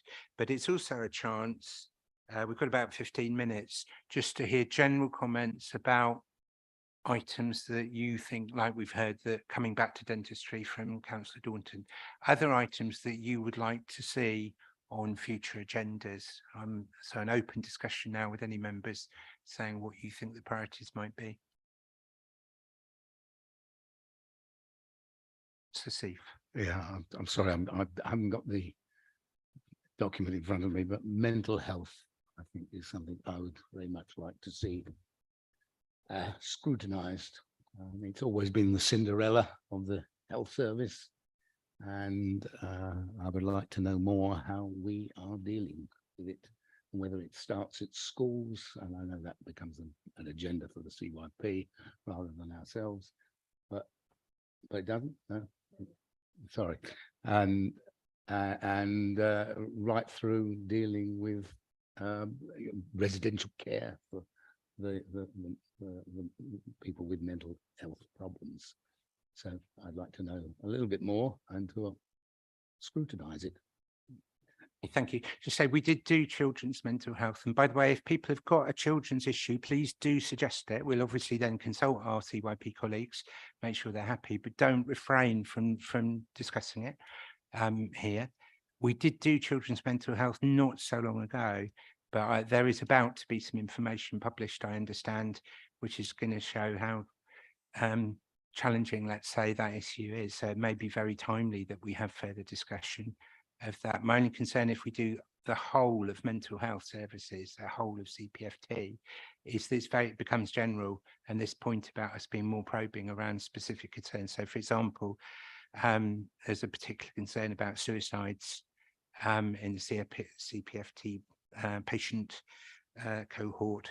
And in fact, it's led to there being an independent inquiry. Now, we might have spotted that and we might have done something about it, and perhaps we should have done. So maybe we need to be more targeted, but let's hear what people say and then reflect upon it. Councillor Nessinger. So I was going to raise the issue of children's mental health, which but I am aware that you have already looked at that, but I think it continues to be a really significant concern, and something that I think even if you have looked at it already, it might be appropriate to keep looking at for a whole range of reasons, some of which are kind of specifically very important for this council, because I'm concerned that there are some cases where the health service is simply saying we bear no responsibility for children who are self-harming or suicidal, and I find it difficult to imagine why health is not involved in that. I'm sure these are things you've looked at in the past, but I do think it's something it would be worth keeping the pressure up on. Yep, thank you very much. Other contributions, Councillor Count. For fear of repetition, children's mental health provision. But if I may explain why I'm asking for that to be given consideration again. I obviously wasn't here on the Children's Committee to know what you studied, when you studied, etc. But I am aware of a previous motion by Councillor Sam Hoy about the lack of children's mental health provision. There were certain recommendations at that, and it was based on benchmarking on the provision here compared to the provision elsewhere. And the recommendations were about delivering new improved outcomes. So when you perform that scrutiny, could I ask that you include as a part of that scrutiny some measurement of where we were when Councillor Hoy's motion went in, what has been done since then and where we are now, because that was agreed by the full council. I think it was cross-party if my memory serves me right, but it's anyway, children's mental health provision. Thank you. And Councillor Hoy actually took part in the previous session as well, which was very welcome. I've heard 3 members say children's mental health, so I think there's clearly support in the committee for that to be a future item. I think that's very, very clear. We're not having votes on these things, but it's very clear. Councillor Slatter. If there are no more suggestions to put on the agenda, could do you mind if there I is something I would like to come back to? I promise I'll come back to you, but I am looking for suggestions for the future agenda. Let's take Councillor Nawaz first. Thank you very much. I think it would be more than interesting to take a comparative look at the health facilities, the health provision, health status of different districts, disparities, inequalities, and look at how and why they have arisen, perhaps more importantly, how to address those inequalities. That's very clear. Thank you. Councillor Count. Yeah, I'm uncertain if this falls under the remit, and you may have already counted it, but it's something that I'm picking up a lot of in the media is the attention to excess deaths and what that actually means. So I'm wondering, is that a role for the scrutiny committee? You may have already done it, but if there is a reason for that, then it will lead to different things that we wish to do with the NHS, I would have thought. Interesting point. Can I just clarify, there was the whole issue about excess deaths in COVID. Are you talking about that specifically or just generally amongst the population? So as far as I understand it, and this is very much as a layperson, there are a lot of excess deaths now, and there are people are saying it's because of COVID, or it's because of what was the injections due to COVID, or there are other reasons. I have absolutely no idea. I'm just picking up on what the media is full of, and it'd be useful for us to examine it in detail or to burst that bubble, Chair, because I have no views on this. I'm a layperson. I don't think we particularly have an issue with excess deaths, but happy to bring a report to scrutiny if that would be helpful. I think probably, again, we could discuss that first in spokes, because there may be an issue, but there may not. And I wouldn't want anyone in Cambridgeshire County Council to, I'm not going to criticise you at all, but there's no suggestion that vaccinations have led to disproportionate impact in terms of health, other than actually to save lives. And we, as an authority, are contributing to the COVID inquiry, so we are contributing detailed data to support that. So I think it's important to put that on the record. Councillor Nessinger. Thank you. I'm going to say something about the deaths, but that wasn't what I put my hand up for. If Councillor Count or anybody else who's listening would like more information on some of the stuff that's circulating, there was a fantastic analysis of it on Radio 4's More or Less yesterday. It is superb. Please listen to it. Where have you got time to listen to Radio 4 in the afternoon? I was Aren't busy you doing too other busy? stuff. No, it was on iPlayer while I was cooking.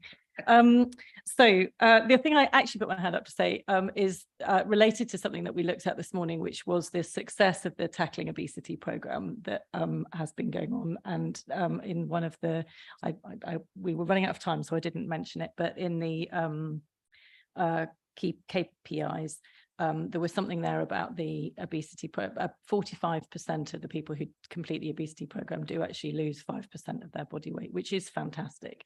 Sometimes I think it's worth doing some scrutiny on the things that are working well.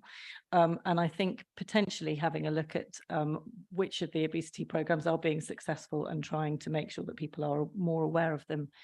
I'm aware that there's a waiting list and it's difficult to get onto them for the through the GP, but actually simply making sure that we know and we inform the public about which are the most effective programs, what are the most effective things you can do, might be something that the scrutiny committee might want to look at.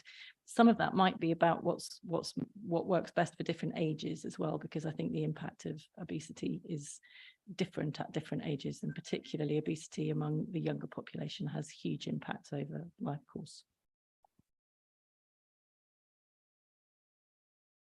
It's one of those partnership ones, because of course a lot of that is led by our public health team, and it's their success, I have to say, which I'm very, very proud of.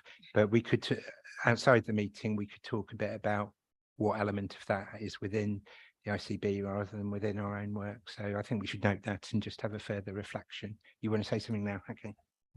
I think some of the topics that are coming up, there's complexity around the health inequalities is clearly public health have a major contribution, as do the wider determinants that the council has influence over, as does the health service. We might want to hone it, if this is about health scrutiny, we might want to hone that down a bit to be about the elements that they have an impact on. I was going to propose maybe how you might do that. I think one area of potential questioning is how much of consultant time or even primary care time is used for private care, and whether that then results in further inequalities if people get referred in earlier if they've used a private consultant. A sensitive but highly interesting issue, and you said that to me before privately, so I think it's very good to get it out there and onto the list. And if we're trying to hone in on difficult sensitive issues but are specific, that's a great one. Sorry. The other point I was going to make was around obesity, and I think we have elements that we reported on earlier today, but there's also the kind of bariatric, the prescribing and bariatric surgery elements which sit with the NHS, and you might want to probe around that. Good. And can I just remind all the committee, in the list that Rashenda produced, it said don't just sit around as politicians and say what you want, really use the technical expertise of your public health and adult social care staff who have day-to-day experience of where the shortfalls might be in the health service.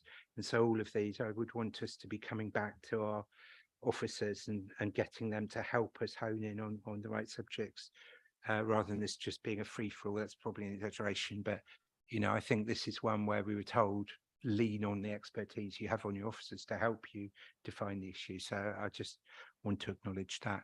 I saw Councillor Boulat. Yeah, thank you, Chair. This is perhaps on for the longer term thing about next year, but I'm aware we approved a number of decentralization projects, like part of, of course, working with Cosmic and it intersects with different work in different committees, and some of them have a health element to it. So for example, the work in anti-smoking in Finland, and other work around the integrating neighborhoods and some of the health aspects in Cambridge City as well. So I'll be really interested to be able to perhaps scrutinize the ones that do relate to health and how well they did once they're of course completed, or once we have some data on that, to put this question around how does or whether the decentralized approach actually supports the health function, and what are the outcomes that we see from this decentralization agenda in regards to the health element. I'm not sure if this is outside the scope of that, but I'm thinking it could be like an interesting question to explore around the model and how it relates to the health outcomes. And just a comment on the piece around inequalities, like I do agree with the comments made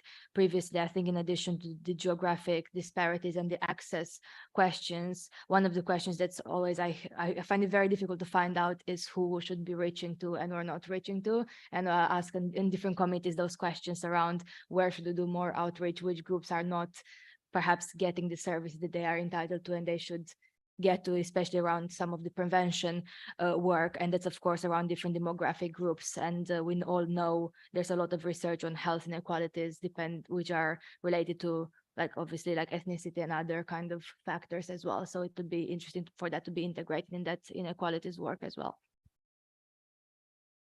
Okay, we've got a good list, I think.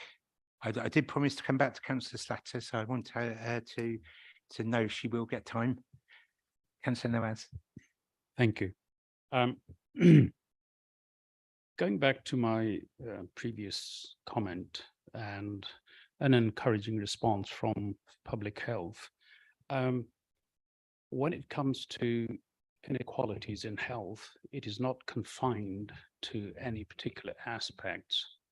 So I think we need to look at not only certain disease processes or conditions that predispose to them, such as obesity or excess death. These are indicators, the indices that indicate a wider, much wider issue. And I think health should be looked at as a whole, not WHO whole, rather than taking bits and pieces.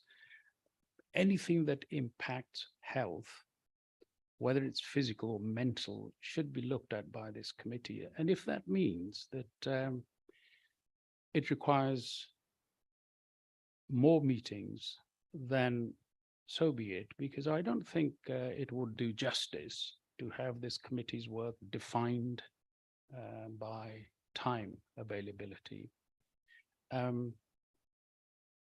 And that, I think, observation has been made before, because not only look at more things, but to look at them in greater depth, to do justice to this committee. If it is a health committee, then anything that impacts on health, whether it's public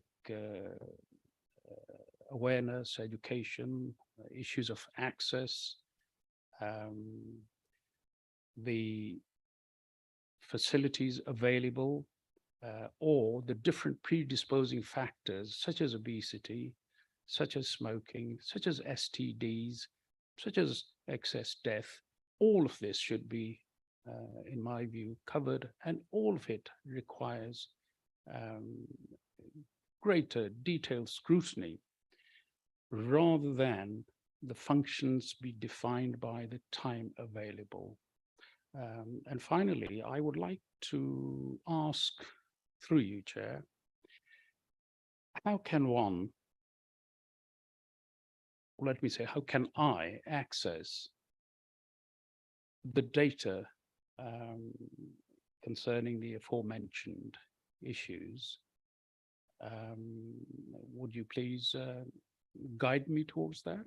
And I think it would be useful to have the data available for those who are interested, for a useful preparation, to have a productive discussion before the meetings. Okay, thank you. You said quite a lot there. I think we've discussed the issue about the quantity of health scrutiny earlier, so I've got nothing to add to that. On information, we've already talked about the importance of getting prior information from our Democratic Services colleague. I also happen to know that there's some really good work being done by a public health team at the moment on providing the most wonderful interactive digital information on the joint needs health assessment, which I've seen demonstrated and which is not yet public, but when it is, we'll try and distribute it to all members and help you do it. So there's quite a lot there. My challenge back to you and all of us is, of course, we'd like to scrutinise every bit of the health service, but it's up to us to pick and choose the priorities and the timing where we think there's most concern and we can have most impact. And that's why we have these discussions. Nikki Briggs has joined us. Well, thank you very much for joining us. We'll be with you in 2 seconds, but I just promised Councillor Satter that she would be able to come back. Thank you, because it was more a system-wide concern, and that is when I came into the county council, it took me a while to work out how the health thing did work, and I don't know that I still have got quite a grasp of it, because what goes on in health committee, whether it's children and young people or health and adults, is just the tip of the iceberg. I've discovered that an awful lot of scrutiny is happening sort of upstream, as Councillor Camp was saying, in the liaison groups, which are open not just to the joint administration, but they are open to the Conservative Party to join in on. And that's where I had I learned a lot about dentistry and the contracts, because I went in place of Susan van der Ven yesterday to the CCS, and didn't actually know what NHS trust that was until I looked it up so that I could be informed. I could try and quiz everybody. Do you know what they do? They do dentistry amongst other things. And so I now know a little bit about what's wrong with contracts. So that's with the liaison groups, which are brilliant, I think, and help us in safe space find out some of those issues that are troubling people, different parts of the health service. And then there's governorships, because we are also ex officio governors. Now, I'm governor of Royal Papworth, so we had a bit of a thing from the finance people about excess deaths, because obviously how the figures look in somewhere like Royal Papworth is something they need to explain. But also Royal Papworth has a liaison group. Now, how does that fit? Because a governor has a duty to scrutinise, and then a member of the liaison group that talks to the NHS Trust for Royal Papworth has another role, and they don't include the governor. And that's what I don't understand, is quite how do those different parts of what we do as councillors fit together? Because they certainly feed in our information, but sometimes they mean a great duplication of effort. And sometimes it means that the people who do know the answer aren't in the same room as the ones who are asking the question. Okay, just to confirm, there's an open membership invitation for the quarterly liaison groups, and I encourage everyone to volunteer and take part in what I agree are extremely interesting and rich meetings in a safe space. Exactly that wording is correct, where we can have a private discussion with health colleagues about the issues that are worrying them. And it can then inform our public scrutiny role, and it's an important part of our public scrutiny role. In terms of councillors who are governors but not present, they can all volunteer to be in the course liaison too. We can't make them, but I think they can volunteer. I can't see any reason why they can't be part of the meeting. And I would only if they're a bit pushy like me and ask if I can at least know what's on the agenda. But we're not invited, actually, automatically. And that's maybe something we could talk about, but not just here, later on. No, it's a fair suggestion. But one of the things we can ask Rachenda to do is just email all the governors of health bodies that represent the county council and remind them of existing quarterly health liaison meetings, and inviting them to say if they'd like to join. I think that's something we could easily do and might solve that problem. So can we agree to note all those suggestions for future work plan?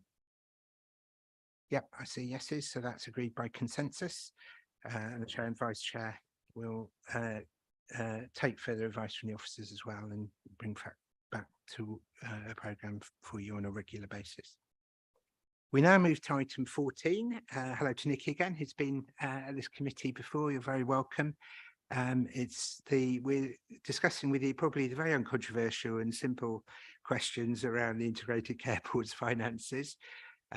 Nikki Briggs is Chief Finance Officer at the ICB.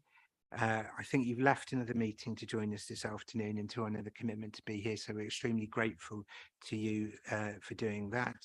The ICB produced its first annual report and its accounts for the period July 2022 to March 2023 during the summer, so it's good to be able to reflect on that before too much time passes. Can we ask Nikki to give us a brief overview of the report, and then I'm sure the members will have many questions. Nikki.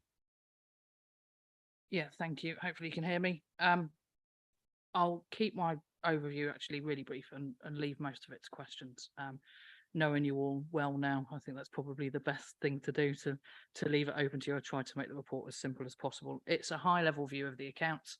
The annual report and the accounts are on, they should be on the website, and if not, we can definitely make sure that the link is shared so that it's got all of the detail behind that. But I think a couple of points to raise in terms of the ICB. So it finished its accounts for 22-23 with a very small surplus for the year of 118,000, so delivered its statutory duty to break even, and that was over the course of the year. So that included a carry forward of a small deficit from the CCG for the first quarter. So that's a kind of cumulative position for the end of that financial year. Our spend, as you can see, is across a whole load of services, split from about 50% on acute trusts and moving across to mental health, continuing healthcare, primary care, and other services such as community services. I think just to explain a little bit about the complexity of the ICS itself. So in terms of Cambridgeshire and Peterborough, obviously just over 1 million in population, just under 1.1. In terms of allocation from the government, the NHS gives the ICB to devolve its health responsibilities just around the £1.8 billion. But in terms of what the ICB is responsible for, what I'm accountable for in terms of financial reporting, it's the whole system spend. So that includes all of the providers that are within that and spend that's not necessarily always on Cambridgeshire and Peterborough patients. So that equates to about £3.7 billion. So yes, we look like we're a relatively small ICB, probably in the bottom third of ICBs in terms of NHS allocation for Cambridgeshire and Peterborough patients. But in terms of when you look at the organisations that sit within this system, they treat many, many more patients from outside of Cambridge and Peterborough. We have a specialised and tertiary centres. And so actually what we're held accountable for is the whole 3.7 billion. We have to deliver that with running costs that's only allocated for the Cambridge and Peterborough. So it's based our running cost allocation, and the ICB's overheads effectively is set on that 1.8. So there's lots of discussions that are happening at the minute of how unhelpful or not that might be. In terms of financial plans, moving quickly on to 23-24, much more difficult situation in terms of the finances for 23-24, given that the health service actually in real terms had a reduction of about 2% because a lot of the COVID funding was removed. So it's a very tricky position to have moved from a run rate that saw actually reductions in real terms. So in order to deliver that break-even position, we've had to set a very, very challenging target of 6% efficiency and had to leave a level of unmitigated risk in there. So we were very clearly instructed by NHSE at the time to plan as if there was no impact of industrial action. Obviously, that's slightly unrealistic now, but that's the basis of which the break-even plan is set, and we'd be expecting to be managed and measured on that basis alone.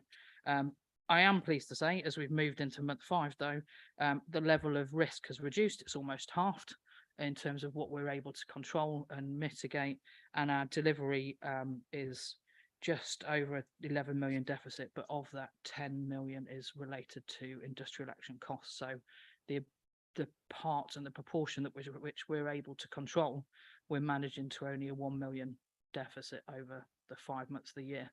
Where that puts us, I think, was one of the key questions. I think I'd put there's 42 systems across NHSE.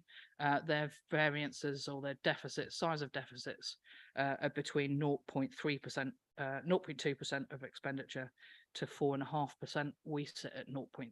So in terms of where we sit, I think it's probably quite a positive picture as to where Cambridge and Peterborough sit. That doesn't probably reflect the level and scale of hard work that goes into delivering that, but I think that's a useful barometer, and particularly given that we are more impacted by industrial action than other systems because of the level of acute trust that we've got. So we've got 3 very large acute trusts, so we are impacted more than anyone else in the east of England, actually, in terms of our costs to support or cover industrial action.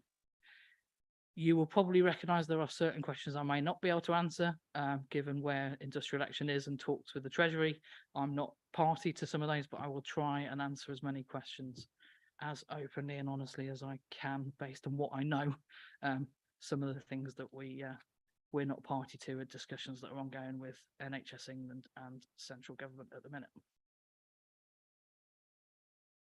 Okay, who would like to raise the first round of questions? I'm going to try and get balance. I'm going to take, I better write it down though so I don't get it wrong. I'm going to take Councillor Steve, Councillor Nawaz. There's a second hand there. Okay, I'm not closing the list in any way, but I'm taking it in rounds, as we know. And Councillor Steve is first, please. Thank you. I'm just going to go on one particular point, which is on to point 14, where you set yourself the 6% savings, efficiency savings target, and you have achieved, you tell us in month 5, over £100 million of the 120 that you were targeting. My question really is, well, it's twofold really. What were the nature of those savings? And in particular, given that month 5 is probably, up to month 5 is probably the easiest part of the year, with quite a lot of pressure going to be building up over the next winter period, are you going to be able to maintain that level of, say, I mean, you've banked 100 million. Is it banked, or will it come back into the system because you're under further pressure? Are those savings permanent savings? And did it, well, more particularly, has it come out of the frontline services as opposed to administration? Thank you. Thanks, Councillor Nawaz, please. Thank you very much. I would be greatly interested in if a breakdown is available on the amount spent on management and administration, on clinical and primary healthcare, secondary healthcare, and public healthcare. And that would, Chair, form the basis of further questions if it would be possible to ask those. Thank you. Thank you. Let's see what the answer is. Councillor Bowden. Thank you, Chair. As you may recall, before I became a county councillor, in fact, I became disqualified by becoming a county councillor. I was the member of the CCG board with responsibility for finance and performance here in Cambridge and Peterborough. So it's all your fault, is it? I have to say that one has an inheritance from what one has had before. And there are 2 parts to that, finance and performance. And it's all very easy when having a discussion about finance to lose track of the fact that the patient is meant to be at the heart of the NHS, and finance can't be separated from the patient. And my question is the extent to which the ICB feels that partnership working, for example, with the county council, is of value, given that there is a divide between social care and health. The partnership working which has existed in the past, I thought, had been helpful, certainly in the old CCG, and I would hope in the new ICB. And I'm saying this in particular, thinking about what has happened with the Learning Disability Partnership, which had existed since 2002, and which now looks as though it's going to be terminated next year. It seems as though we're going backwards rather than forwards, and some of that seems to be down to financial decisions which are being made in the ICB. Okay, thank you for that serious contribution. I hope my slight levity at the beginning didn't put you off. As you raised the Learning Disability Partnership, I'm going to put a question allied to that to you at this point. I find it astonishing that it's taken, to my knowledge, I'm told it's gone on longer, but to my knowledge, 1.5 years to not be able to agree a fair cost sharing between this authority and the ICB. And then when that wasn't able to be agreed, there's been 6 months of talks to find an independent adjudicator and then you've not even been able to agree that. And I have the highest esteem for you personally and your colleagues, and we meet regularly and we have excellent personal relationships. So I just can't marry that about why it's not been possible to come to within a spirit of partnership to an agreement. I just don't understand why, and we scrutinised our own offices on this, but I want to hear from you why that's not been possible, because it looks like you've got a very good deal financially out of this authority and you're doing everything possible to hang on to that and not allow it to be reviewed. That's what it looks like, being extremely candid. And then the letter that you sent to us saying that not only if we withdraw, as we've given you notice from the joint arrangement, not only would you act on that as you would have to, but then you would not agree with our proposals to still keep an integrated management service for the LDP, which would minimise the duplication of costs and be in the best interest of service users as we see it. And I don't understand why you would say that. I just don't understand at all. So I want, it's been discussed in public this morning already in a committee report, so I'm not discussing anything that is private or confidential, but I want to give you an opportunity to put your perspective on that in reply. Nikki Briggs. Yeah, thanks. I'll come to that after. I just would note that it's not been discussed in public with the ICB yet. Our board isn't until November in terms of the LDP. So anything that we do say, albeit at an executive level, we haven't had that discussion at a board level, but I will pick up firstly on the finance report. So in terms of point 2.14, the 6% is the equivalent of 120 million. At month 5, we've delivered 89% of where we're expecting to be year to date. So that's just under 41 million. That will kind of tell you that actually we're not hockey stick in the plan. So there's not an expectation between now and the end of the year that there's a massive increase in savings. So where we're delivering at the minute, if we stay on track with that, we will be moving through to being pretty close to the 6% that we're expecting to be at. In terms of where the savings have been made, they are largely all at the minute non-pay savings, so procurement savings, IT, some of the arrangements around our pathology and joint imaging networks, so working together, working in collaboration. Obviously, as you'd expect, some of the workforce service redesign savings that we were expecting to do, we've been unable to do just because of the management distraction in terms of industrial action. But what it has meant is that we've been able to focus that on some of our estates, premises, medicines optimization, so pharmacy, pharmaceutical savings. So in terms of where we are on, I think you were talking about how recurrent those are and maintaining those savings. A lot of them have been switched because we haven't been able to do the service redesign. It does give us an opportunity, though, to do that and to push those into next year. Normally, the NHS delivers somewhere between 65 and 70% of its savings recurrently. We're at about 63, so it's not any different to previous years of which we've been delivering against those. And there's an expectation, as I say, to pick up on some of the productivity bits that haven't been able to be delivered because of industrial action. We'll be able to pick those programs of work up and hit the ground running, hopefully from April. In terms of a breakdown of spend, section 2.3 breaks down what the ICB spends. Only 1% of that is deemed as management overheads, running costs, but within that, not all of it is pay. About 70% of that 1% spend is in pay. In terms of acute services, that's about 55%, 53% of our total spend. So of the 1.8 billion, CMP spends about 53% of that. So about 900 to a billion on acute services. Mental health is in there at 9%, primary care, obviously, in there at 19%. So that kind of tells you some of those budgets are delegated. Some of them have got very specific rules around it, but that's our breakdown of spend. Any further detail on that, all organisations as part of their annual report have to split that out. So when you look at Royal Papworth, when you look at CUH, they will also have the split between kind of clinical pay and non-pay as well elements, and have to split out some of their overheads. As a general rule, kind of management and admin in the NHS is less than 5%. We're one of the most efficient health services in the world in terms of how much we spend.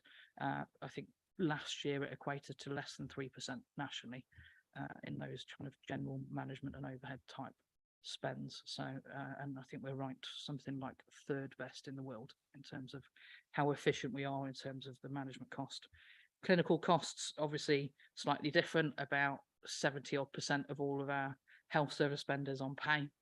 The majority of that, therefore, must be clinical or related to clinical activities. In terms of the LDP, so I think I came to the organisation in August last year.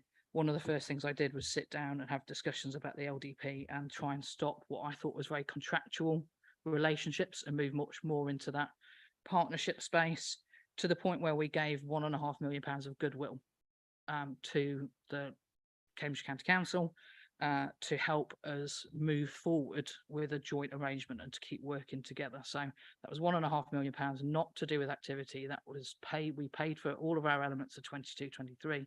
That was £1.5 million on top, in order for us to start to facilitate a conversation about how the LDP needs to work for the benefit of patients. In terms of where that has got to, we agreed with colleagues on an independent procurement. That procurement process has ran its course, but colleagues from the local authority have walked away. I have no idea why they walked away. We just got a letter to say that they were breaking up the partnership. So that's the first that I heard of it. We had a company, we had an organisation in that was made up of doctors, learning disability specialists, social care workers and health experts that were going to do a case-by-case review of all of the patients, so that we could genuinely get the right information out. Because I know the information that was provided by a consultancy firm last year was just that. They were a management consultancy firm with no experience in health or social care, and had determined that the amount of money that the local authority should be paying is different to what health should be paying. But when you look, and I'm happy to share the name, if you Google that company, they have zero experience in social care or health. So we didn't want to go down the route of agreeing to anything that was determined by people that had not done a single patient assessment. So that report that is out there did not look at a single patient file or single patient record. We have started to do our own review, because we do have some CHC patients that are sat and paid for out the LDP. Those CHC patients, we've looked at 10. We've got doctors that have been looking through those areas, and some of them unfortunately haven't had reviews for more than a year. But some of them definitely haven't been coming back as being CHC patients. And if you've seen the letter, you'll see that actually one of the patients said, "I've known all along I shouldn't be CHC, but no one came to me, so I haven't raised it with anyone." So I just think I should point out that I guess, in the words of the Queen, recollections may vary in terms of that, but I can say we 100%, I would not have given £1.5 million of health money as a goodwill gesture if I didn't think that we'd be working towards a partnership agreement. I also agreed on the back of going out to a procurement, an independent procurement, that we would take finance off the table, and we would work our way through a agreement that kind of didn't throw bullets over the fence. So if it turned out that there was a pressure on local authorities, we would have a glide path to being able to support that. If it turned out there was a pressure on health, we'd have a glide path, so that neither organisation would effectively suffer by a proper independent review. As I said, we went out, we did the procurement off our own back with our own cost, but it had involved colleagues and managers within the local authority who signed off on that spec, signed off on the procurement, and they also signed off on the scoring and award. And a week before we were due to awards, I received a letter from the Director of Adult Social Care saying that they were withdrawing from the pool. So our response that we got on the back of that is on the back of that information. So we 100% will always put patients at the heart. The ICB has been historically suffered significant deficits by not putting finance first and by putting patients first. And therefore, and I particularly value partnership working. It's the only way that ICBs are going to work. We've been set up on that basis. So I was probably just as disappointed as your colleague over there when I received the letter to say that we were no longer going to be working together.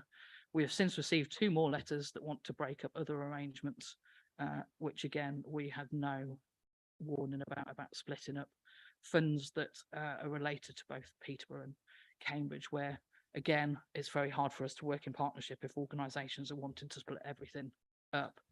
In terms of the integrated management service, it's not quite the integrated management service. We actually said no to the health aspect. Under the Health Act, if the management team are not responsible for those health patients, they cannot legally be responsible for the management of those placements. So if you withdraw from the pool, you can't then keep the management of it because the health responsibility and the legal responsibility shifts back to us. So it's for purely statutory and legal responsibility. So it's not quite management. So we would quite happily share management. We'd quite happily share all of that, but we actually can't, because as soon as notice is served and those patients become our responsibility, it has to be an employee, a health employee, therefore, that picks up that statutory and legal duty. Okay, on the last point, I think you're right to say that memories are varied on that. And I think probably it's best to draw a line under that discussion now. So I think it's been useful to have a public exchange. And as I say, it's in the public domain already from our earlier discussion. So I think that does no harm, but I think it's been interesting and relevant to hear what you had to say about that. And I think if you hear from our side that our commitment to partnership working is undiminished, and there are genuine differences of view there that we still feel could and should be resolved. And of course, the notice for termination is very different from termination. And so I hope that there may still be opportunities for us to resolve this. But I will draw a line now and defer the discussion of the LDB, and I'm going to be fairly strict on that, and that's also under officer advice. I'd like to come back to the 3 members first in case they want to come back. Councillor Noaz. I will, but I'm just looking to my right first now. Do you want to come back? Yeah, you don't have to, but in case you want to. Yes, I'm not sure if I included in the breakdown the amount spent on pharmaceuticals, and I'm actually not quite clear on the answers. I'm sure she mentioned it, and I may have missed those points. How much is spent on preventative measures, and on the primary care? I've heard about the acute care. What is the split between primary care, the preventative or public health, and the secondary care? And finally, the pharmaceuticals. Now, the reason I mentioned first 3 is because there is a strong relationship between those. So I would be grateful if I may have that information, please. Thank you, Councillor Seif. Thank you. I couldn't hear everything clearly that you'd said before, so this is not confrontational. But for clarification, did you say that some of the savings were achieved by deferring some of the budgets to next year? As I say, that's not meant to be, it's just clarification. Right, thank you, Councillor Seif. I'm going to add a question to Councillor Noaz's last one, because I wanted to ask about prevention. So as Nikki Briggs here is well aware, we're having constant discussions in the ICP, Health and Wellbeing Board, and in other arenas around shifting money away from acute towards prevention. And everyone at the top level agrees with that as a principle. But delivering it, of course, is far harder than talking about it. So in financial terms, and so this is really Councillor Noaz's question, how much is being spent on prevention today? But how much will that change? What's the target for that to change so we can actually see some milestones that we are, as a system, moving money out of acute and into prevention? Nikki. Yeah, thanks. So going back to your categorization, so primary care, it's in there, so it's 19% of what we spend is on primary care. That's just over 400 million of our 1.8 billion is spent on primary care. In terms of secondary care, that's everything else. So the most of the acute services, mental health is classed as secondary care. You could argue that a lot of it isn't, but it is classed in terms of secondary care provider. Community services, some of those are classed as a secondary care provider. So that's in terms of that pie chart that's in 2.3, that's the categorization. In terms of drugs and pharmaceutical spend, as an ICB, we only spend that through primary care. So that's an element of the primary care spend. In terms of the acute trusts, as I say, their size, they're 3.6 billion of spend in terms of some of the areas that we spend. It will be much significantly higher. We can provide some of that detail. We'd have to go back to all the acutes. Having worked in an acute before, it's about 9% of total spend is on prescribing. In terms of primary care, our prescribing costs are quite significantly high at the minute, and the inflationary pressure on prescribing is really significant, and is one of the things that nationally is causing real issues across all ICBs. If the breakdown that's in there isn't enough, or you need more detail, I think what you're trying to get at is how much the acutes are spending on drugs and pharmaceuticals, which we would have to go back and get that information and pull that together, but I'm more than happy to get that and share that around. In terms of prevention, very hard to categorize prevention and what we spend on prevention. If I'm really genuinely honest, it's something that we're starting to think about much more. But what I can say is that in terms of that shift, it's written into our ICB strategy, as you'll know, that we absolutely want to shift and move from more spending, less spending the acutes and more into primary care and preventative measures. To give you a view, last year, 55% of our spend was within the acute trust. So that's gone down by 2% from 22, 23 to 23, 24. We would want to see that go down more, but to at least be making those inroads with the couple of percent each year. What we have decided to do this year, instead of putting growth into some of the secondary care providers, is to use that growth for some of our health inequalities work, looking and focusing on high intensity users. So there's a program that we're kicking off around high intensity users, which is all about prevention, about stopping them from going through acute providers.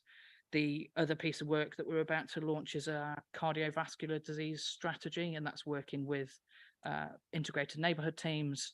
It's working with community providers, and it's putting money from growth through those areas to try and start and really pump prime that prevention regime, rather than having to pay for to keep doing things as we do. I think the issue is, for as long as the acute providers are still seeing patients go through their front door, we at the minute as the ICB are having to pay for both, because what we're not seeing is the prevention kicking in enough to be able to take the level of spend in the acute down. So what we're having to use is some of our transformation funding that comes through, some of the things like mental health investment standard. We're discussing around how we use some of the BCF and all of those other funds to focus on, and some of the primary care transformation to focus on the prevention regime, in order that we start to see savings and reductions in growth, that we can start taking costs out of the acute. and I think if we're honest, if we're able to solve that one, there'll be 42 other systems that will come asking us how we did it. In terms of savings, just to clarify, we weren't deferring budgets. What's happened this year is we had a savings plan. Like most organisations, you start the year, we had £120 million worth of a target. We had about 95% of that in plans. So we'd set programmes of work of how we were going to achieve that. It was split about pretty much 60-40. 60% was about service redesign, some of our workforce plans, and 40% on non-pay, your kind of corporate savings, your procurement savings, those kind of contractual, not impacting clinical services savings. Because of industrial action that's taken up quite a lot of clinical time, management time, what we've been able to do is we've had to pause some of those programs of work. Those programs will become programs as we move into the new financial year. But what we've been able to do is build up the amount of non-pay and the corporate savings that we've been able to do, because we've been able to redirect some of those savings and efficiency. And some of it is fortuitous. If we're not doing as many operations, we're saving in terms of costs of non-pay items and things like waiting lists and all of that. So we are delivering, we're not deferring. It's just that what we've been able to do is actually shift the profile of our efficiency plans. I would say in terms of how we're able, that means the amount of non-recurrent items in this year is much higher than it would normally be. Someone's telling me to stop, obviously. I'm not moving my hands in. We have a very environmentally friendly room, which means that our committee officer has to get up and get exercise, which is very good for public health, every 5 minutes. So it was definitely not a comment on you or what you were saying. Sorry about that. I just have to stop waving my hands more and be more flamboyant in my approach. So yeah, I think if you were talking to all of my CFO colleagues, we'd be a bit concerned that we don't have the level of recurrent savings we would normally expect. But what we're able to do is we know that we've got ready-made plans, that we don't have to think about what we're going to do for next year. We've got them business ready to just kickstart once our clinical and operational colleagues have the headspace and time and are at work to be able to deliver those. Thank you. I've got other members lined up, so I want to move us on to this point. Councillor Daunton is next. In your cover report at 2.9, you pull out 2 items concerning CPFT, and I'm a governor of CPFT, so I'm particularly interested in this. You talk about the decrease in out-of-area placements, but the increase in the monthly cost of medical cover and the risk that poses. Is this the cost of medical cover out of line with cover in other areas of the ICB? Medical cover in other areas? Next speaker is Councillor Nethsinger, please. So it's probably quite a brief one, but it does follow on from the discussion about medicines and prescribing costs. There is some of the savings that you have to make are obviously going to be kind of delays to things that you would have done. I'm slightly concerned to hear that so much of it is coming out of corporate services, because actually sometimes making savings on things like new IT systems or other types of corporate savings does then mean that there are higher costs later, or that systems fall over and you then have to replace them or back them up, or it's not always a brilliant way to make savings. I totally understand that you're under a very difficult situation. You've got to find them somewhere. Looking really carefully at the prescribing budgets and making sure that medicines are being reviewed and not just handed out to people because that's what was done before, is not only good for the budget, but also good for the patients. So I just wondered what mechanisms there were in place to try and make sure that clinicians are being very thoroughly encouraged to do that, because I know it doesn't always feel like something that it's urgent to do, but it does help the budgets and it is better for the patients. Thank you very much. Councillor Count, please. Yeah, thank you very much, Chair. And I don't want to reopen the LD Learning Disability Partnership in any way, but I do think we've got ourselves into a bit of a pickle here, and I want to ask what you're going to do next. we'd have had this element of the briefing at the start of the meeting, I wouldn't have been able to vote for agenda item number 4. And That's why I said I'm going to be strict. I mean, no disrespect for you. I will answer that point because you've put it in public, but can I ask you to refrain from further commenting on that issue? But I invite you to make any other contribution. Just a question then, Chair, what are you going to do next? Thank you. Are there any other questions from councillors to Nikki Briggs? I've got, I will answer your point at the end, Councillor Kent, don't worry. But I've got 2 more. One is there's a mental health crisis in the country, but it's also fair to say there are big concerns about particularly young people's mental health in the county. I'm not saying that you're not aware of that. I'm sure you're aware of it, but it's been part of our health scrutiny in the past. And it does seem that we collectively need to do better in terms of mental health. And I think probably you wouldn't disagree with that. What slightly troubles me when I look at the finances is that the ICB in Cambridgeshire and Peterborough spends beneath the level of spending on mental health compared with other ICBs in the east of England. So that does make me worry, I have to admit, when we know there's a real challenge, let's say, in terms of the issue. Are there any plans to do anything about that? And secondly, I absolutely wouldn't ask you to comment on any private conversations between the ICB and government. That's of course not, you won't do it, and I wouldn't ask you to do it. But you are very senior in the ICB, so I think the chief executive and the chair, when they're going to meet NHS England in the region or nationally, when they're going to the chairs of ICB meetings, when they're meeting ministers, are probably going to take you along with them, or they're certainly going to get briefings from you. What can you say? I'm not interested in the individual conversations, but what can you say about what government is saying to you generally as an ICB? Because so much of these decisions seem to be outside your room for manoeuvre locally and seem to be set nationally. And are you getting any hope from government that things might improve into some degree?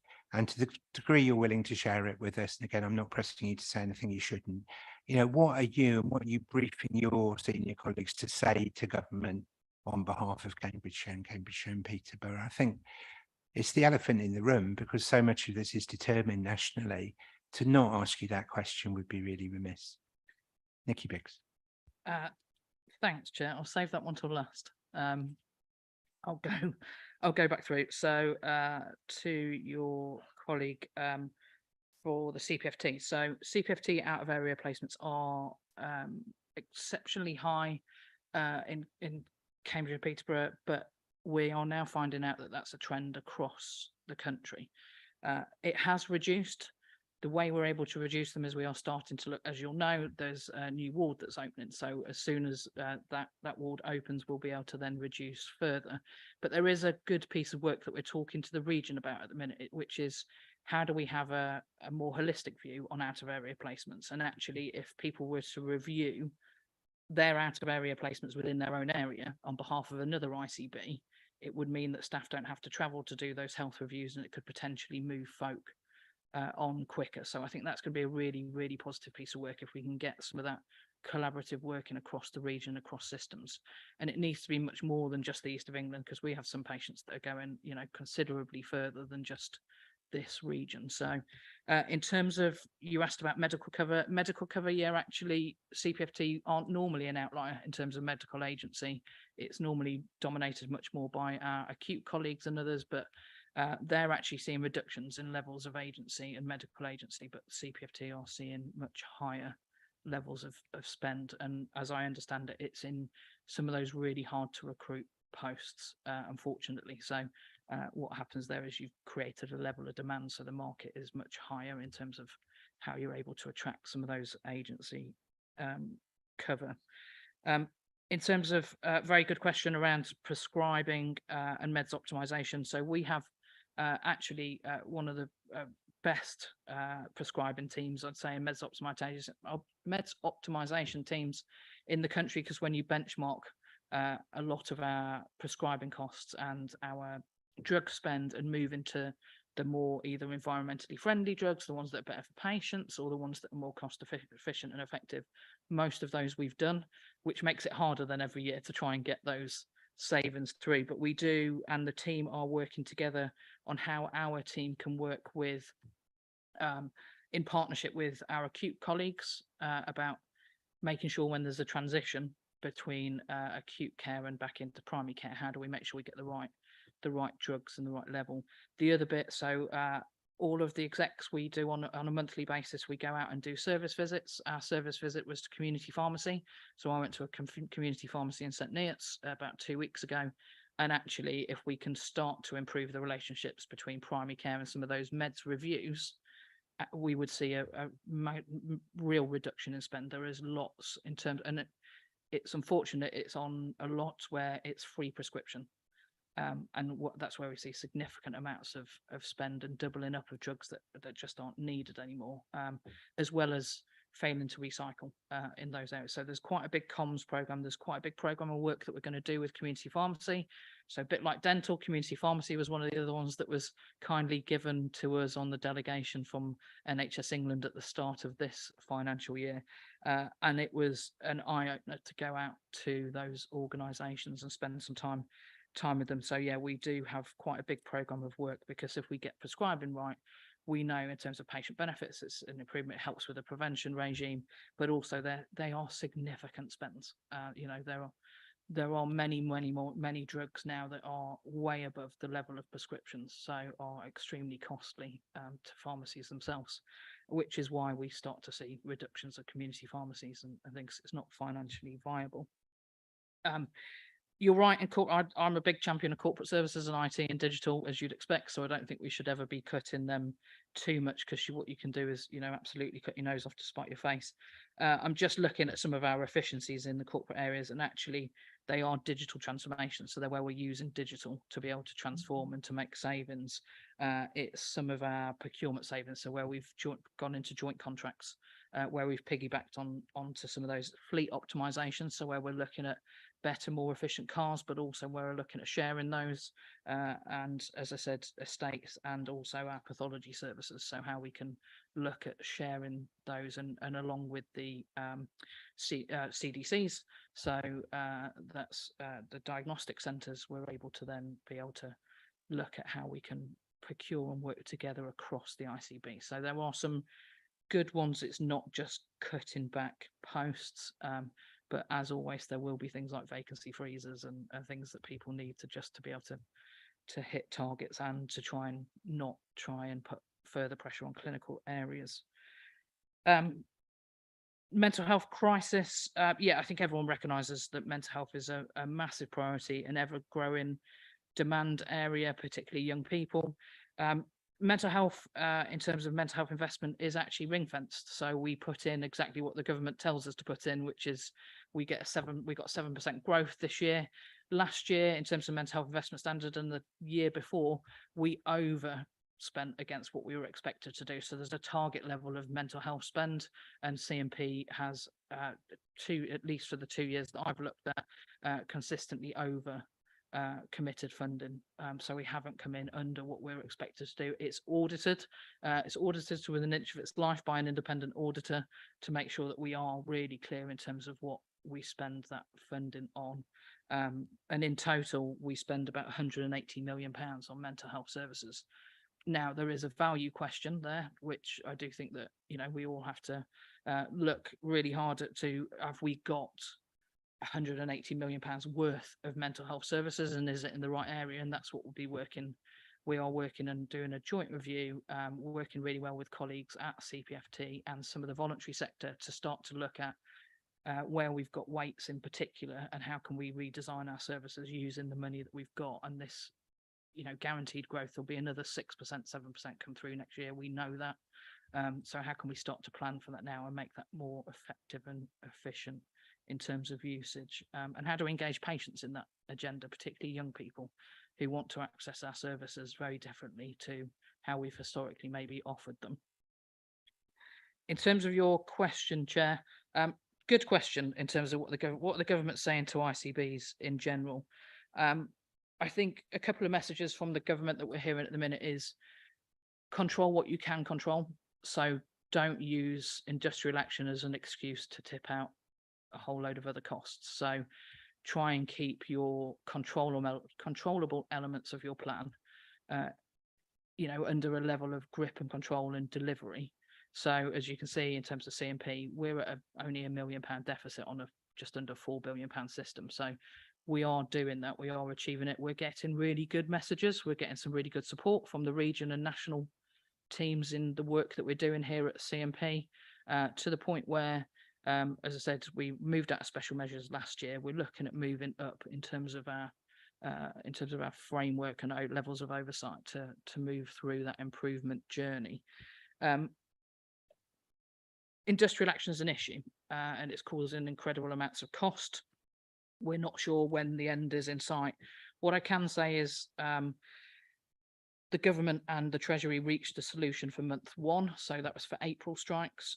That settlement for CMP and for the country it covered the costs of industrial action.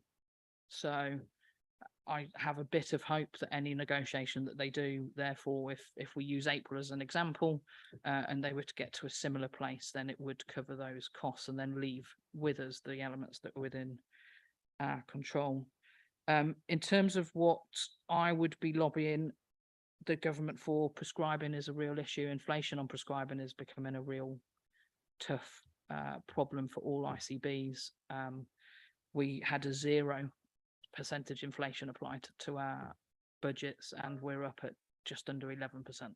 So it's really tough to try and find mitigations for prescribing at the minute.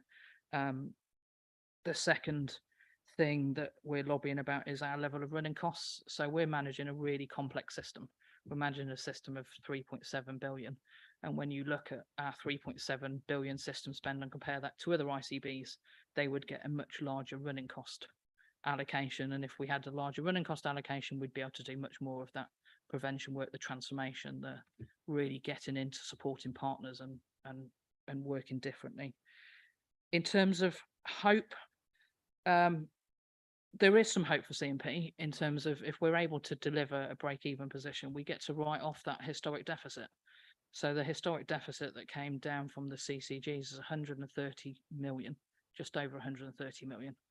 If we deliver a break-even this year, which be the second year of delivering a break-even, that gets written off.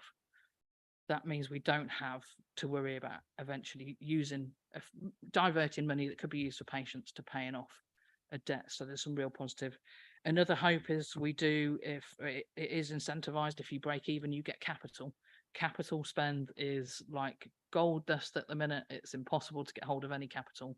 We have said if we do get any capital, we'll be using that to support community works and community programs rather than, again, just diverting it through to the usual kind of big acute ways of spending. My final bit of hope is we are, and the NHS still continues to put funding towards primary care transformation and health inequalities. And I think we've got assurances that that same amount of funding as a minimum is coming again next year. So it does allow us to start to progress some of our recovery plans. As I've said, we're starting to do a lot of different work in terms of pharmacy. I know that one of these meetings doesn't normally go by without a mention of dental. We've got a big dental plan in terms of what we're going to do, and we're going to be working with our public health colleagues really closely in those areas. So there is a lot of hope. I think that what we're trying to do is focus on those areas that we can start to make a difference and changes on, and leave the industrial action and the large acutes to the central government and wait to hear from them when they come back on that in that space. Thank you. We're very nearly at time, but I'm just one for any councillor that's not asked a question but might like to, I'll just give a last chance looking around the table. Now, in which case, first of all, I'll answer Councillor Cant's question because it was put in public, so I think it's important to answer it. So the standing instruction to our officers is that they continue to dialogue with their counterparts in the ICB, and a termination in a year letter gives plenty of scope for those discussions to advance.